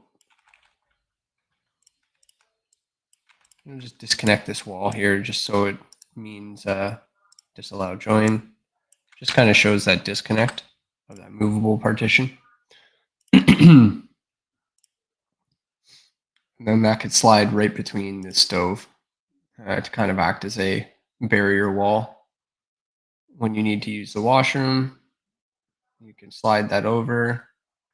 When you don't want to hear the washing machine, and maybe we can make this a double partition so that it can hide both. And then we can take a countertop and put it over top of the washing machine. You can use that for prepping dinners. Not too shabby. Got some pretty slick ideas here, Captain Dennis Dixon. First time doing a tiny home. Let's check this out. So let's look at model in place component, do some casework. We'll do a sliding partition, create an extrusion that is about 3 feet in length, and then move that into position here, and then copy that and put that there. And we'll set it to 0, 8. Yeah, let's just do 8. And finish. Get rid of this. This creates a nice little barrier. Close this when you don't need it. Provides access to the toilet.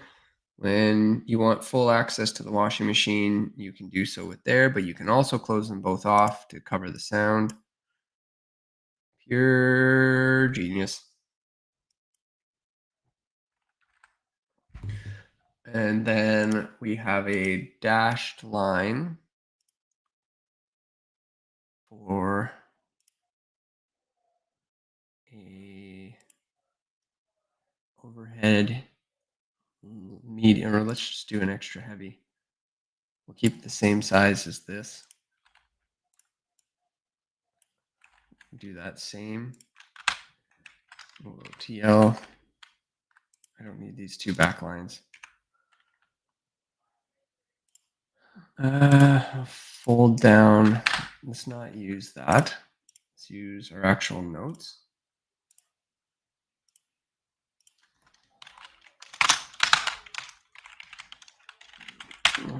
Fold down counter. That would drop down, and you can use it as a prep space for the kitchen.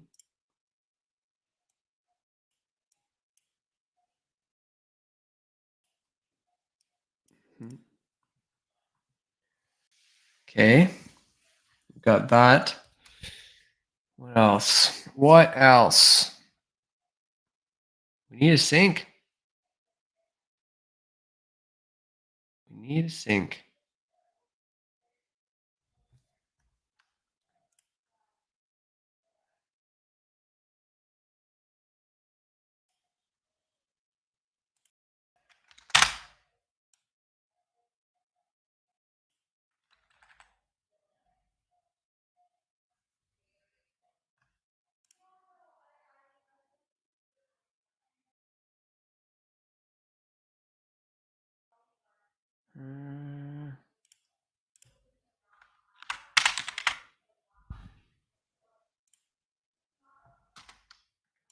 So 23-inch sink is probably going to be too big. Edit type. I have to do 18. We don't have a dishwasher.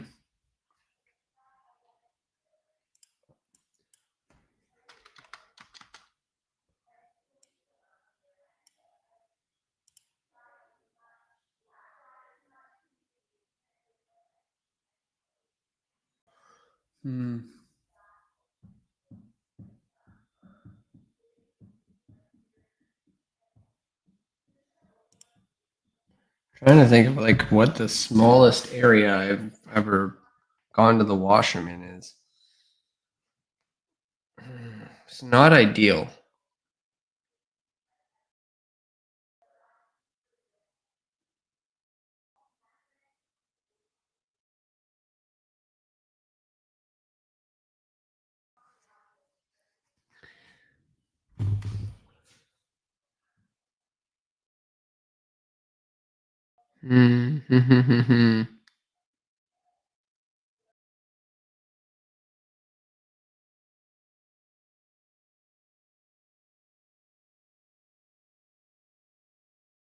Where can we use a sink?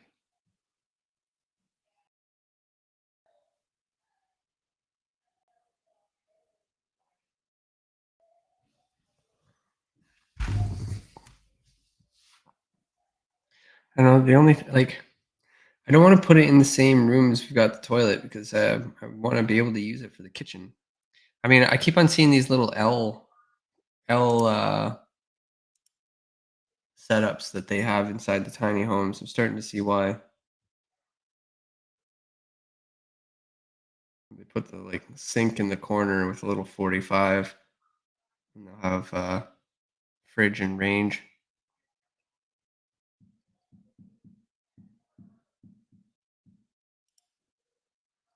Okay, well, let's reduce this entrance to the home. Just shift it over, flip it out of the way.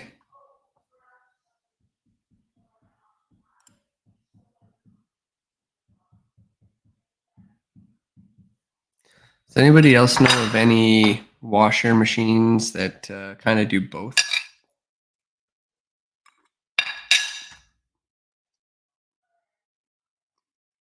Mm-mm.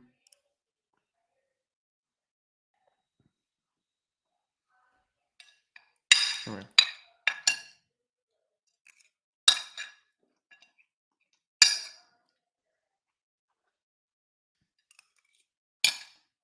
Whew. Wife, increase the heat.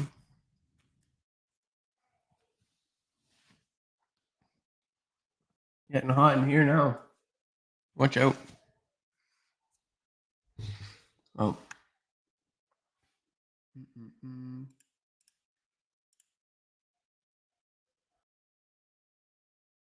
All right. Let's see here. We've been going for about 4 hours now. A little bit of a break here and there. We need to add a sink to this little tiny home.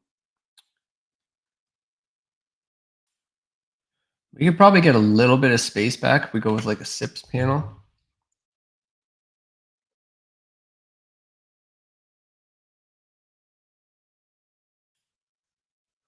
Let's do some research.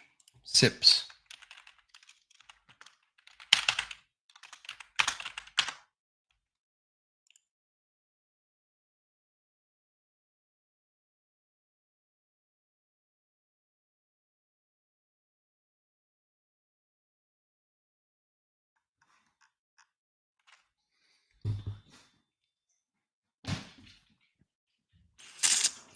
Let's take a look, see. Bye, dog.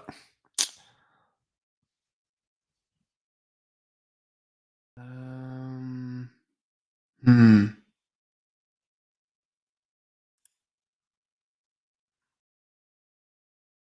Our values. Mm-hmm. You can do a 4-inch SIPS wall. Why aren't they giving me sizes?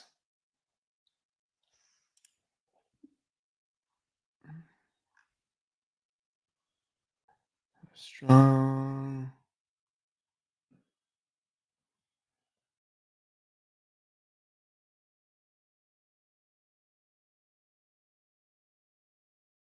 Hmm.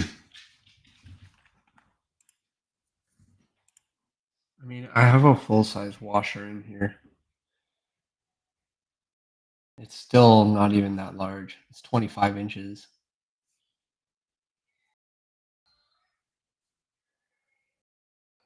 Let me see.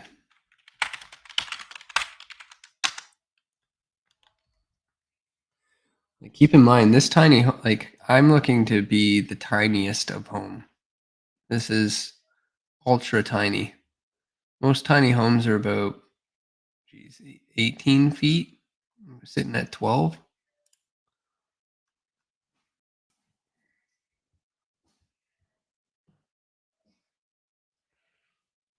I'm trying to fit everything into a square footage that you would typically get away with in without permit, but it's habitable, so they'll probably make you get a permit anyway. Um, yeah, I don't think looking in here, I don't actually see anything that is fitting that size. Like this is pretty small in comparison. I like this design challenge though, to see how we can wedge this all in and still make it livable. But we are missing out on quite a few things. Like, what can we fold down? What can we make dynamic? What can we make adaptable? I mean, even in these smaller, it's not a tiny home. Come on. Definition of tiny home. That's just a trailer. Like, a lot of these are looking at um, homes that you could fit in the size of a trailer. It's probably the closest. It's a bunkie, kind of like a shed or a cabin. You'll have to excuse me. I'm just looking at some ideas for inspiration. Mm-mm. Um, and a lot of these are just sheds. Okay, so we have a fridge, we have a stove, we have washing machine, we do have a sink. But I'm wondering if we could take the basin and have it float a little bit higher and take advantage of that. But I don't know, it's risky on its own. Let's duplicate this and make an 18-inch. Let's do 18 inches. And we'll change the size. Actually, I think the depth is still 21 inches. Apply. Yep. I have a similar sink. A wet bar sink should be quite the same size. Again, like that fold down counter works wonders. There's a problem with it though. Can't get to it with the sink in the way.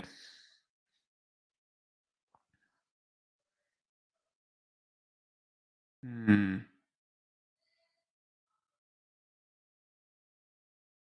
Let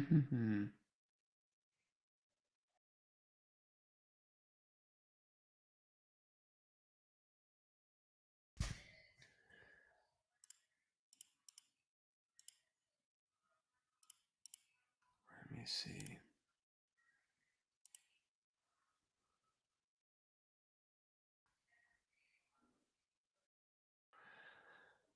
Um, let's see. I forgot. Like, we haven't even included showers yet. How are they going to clean themselves?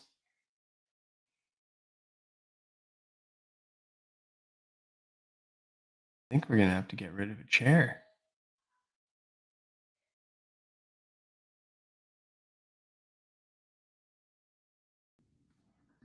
How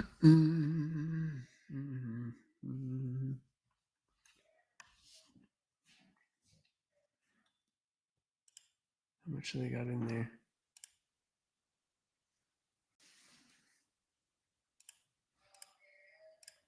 Yeah, the sink's got to go. I don't think this movable partition is going to be a possibility here. We really need to get that sink into a spot that is usable. At the very bare bones basic, I might be able to do washing, rotate this 90, maybe do a sink. Get rid of this, move this over to beside the chair. Change our configuration a little bit. Do chair.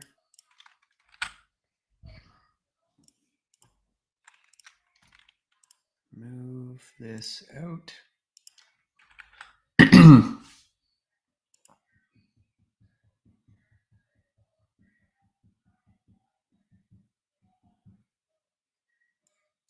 And then just have this as a single sliding partition, I guess. Yeah. Not very many options there. Will that cover what I need?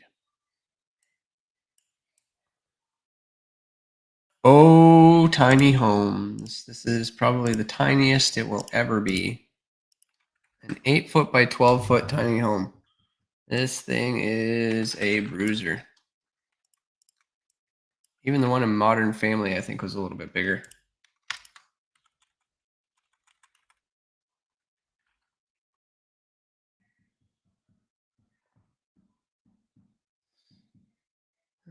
So fold down countertop, stove. If that's the case,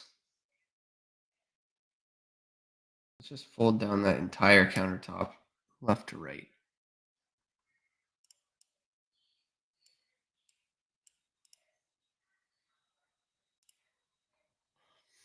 And then cabinetry above here. Create similar. Everything's being sacrificed here.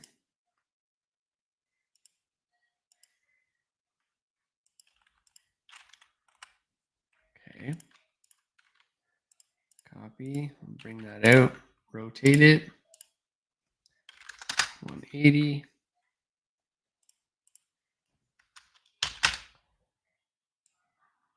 Put it off to the side, put it off to the side.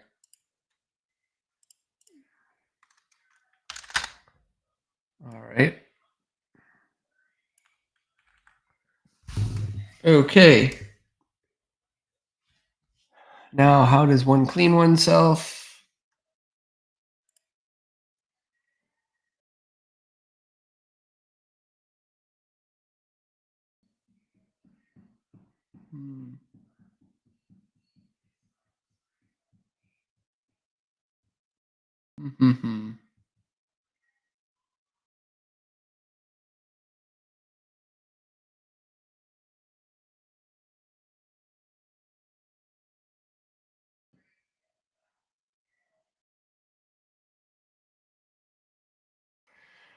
This could be an interesting one.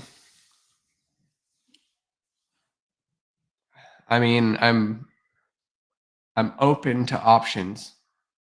Not great if you have guests, but like in the effort of trying to make everything fit for a home.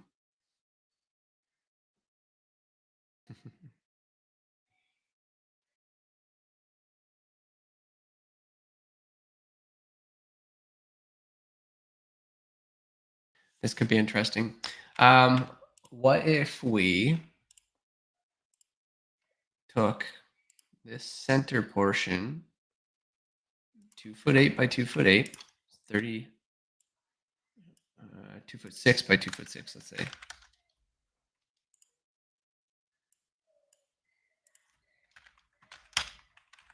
(2'6). We hung it right about a foot away from the table here. And then inside the ceiling, there is a little shower head and a drop down curtain. Or if that's not the case, if you can reach the upper part, this section of floor comes off. Below that section of floor is an actual shower bed with a drain. You have a shower head that's just above it. And we could even actually just take this and move this whole thing right over to the front entrance. That way we can maintain lock for the door. There's that privacy. You just block it off completely. That way nobody can come into your building. This is kind of interesting. We'll play around with it. I want to see how much we can actually fit into this tiny frame, because we have enough for a guest. We have enough for showering, washing. We have a fold down table. We have storage above the sink and stove. We have washroom. In the washroom, we can put additional storage above the overhead compartment. All these areas that have all these additional components, like this fold up thing, like basically wherever it folds up against the wall, we're going to put extra storage above that as well. So realistically, I should probably just take this and why would I limit it to 1 feet? I would just do the whole thing. And then it could end up being a backsplash against the washing machine. That's perfect. So lots of options here. Let's put some windows in. Get not 24" by 60, probably 24" by 48.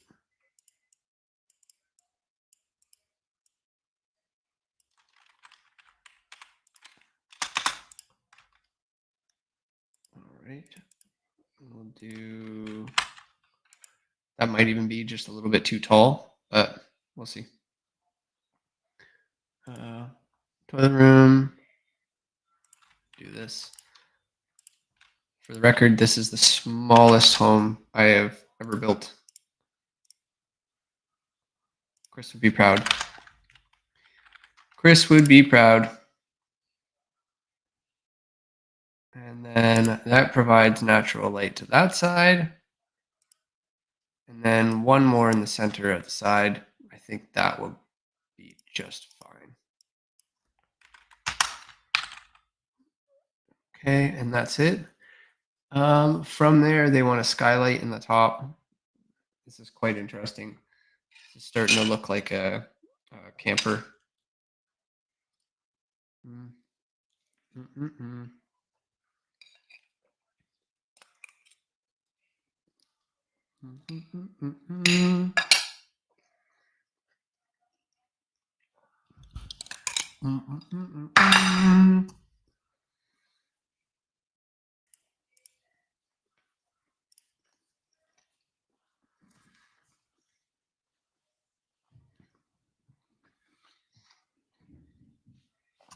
No, I didn't want you to take that window away. I just wanted it to be on both sides.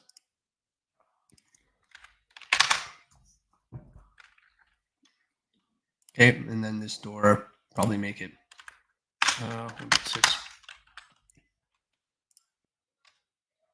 Center it right within equals. There you go. There you go. Trim fits perfectly, aligns with the upper floor. As we mentioned, this section of floor pops up. Be able to use that. This is not for floor. Ugh. This is top of second floor. 0. Oh no. All right, well, I guess I am using this. This is a 10-inch. 2x8 floor maybe with 5/8, 2x6. Let's just go 2x8 because it's 7 1/4, 3/4 inch sheathing. We'll just move this over here. Actually, Control C, copy, paste aligned to current view. Actually, undo, paste aligned to selected level. Top of the second floor. This one I will take and move here.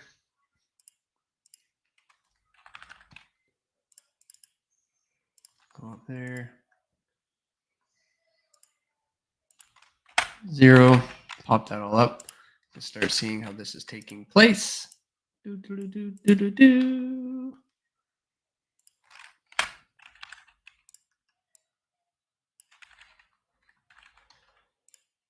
All right. We got a ladder up to the top. We got lots of overhead storage. We have a range with a couple of things. We have a sink. We have seating area in there. Man, I could not live in here, but I'm sure others could.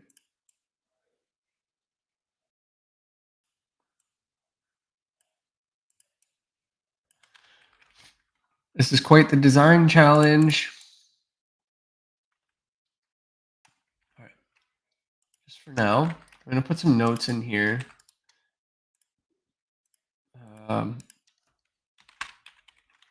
Pop out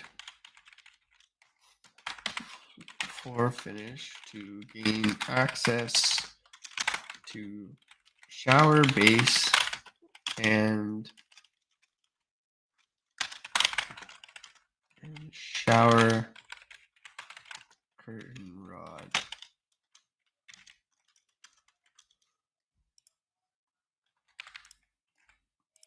Okay. What else can we do here? We can probably use another section of floor. I want to try and make these as seamless as possible too. I mean, this is 30 inch by 30 inch, so we could probably create a table setup here.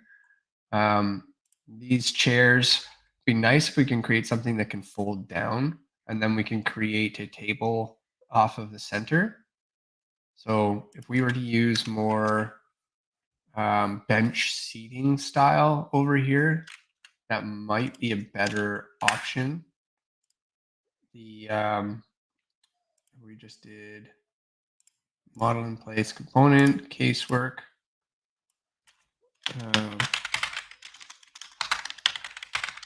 Bench table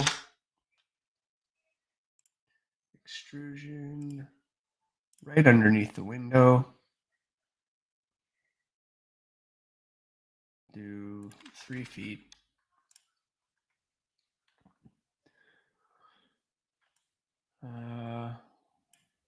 Yeah, 2 feet. You need more than that though. 3.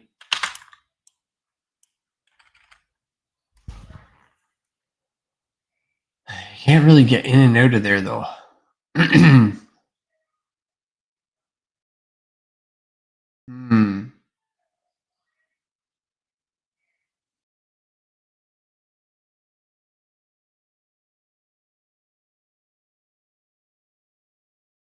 I think I have an idea for that though. Just make this 15 inches. And then what we would do is I'm just going to offset this 9 inches for now. I'm going to reduce this by 2 inches. I'm going to say this is 8.5, 2 foot 10.5. Okay. And then what this would do is this would actually have a sleeve that could go underneath, and then this one would be able to raise up. So we would actually have it counterbalanced on this side, kind of like a standing desk where they have most of the weight at the back. And then you can raise this section up and push this section in. That way all of the condiments and everything that are sitting on the one side of the table can clear the other. That way this table can slide underneath it. and be able to approach it from underneath. That way, when you have guests coming in and out, they can take this, hide it underneath, sit down where they need to. Like in this case, I'll put seating over here. Probably drag that seating out to there. This would be 0 to 22 inches, let's just say. And then copy that down to here. Some more bench seating. And then when they sit down, they can adjust these as need be. So we could actually take that, shift it out, so on and so forth. And what would be even more cool is to actually make this part of the floor as well and pop up this flooring panel and then be able to take this and use it up. Yeah, you're standing on it, but you're going to wipe it down anyway and keep everything clean. And then, these just your back cushions and seating. Take advantage of the window. You have basically, it'd be nice if you could take this table and drop it down just enough to make it so that it works for a coffee table, maybe. I don't know. Options, dynamic furniture. It's cool stuff. Okay, should be fine for now. Let's just leave that. Put another note.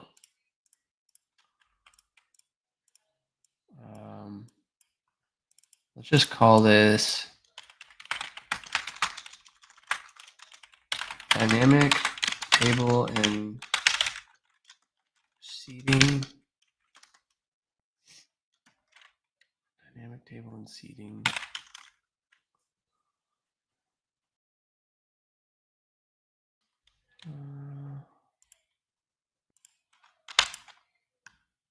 Let's change that to hidden extra. Actually, hidden light.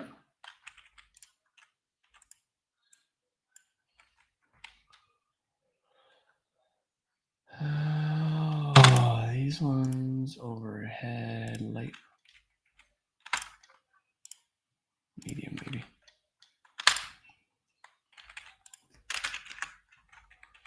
Okay, fold down counter. All right, dynamic table and seating for dinner. Coffee and lounge. Okay. I will need another one of these, please. All right.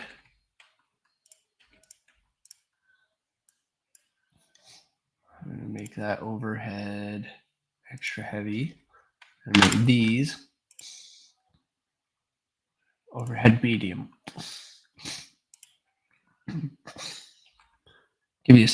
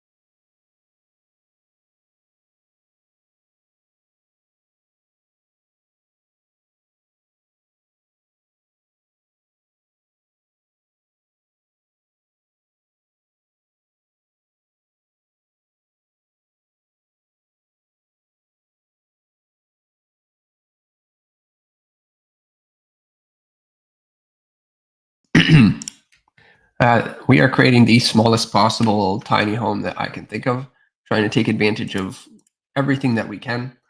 I think this thing is way too tall. Like it's a 3-foot high gas cooker. And also, why is this not showing up? Is my specialty equipment set to a different course level?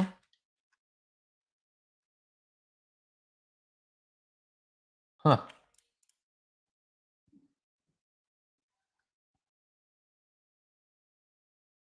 What's my view range sitting at? 3'3". Switch that to 5. Change anything?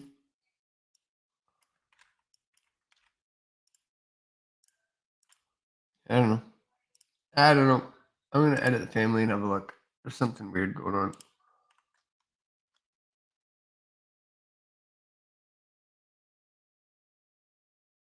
Graphic overrides.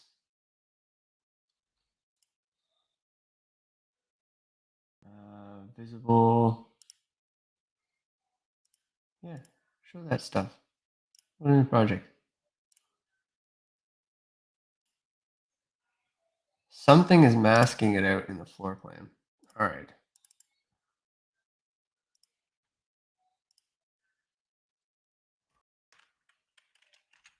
Yeah, load in project. Yeah, why would they do that? That's super strange. Okay. All right, there is my stove, my sink. I have my foldable table that sits over top of the washer. Counter and storage above.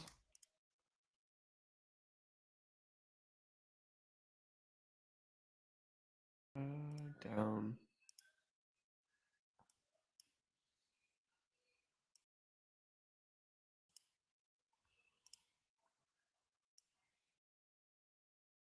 Okay.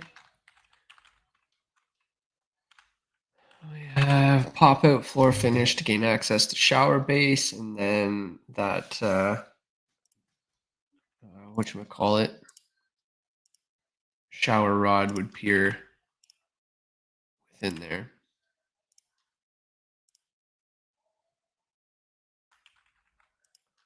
Sweet. Solid light for that one. Okay, we have CO. All right. Movable mobile ladder access to loft. We have our mobile sliding ladder.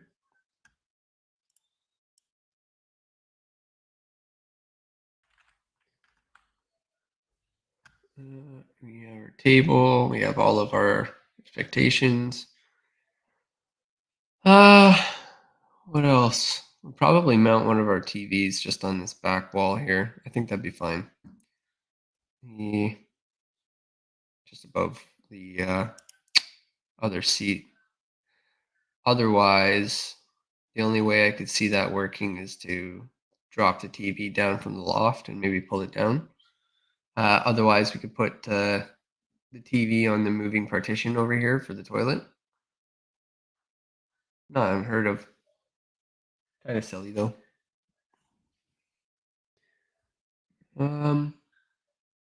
Okay. And when doing a space like this, usually you'd put out like a front porch with some seating, but we have landscaping out here. So take advantage of the landscaping. We can build an additional canopy outside to get access to that. There's all types of storage we can put underneath the seating as well. Because once we drop down our table into the ground or into another storage area or wherever that folds into, we can pull out drawers from the front of this storage, and that allows extra areas to get our stuff hidden. We can also take advantage of the floor joists from above. They're nifty ways because of the fact that the floor joists are up top. Don't enclose them all. They don't have to be insulated. So we may as well place some sort of slide-in shelving for other components. So anything in this open joist space becomes available for additional storage. So we can't, like, you want to maximize as much as you can out of this tiny home. And this space is completely configurable. We can figure out some ways to create collapsible furniture concepts. But this would be comfortable for two people to sit down, enjoy their lunch. One person sitting while the other person cooks, or another one's up in the loft while the other one's doing laundry, or whatever it might be. Like, this is as small as a tiny home gets. This is the equivalent of a Sprinter van. It is 8 feet by 12 feet. What size is a Sprinter van? I'm actually curious.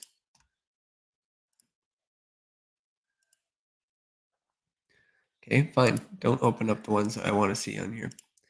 All right. Sprinter van dimensions. All right. Yeah, more or less.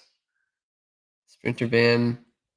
I mean, it's maybe about a foot skinnier.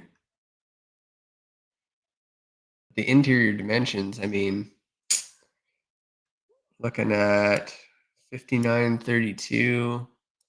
What do we have over here for the Sprinter van? Obviously, that's the full distance, but we have 12 feet by 8 feet. Yeah.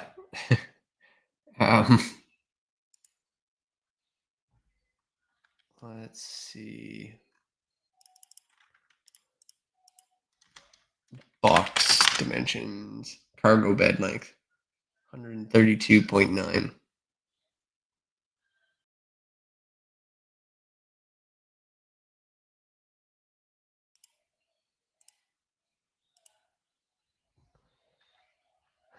Pretty darn close.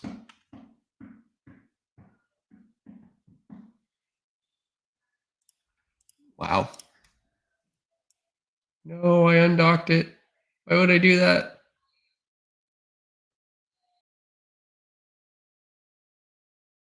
Out of all these years, Autodesk has still refused to make this better. The worst docking system designed for any software. Any software. It is terrible. Why they have not figured this out, I have no idea. I am sorry, Autodesk, but this is a brutal docking system. Okay, so we have really smashed this in here. This is literally the tiniest tiny home that you can get. We've got a loft, enough to access in there. We can collapse things that we need to. We can get access to ladder to the loft up above. And in that loft, we can add our own storage into the side compartments. It did say that we need to have at least 5 feet up on that second floor option.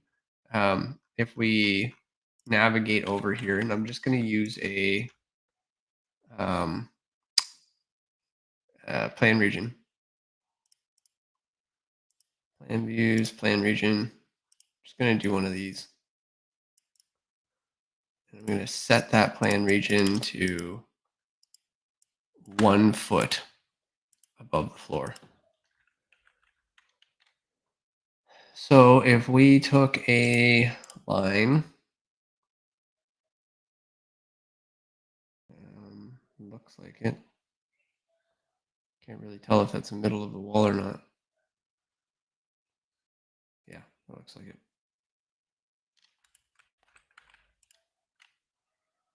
But no, that's not at all.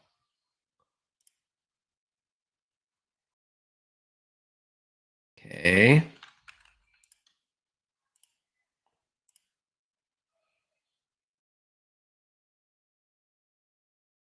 Let's just do what I always do. Go to the center of the wall.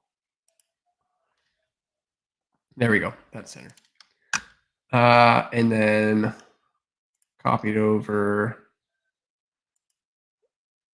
Equals 1525 millimeters divided by 2. And from there, that is our allowable space. So we take that exact same thing.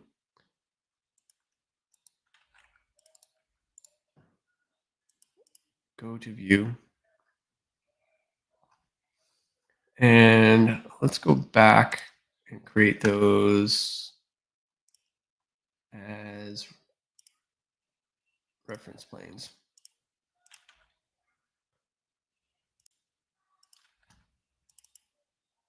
Let's see. So that's not bad. We have a little cubby for storage on either side. Can't be anything less than 5 feet, but we can actually place some storage outside there. I mean, not the greatest for storage, but it's what it is.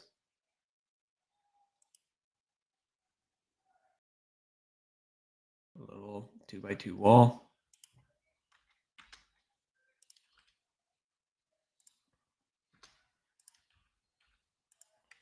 Let's make the unconnected height 1 foot. Go back to our section here, up to the roof.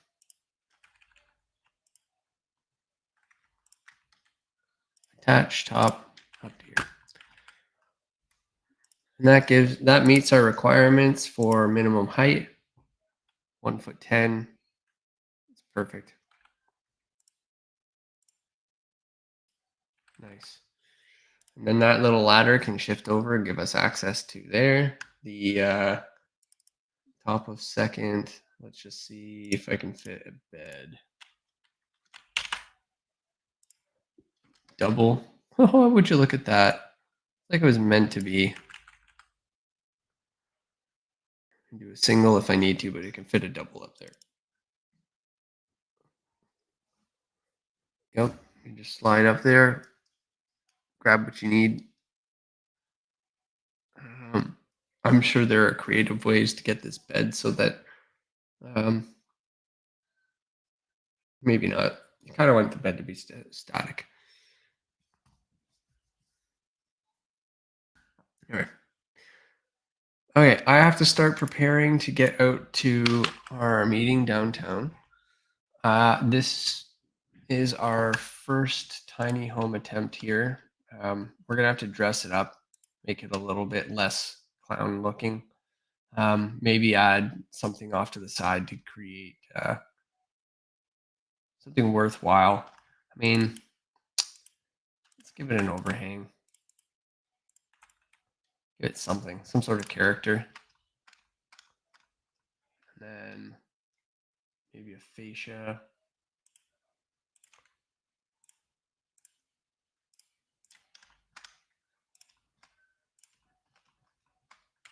And there, we'll have to do some sort of roof detailing as well. The casing, etc. Dress it up. All right, so we are making waves. Today's been pretty productive. We've created a tiny home, a backyard suite. So far over the last 2 days, we've done a 4-plex, a sixplex, a backyard suite, tiny home, which arguably takes more time to design than a large scale building because you have a limited space to work with. The options are pretty clean. They are there. But we can spend some more time on the architecture and actually make them look really nice. So let's end that there. I'm going to kind of guide the stream somewhere else for a bit.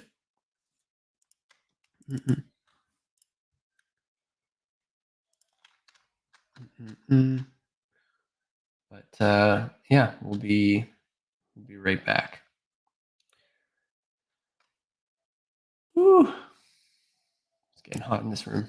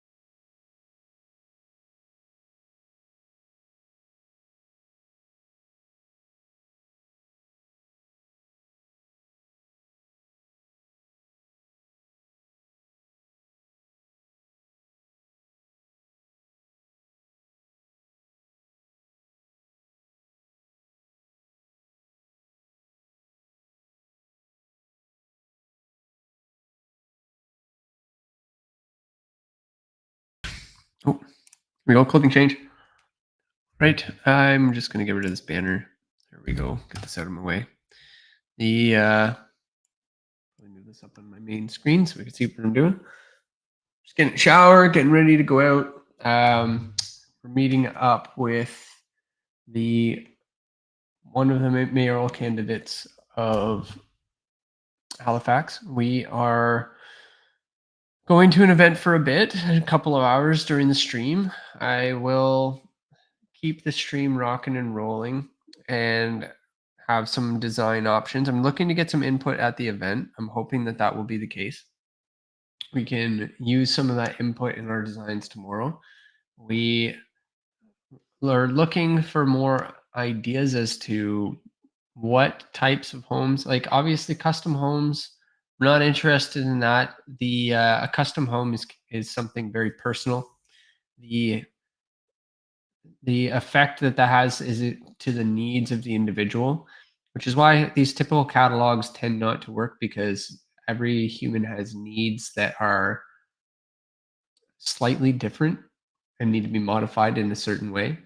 Once that happens to a cataloged home, that becomes a very difficult task. You just kind of got to accept what's involved in the design that you've been provided when with these catalogs. That's the unfortunate part about it. You kind of take it as it is and build it the way it is. If you're a builder, great. You can sell the property as is and they can do their own renovations or own touches. But if you're a homeowner looking to grab pre-made designs, you have to be prepared to have an open mind and take the layouts as they are. It's the only way a catalog will work.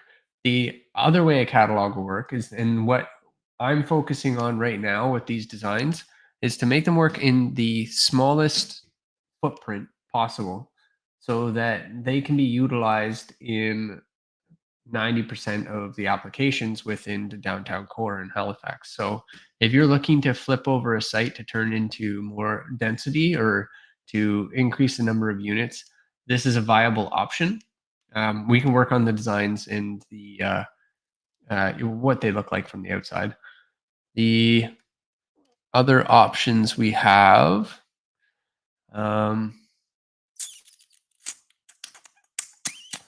we still haven't touched duplexes or semi-detached. We obviously haven't touched into the minor details. I would like to start getting into dynamic wall panels. We can start adapting those to what we need to do, and we can work with some modular home companies to see what that implication is. And I would like to start getting awareness out there so that we can acquire some sites so we can build some things too.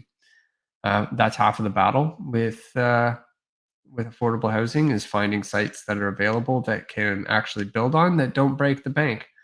Because if your site's 500 grand and your home is saving all the money, you're still not building an affordable house. So real estate agents also need to start dropping prices. I have a property right next to me that's virtually unusable, but it's still $250,000 to buy that lot. It's a non-starter. It doesn't even matter. The lot would take triple the amount of work to be able to set it to a point where a building could actually sit on it. Yet they're still holding on to a price of a property that is unrealistic. So how are we supposed to build affordable homes when the real estate agents or those selling the land are increasing the cost to a value that's way too high? So it's something we have to look out for. We also have large swaths of land that are just being kept up by companies like NSPI and Crown Land. That there's some other bits of land that we could utilize for affordable housing that need to be freed up.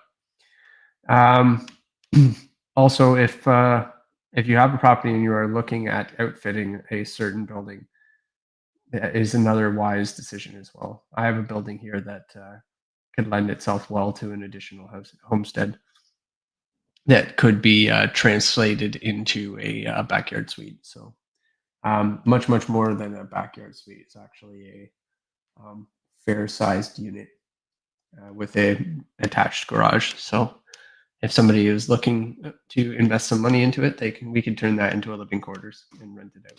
So there is that option. I do have to get ready. I am getting out of here to go to an event, so I will talk with the rest of you soon. I am going to just hide our streams here and keep them rolling, and I'm going to jump on via the phone so that I'll be able to be on the road. So, ta-ta for now. We will talk in a few.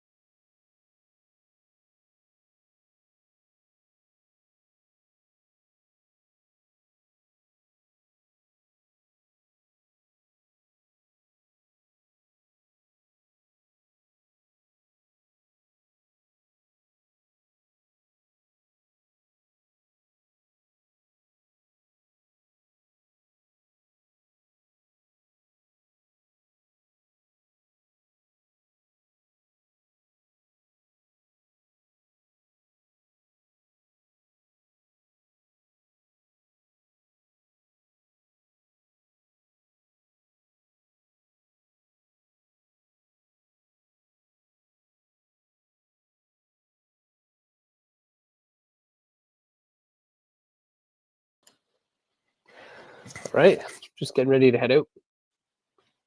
I wonder if the audio is clicking through here okay. I'll just check. I know I've got the audio turned down. Check, check, check. Let me just see. Audio settings. Test speaker.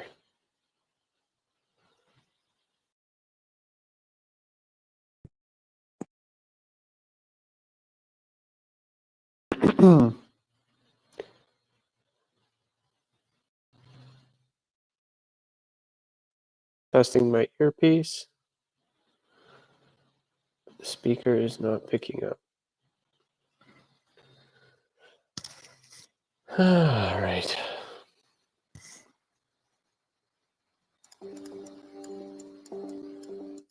It's just really quiet. Test. Really quiet. Test.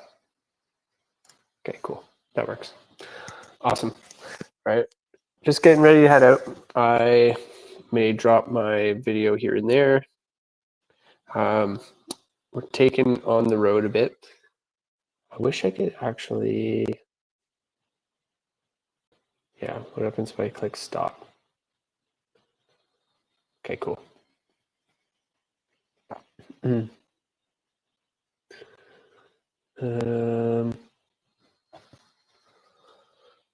Okay, good. You can still hear my audio. Awesome. We're gonna take this on the road.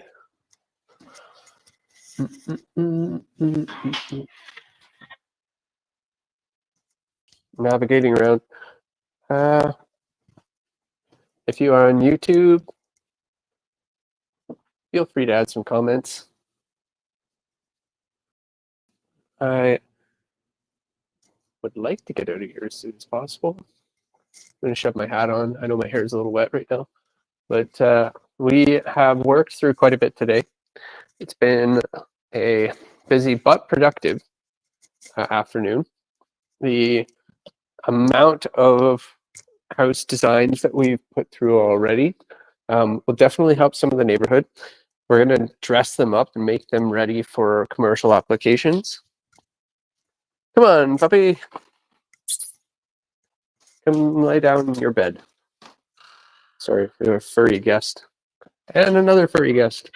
Look at all the furry guests. There's so many of them. Yeah, it's hard to keep track. Anyway, getting a little bit personal here, but we are working our way through these designs. They will be available for download. We'll make sure to do so. If you want access to the work that we are currently on, please contact myself through any of the social media outlets for our Oculi group. We will make sure to provide links to those who have subscribed to YouTube and have made a donation to Welcome Housing. Welcome Housing is one of the supportive housing groups that are in Halifax that are really trying to make a change. So please make sure to do so. It is one of the areas that we really want to encourage. In the meantime, I'm going to be making my way out to downtown Halifax, where we will be meeting up with one of the mayoral candidates, Pam Lovelace. She's throwing an event today, which should be a lot of fun. And I'm excited to meet a whole bunch of the individuals there. I do have to change before I go, and I will jump back on with you shortly here. So don't mind if I just stop the video. I will be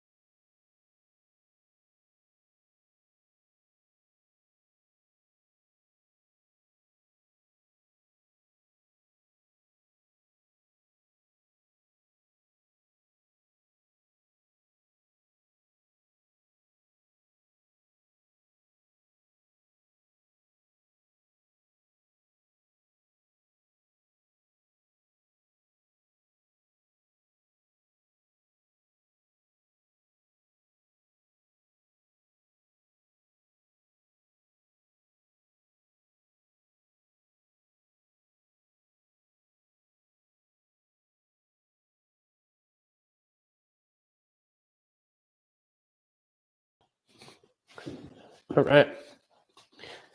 Keeping that feed rolling.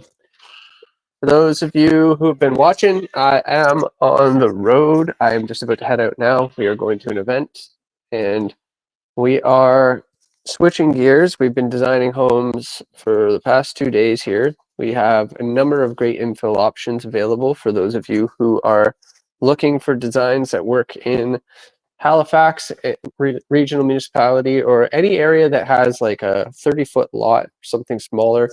We're trying to fit as many units as we can into a space of that size. Today we were able to accomplish 15 occupants on a 30-foot wide lot that was still fit with under the height requirements of a city. It's pretty cool. So I think it's a good step in the right direction. So if you're interested in seeing any of these designs, please make sure to subscribe to the YouTube channel and make sure to toss a donation over to Welcome Housing at our charity of choice for this application. And we will be sure to set you up with a finished permit-ready set of designs that you can utilize for your own purposes. So that is what we're looking for at the moment. We're looking for a avenue to produce rapid housing initiatives. We're not in here to make money. We're in here to make solutions. We're utilizing Cody throughout the process to help us guide these designs. The Cody is our design assistant software, which we utilize to help answer the big questions inside of our permit solutions. So like researching zoning, researching building codes, etc. Helps us dump all of our documents online to ask it quick questions so that we can get fast answers. I've been using it throughout the process here as we design these homes. So we have so far generated a 6-plex, a 4-plex, a backyard suite, a tiny home, and we have multiple layouts for each of them. Those are going to be commercially available so that anyone can download these and use them in the HRM area for sure. We're going to pass this by the actual HRM and see if this is something that we can get a pre-approval for on all ER2, ER3 sites within the downtown core. So that if you're a builder, if you are anyone who's looking to flip over a home to increase density in your space, that we can provide the opportunity to do so. So please feel free, subscribe to the YouTube channel. I will be back in about 5 minutes here, and we will take you on the road as we head over to an event with Pam Loveless and her team. We'll talk in a few. Bye.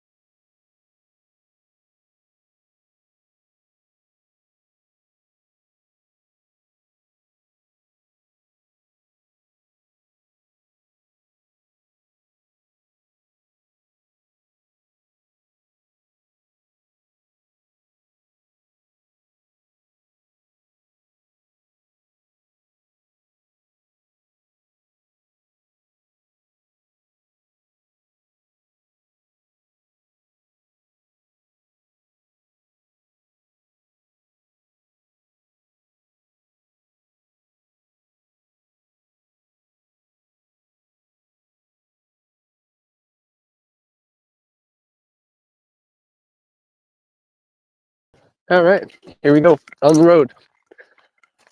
I guess it's more of a discussionary standpoint at this point. We're gonna have a little chat. We head across the countryside here, and by countryside I mean we're gonna go inbound to downtown Halifax. So we're gonna make a transition. I am turn my Wi-Fi off so that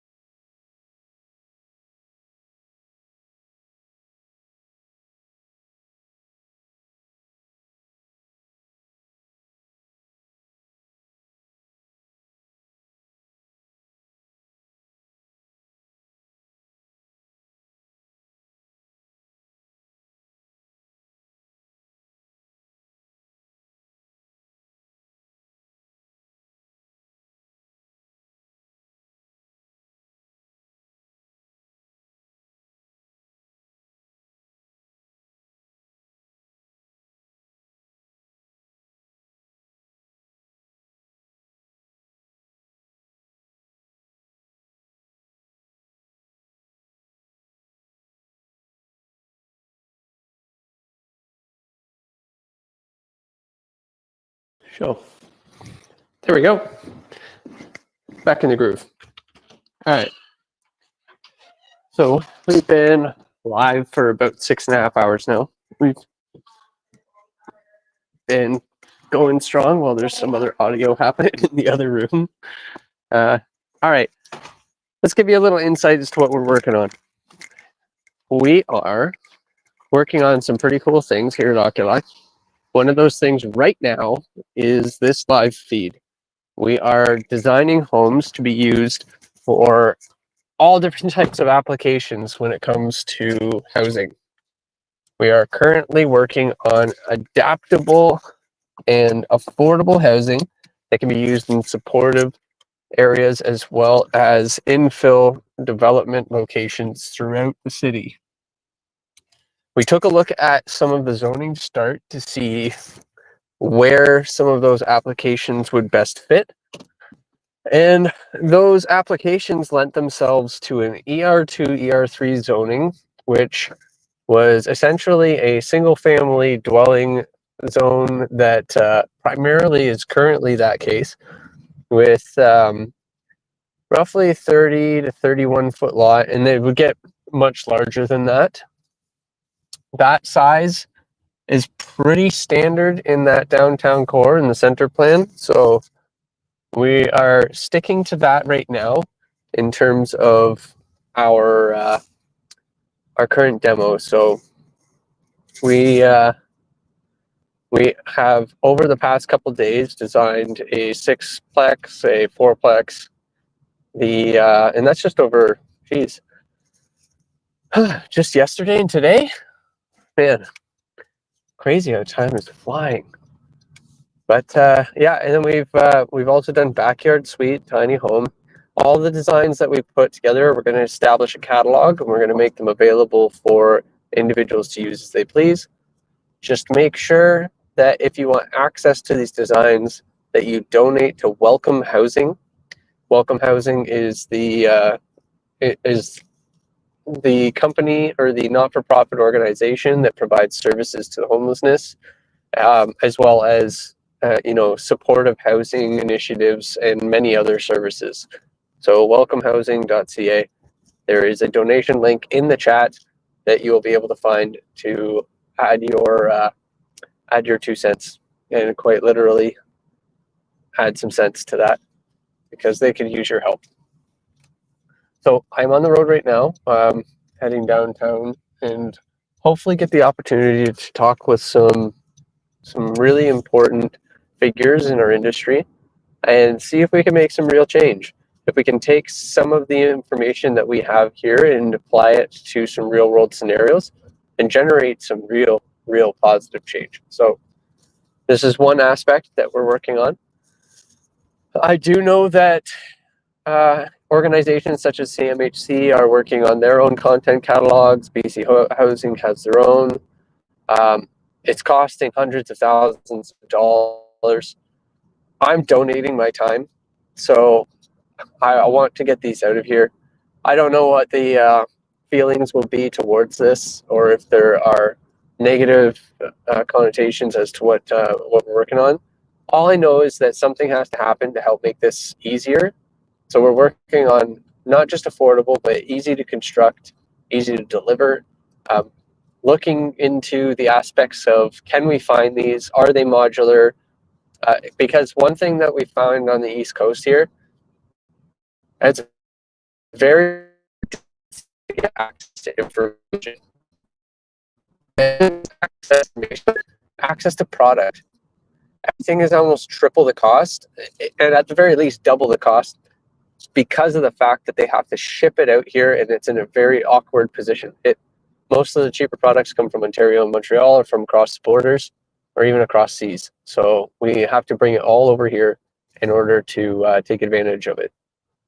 So we have been looking at all of these aspects during design and focusing on what can we do to make a cost-efficient product that can be rolled out, be drag and dropped onto a site, and rapidly built with all of the bells and whistles. So I did some donations together for Welcome Housing so that we can make this an actionable desire and start having a bigger conversation about where this can go. So feel free to chat with me in the chat. I'm going to be on the road for a bit here, so when I stop, I'll be able to check messages. I really want to hear your opinions as we work through this. And thank you to all the viewers that have chimed in today and subscribed throughout the feed. I really appreciate the time. Yeah. Good old Halifax. The weather is beautiful right now. I can't really complain. On other news, my business partner, Paige, has been working diligently on the UI boards for our software, Cody. On those UI boards, we are looking to create a solution that can help all individuals in the design process to improve their processes. We're looking for ways to track design compliance through the entire building life cycle, not just looking if one little feature is adhering to schedule, or getting a code report done and covering our aspects for a moment in time on our project, only to have to get another code review done later on. We're looking at compliance to everything in a project from start to finish. And right now we're designing the next phase of our software to account for that, to help it so that we can take care of these sort of housing initiatives faster, so that we can find information across our country and make it so that we can apply it and track it throughout a project much easier. So there are a number of different things that we're looking at. That is just a few. You'll have to give me a moment here. I am going to pause my feed and jump out of the car for a bit, but I will be right back shortly.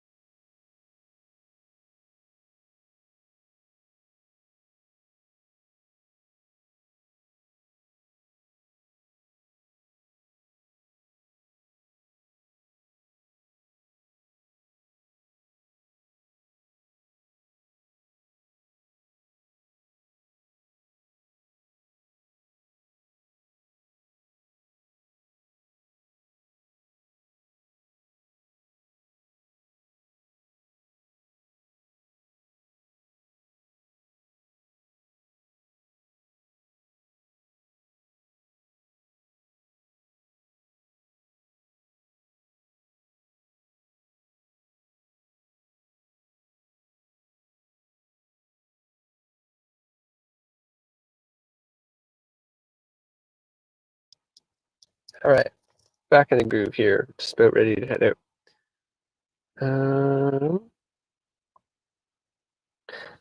This will probably be the longest YouTube feed I've done for a while, so we're en route. Thank you everyone to joining in on the feed too. This is a huge help.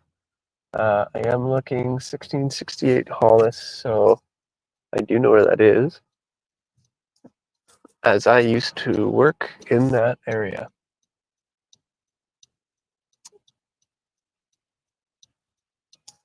Make sure that you're always watching where you're going. And pay attention to driving on the road and follow all road rules.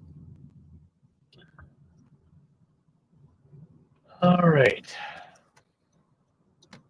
Okay.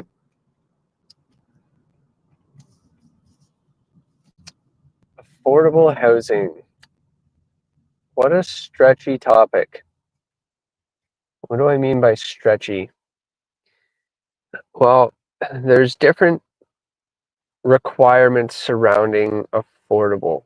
In general, we need to bring the cost of houses down from many, many aspects.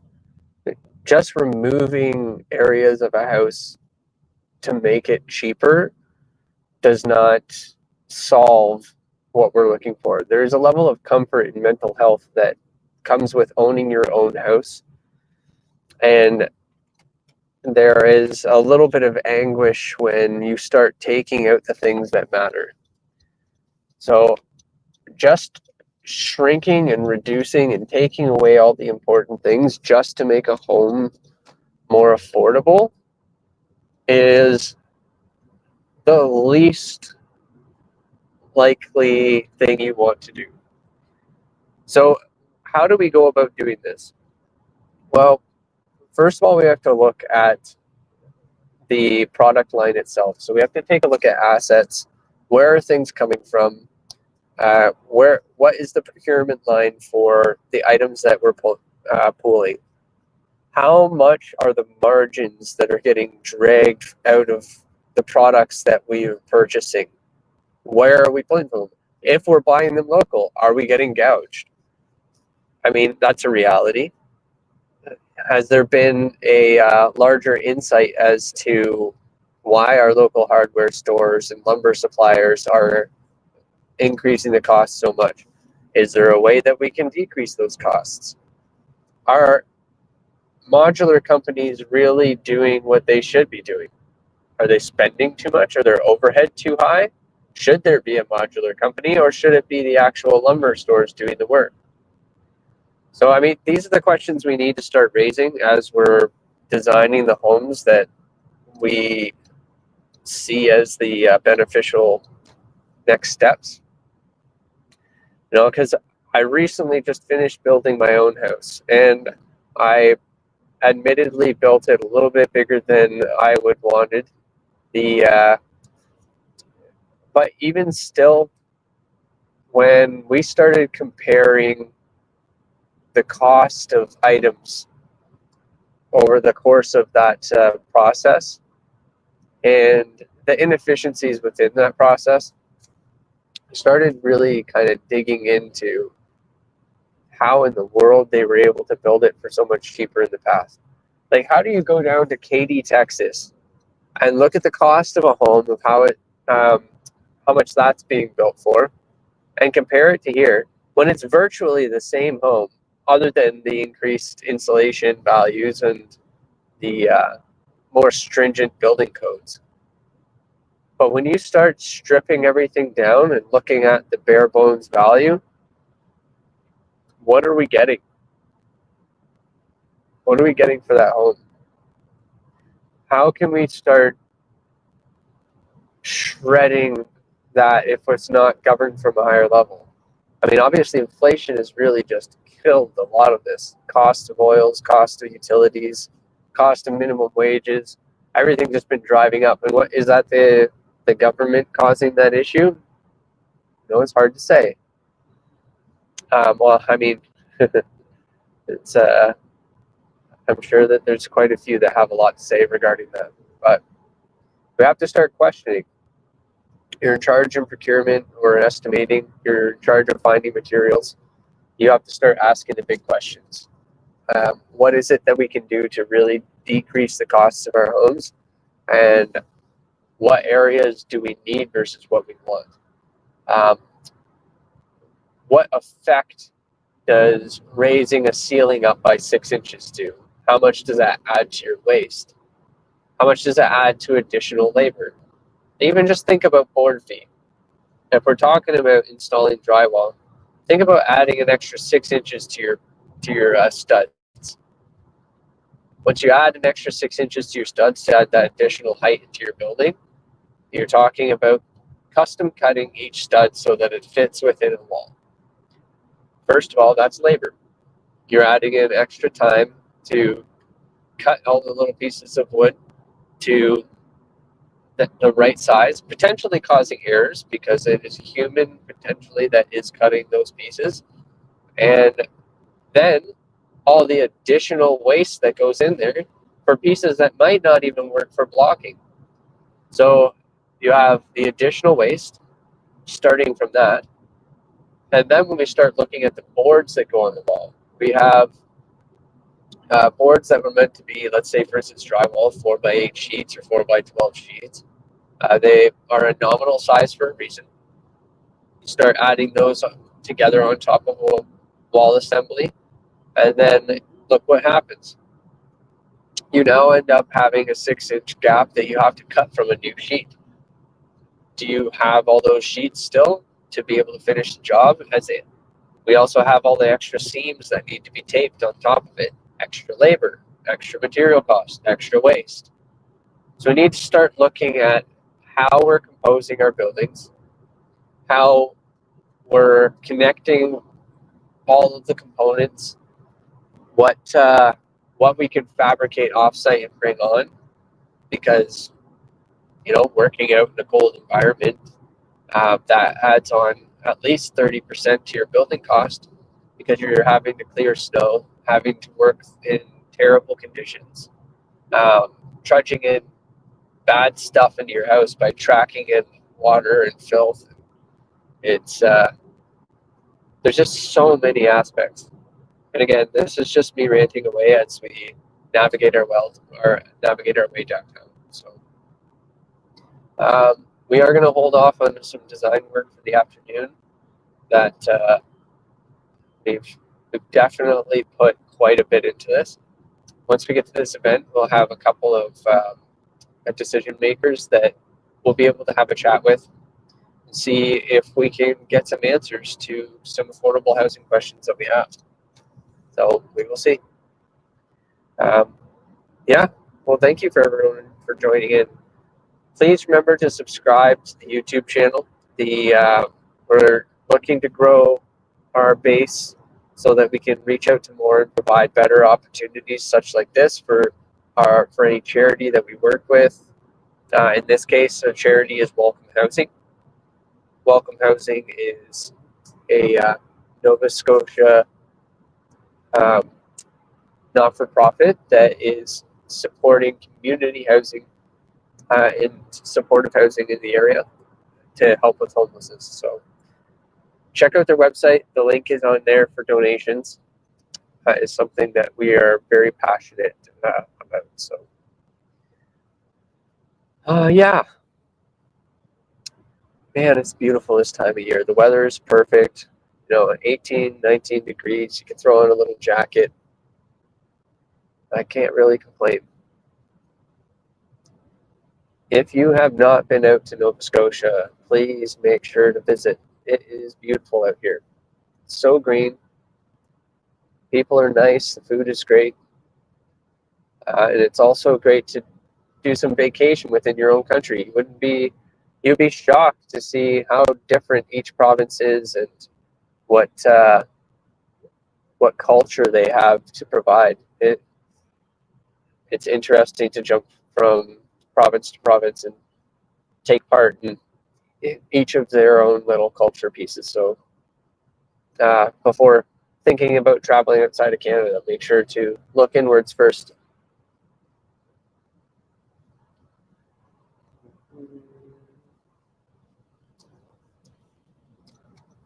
I can't remember the last time I've been downtown.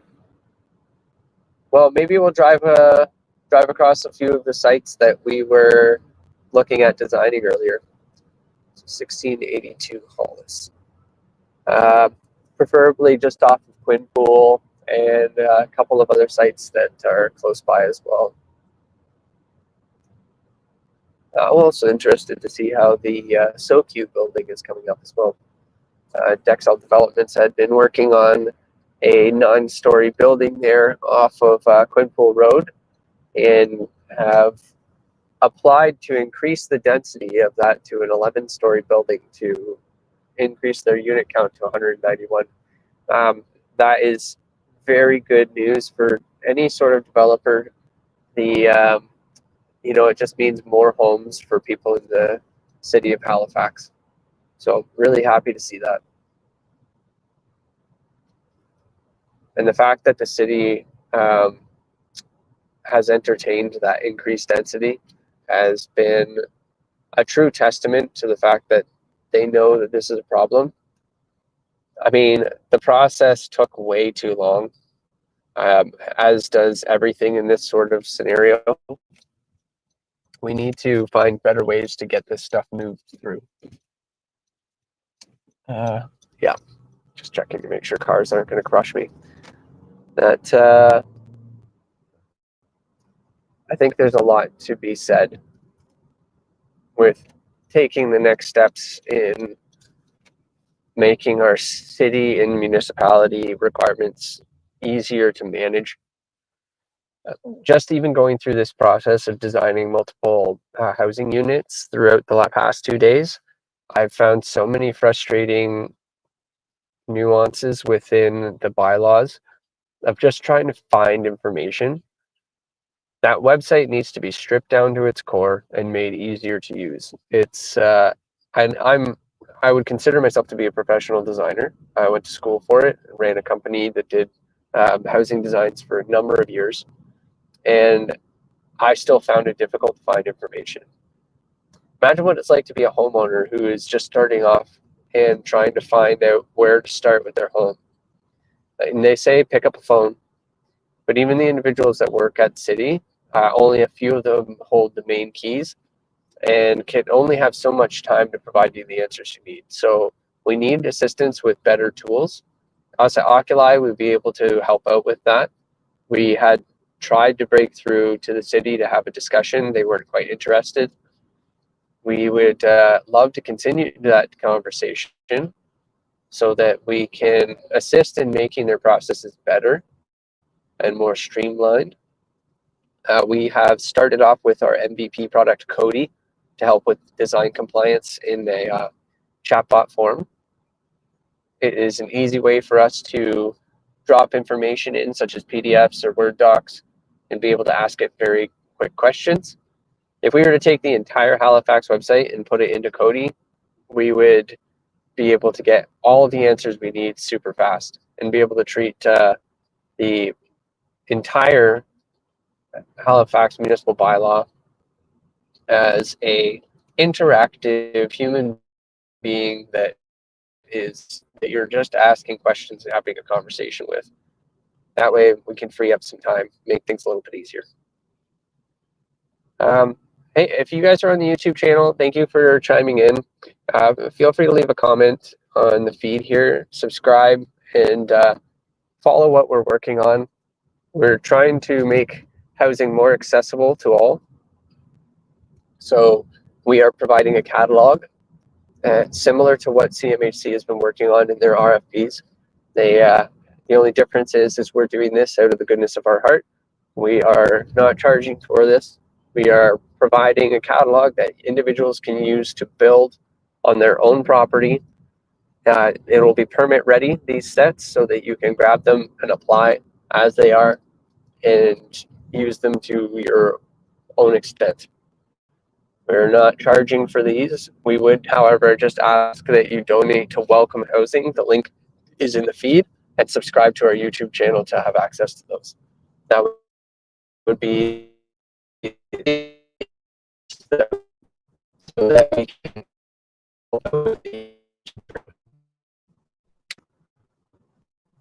Looking at a few pretty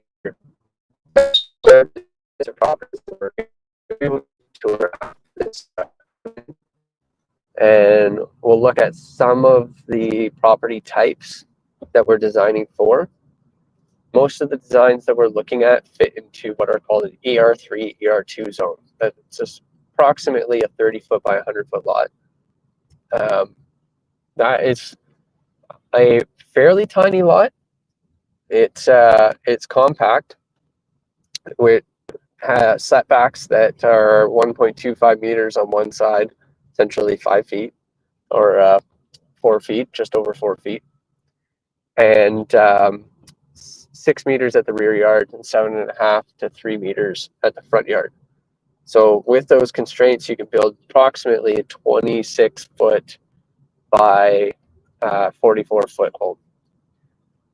From a modular standpoint, that works out really well because we can flatbed most of the products in wall assemblies and be able to build something rapidly that looks really nice. The first few designs we looked at were Scandinavian modern. We created something similar to what you would see at the Oceanstone Resort, just outside of Peggy's Cove. And we were able to utilize that framework to design some really cool elevations and still make it so that the speed at which a building like this would go up would be quite fast. So if we can figure out better ways to make these modular components click together, and we'll be laughing. And there are modular companies out there. We've met a few. There Isa Lee, who works at XL Architects. She specializes in modular design. She works with a number of companies that do different aspects of modulars throughout the company or throughout the country. I have a biased opinion on this. I feel like those who manufacture walls and those who put together these components should be the lumber yards and the suppliers. You should be able to pick up a modular wall component and be able to get the extra little pieces of lumber delivered in the exact same location that you go to purchase it from a regular store. I feel like the individuals that work at those stores could be trained to do that and can really take advantage of that expertise. It's a wasted opportunity. There's so much storage in those, like the lumber yards, and the ability to outfit them is way more acceptable than designing an off-site manufacturing facility that may prove to be too heavily built on overhead, because they have to outfit their entire facilities with machinery, with moving equipment, with tools. You take a look at a hardware store like Kent or Rona, they already come with it. They're already ready to go. So why are we building modular, or why are modular pop-ups happening everywhere when they're just going bankrupt left and right? Take a look at the results. These modular home building companies have been dropping like flies. If you go through the bankruptcy listings of any modular company, you'll see that a lot of them have been happening quite frequently over the past couple of years. And that's because the cost to outfit a facility of that size is so large that it cripples them before they can even get in the ground. And on top of that, they have to follow strict guidelines when they're manufacturing a product. But if they design products that have been already pre-approved, like stick framing products, then why go to the extent? So I would say, let's have a look at the areas where all of our materials come from. Look at a way to compile all of that together and make them easier to construct. Find out why the margins are so high at these stores and these lumber companies, and try and figure out how to reduce those costs from a bulk perspective. So we need to drive these costs down. Like, there's no reason why the same baseboard in Ontario is 30% of the cost of a baseboard here. I understand that there is delivery, but maybe we should rethink how we're getting items delivered out here. Possibly. Or maybe we stack orders together so that we're getting more on the same trucks and then set timing for those to be sent out. I'm not sure. I'm sure that procurement is a lot more in depth than I'm shaking it up to be, but I know we can do better. So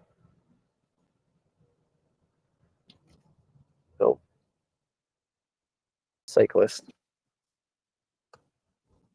Okay. All right. Paying attention. Just making sure to get myself to an event.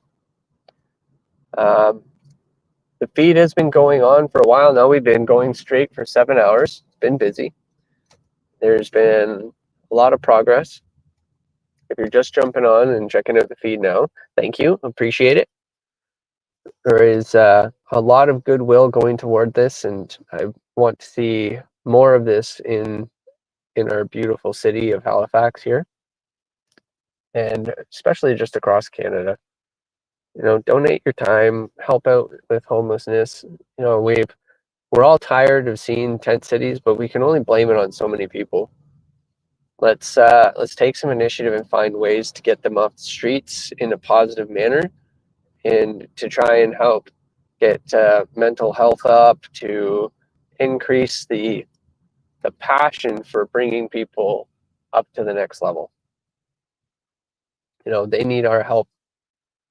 It only takes an accident or something something in our lives to put us down to that level. I know I've been there. It's not fun. So let's do something about it, and that's what I'm doing this week. I'm spending time to find solutions to increase density, to give people homes that are affordable, that are not going to break the bank, and see what we can do. Yeah, I'm just going to focus on my driving for a little bit here. Looks like there's a lot of activity happening downtown. Busy, busy, busy. I like seeing it. Question for you guys, if you're interested in dropping some comments in the feed. What do you consider to be affordable housing? What would you be comfortably willing to pay for, let's say, an 1,800 square foot home?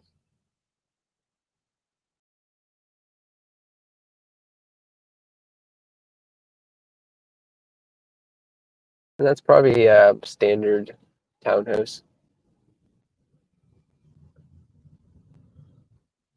You know, I think of what that should cost to build. Oh, geez. It couldn't have been more than 5 or 6 years ago. We used to use the number $148 a square foot. That was the number that we put towards a contractor's fee to build a home. That's nuts. We're seeing now that the cost to build a home yourself is around the $270 mark. $270 a square foot. You could probably get that down lower, but that's insane. That is actually insane.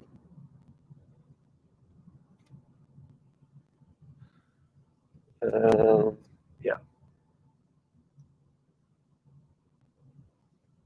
Let's just keep this rocking and rolling.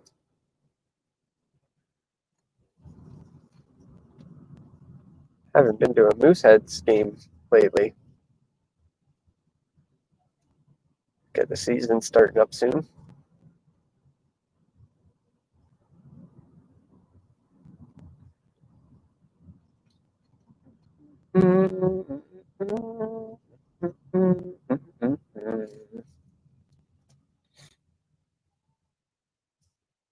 Right. Yeah.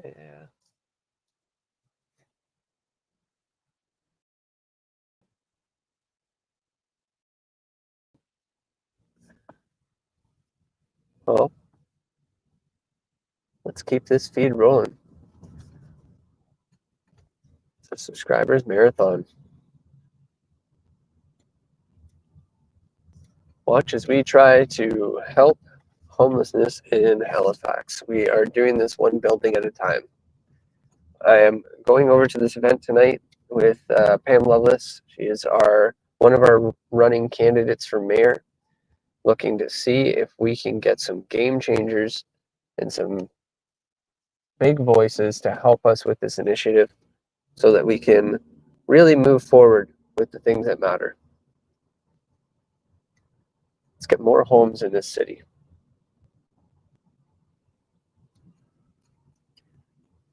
All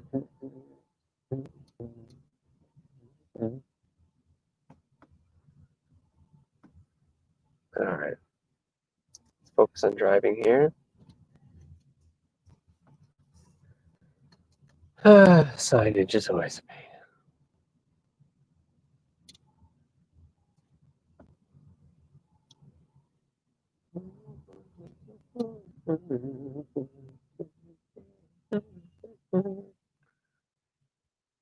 I love the Offspring. Oh, yeah. Oh, can't see the mirror. Let's see. Let us see. Just gonna jump out here. Hopefully it doesn't kick me off the. But just checking my map quickly.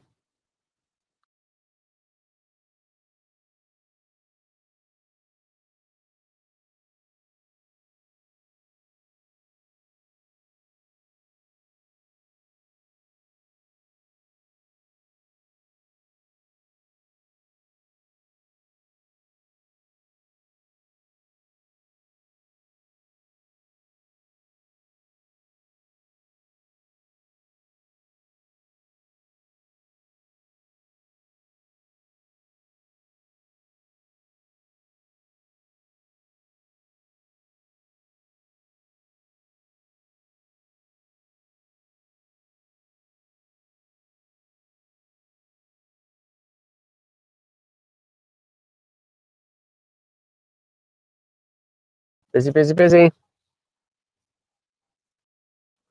If you're just joining on the feed, thank you for jumping on. Sorry it's boring, we're just on road. I am navigating through the folds of downtown core, just trying to find my way out. I am getting myself over to an event, see if we can get some feedback from those who make big decisions and help with this housing initiative and housing crisis. You know what? Look over here. I'm driving by Tent City right now, over in Halifax. This is one of the problems. We're still running tents outside. It was cute when we had the outdoors and we were, trying to get people indoors away from the cold. But where are the next steps? Where's the land opening up? Where are the developers that are putting forward their best foot? I mean, I know not all of this is in good faith. I mean, we need to obviously pay those who put these projects through, but the government's got to stand in. Unfortunately, this is such a big investment to give somebody a home, and it's not for free. We're looking to get people off their feet. They got to work, but there's still a lot that has to do with mental health that requires a heavy list of professionals to stick handle this. This is a joint effort, and it's going to take a lot of us to get involved. So take part. Don't just sit back. That's what I'm doing. Doing what I know best, I know it may help from my end. You can tell the students are back. Big time. Traffic is heavy. And you can never tell where they're walking. They'll jump out in front of you.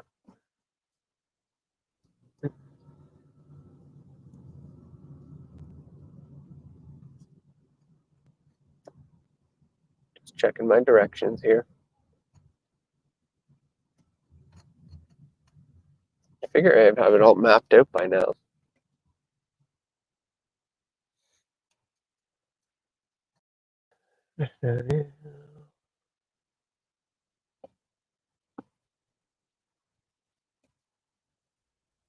All right, four-way stop.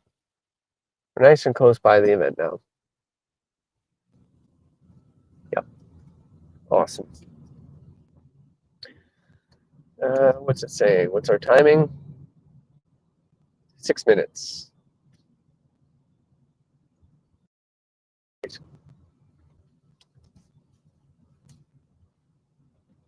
6 minutes until we're in the sweet spot.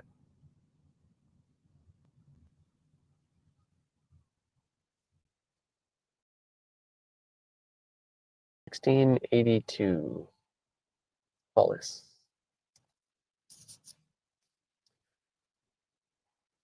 If you have not been to the harbor side in Halifax, you should definitely go. It's a lot of fun here.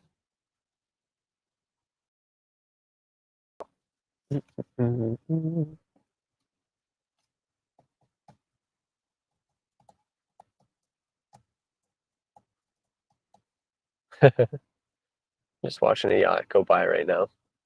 Big one too, not a small one.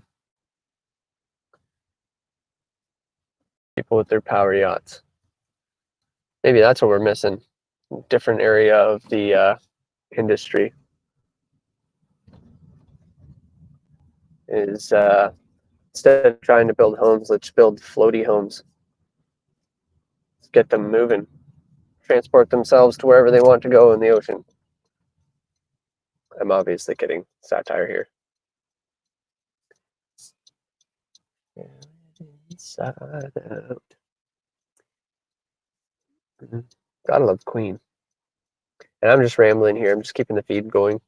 So we have a lot of work to do.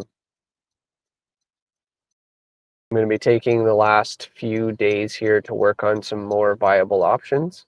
We're going to look at the more heavy details over the next couple of days after we get a couple of layouts done. The layouts traditionally don't take very much time. You know, that's why I get upset when we talk about automations and, you know, really focusing on softwares that do layouts and stuff for you. Like, why bother? The shortest period of time inside of a project should be the layouts. It's the real heavy damage comes when you start looking at missed requirements or itemizing checklists and making sure that all of your project fits within the needs. Yeah, we're just spending our times in all the wrong places. All right, carrying on. Just going down lower water here. Let's check our map. Go up Prince Street, and then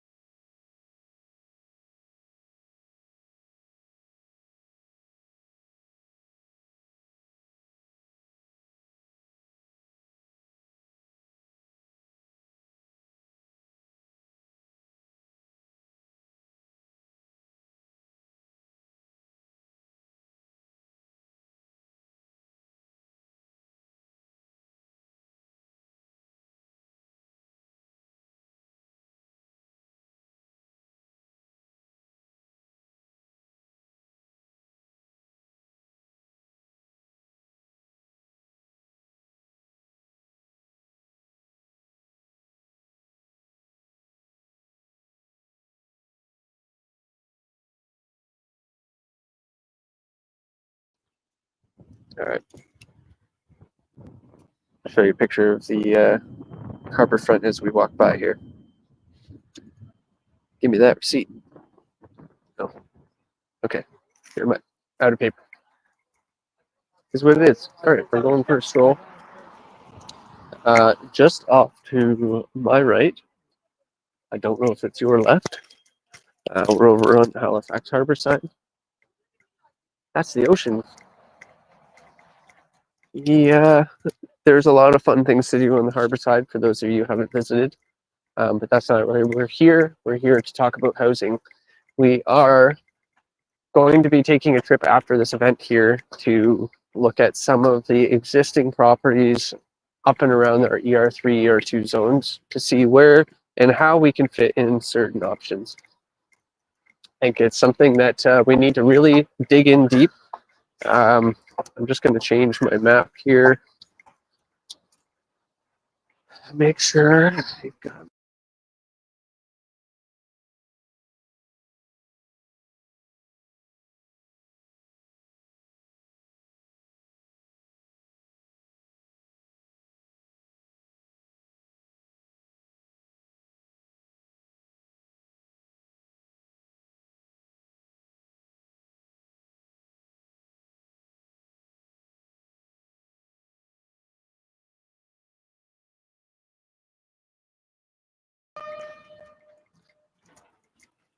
someone blasting.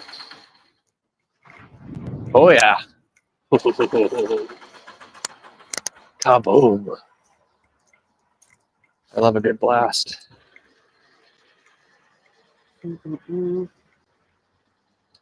All the construction here is nothing short of amazing.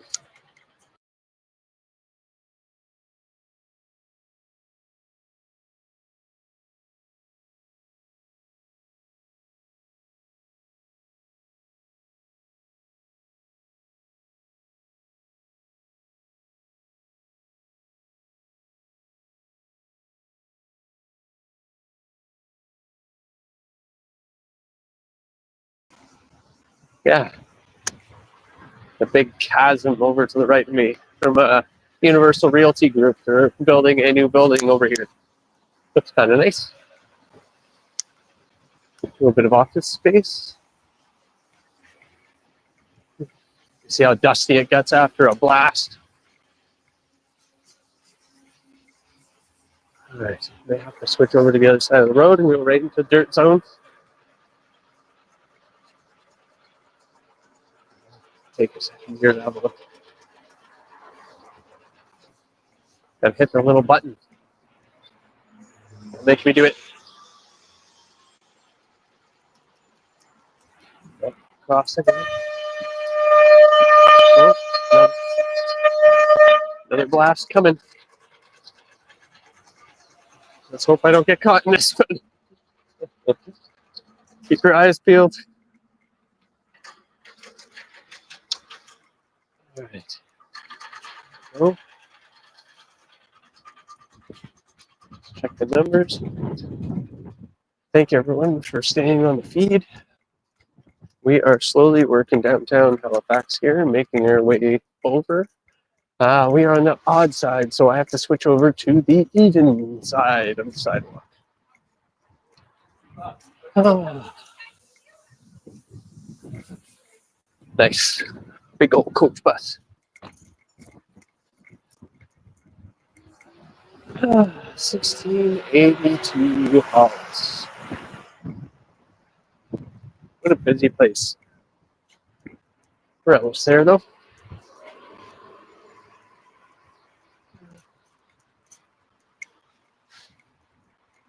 There's nothing wrong with being a little bit behind at times, but it's a matter of showing up fashionably late. There's a lot going on. Apparently, I've arrived. Let's have a look at what we got going on here. Interesting. 1682.